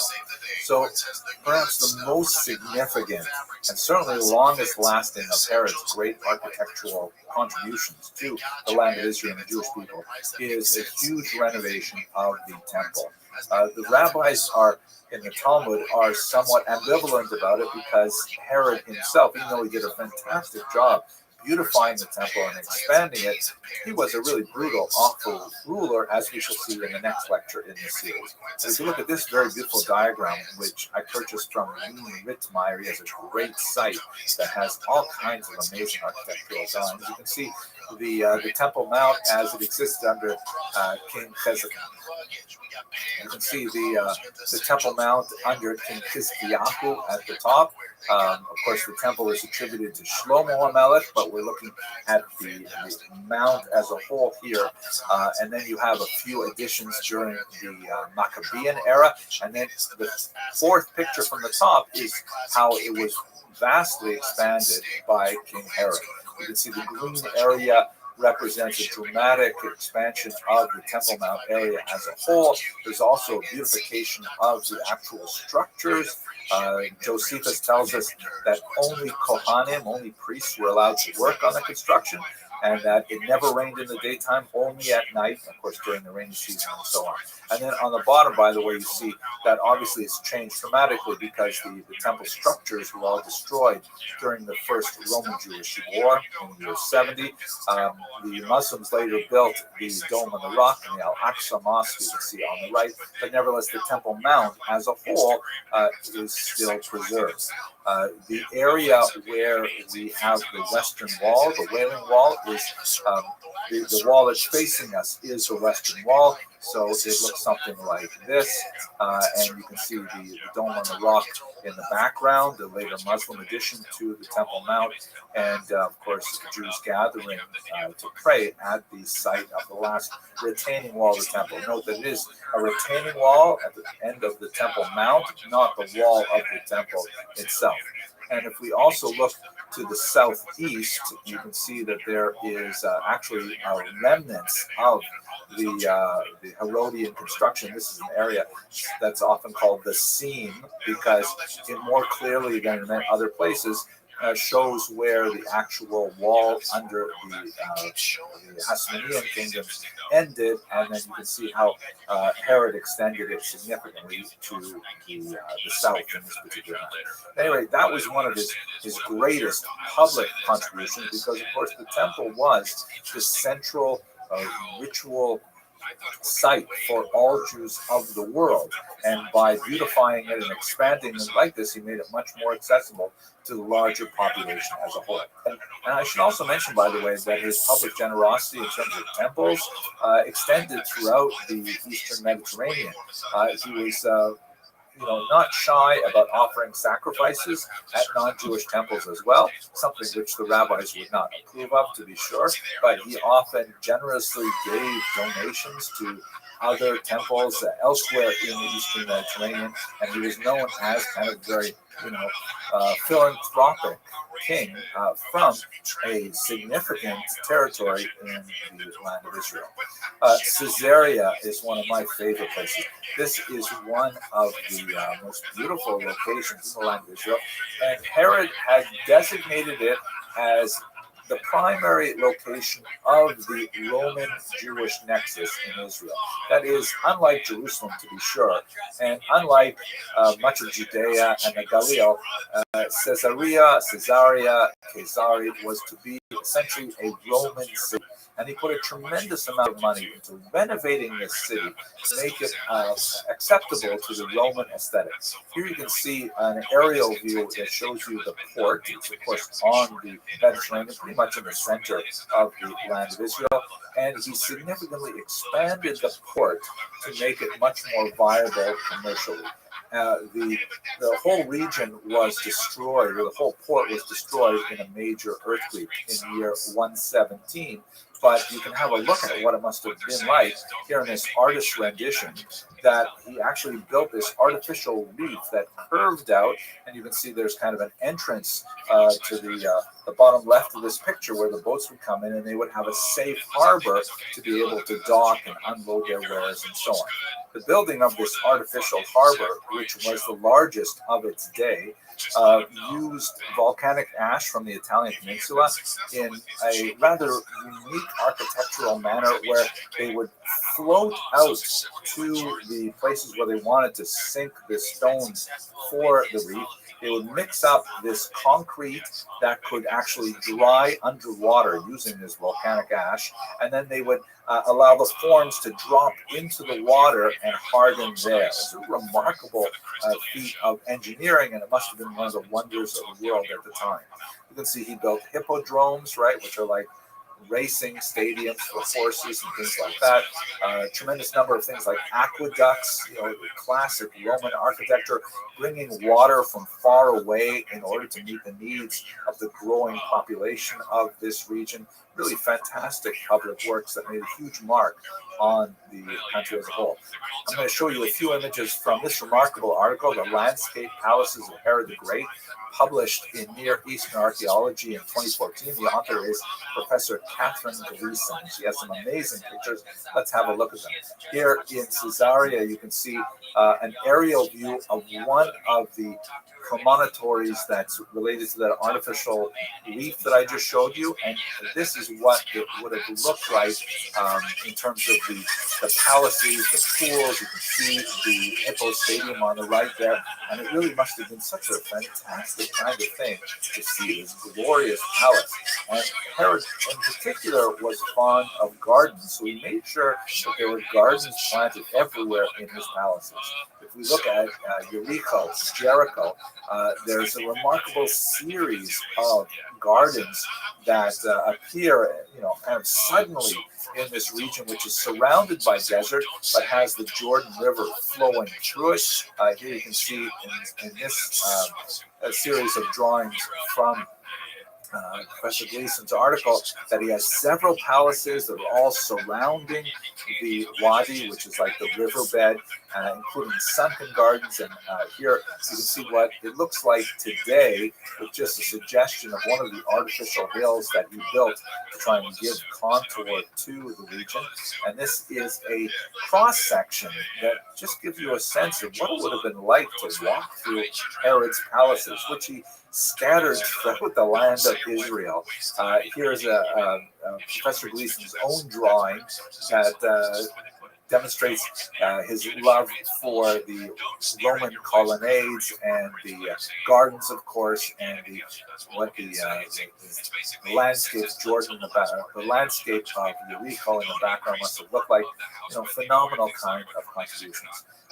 Perhaps one of the most dramatic settings for Herod's palace was the one that he built on the top of Masada, this huge massif, not too far from Jericho, just south of the Dead Sea region, where this was actually a place that Herod had deposited his family during a conflict early on in his rise to power, and he probably conceived of it as a kind of bolt hole where he could hide again in the future if he needed to. But he certainly wanted to, hide there in comfort. So, they had all kinds of cisterns dug in there, all kinds of baths were set up, endless gardens to beautify the region.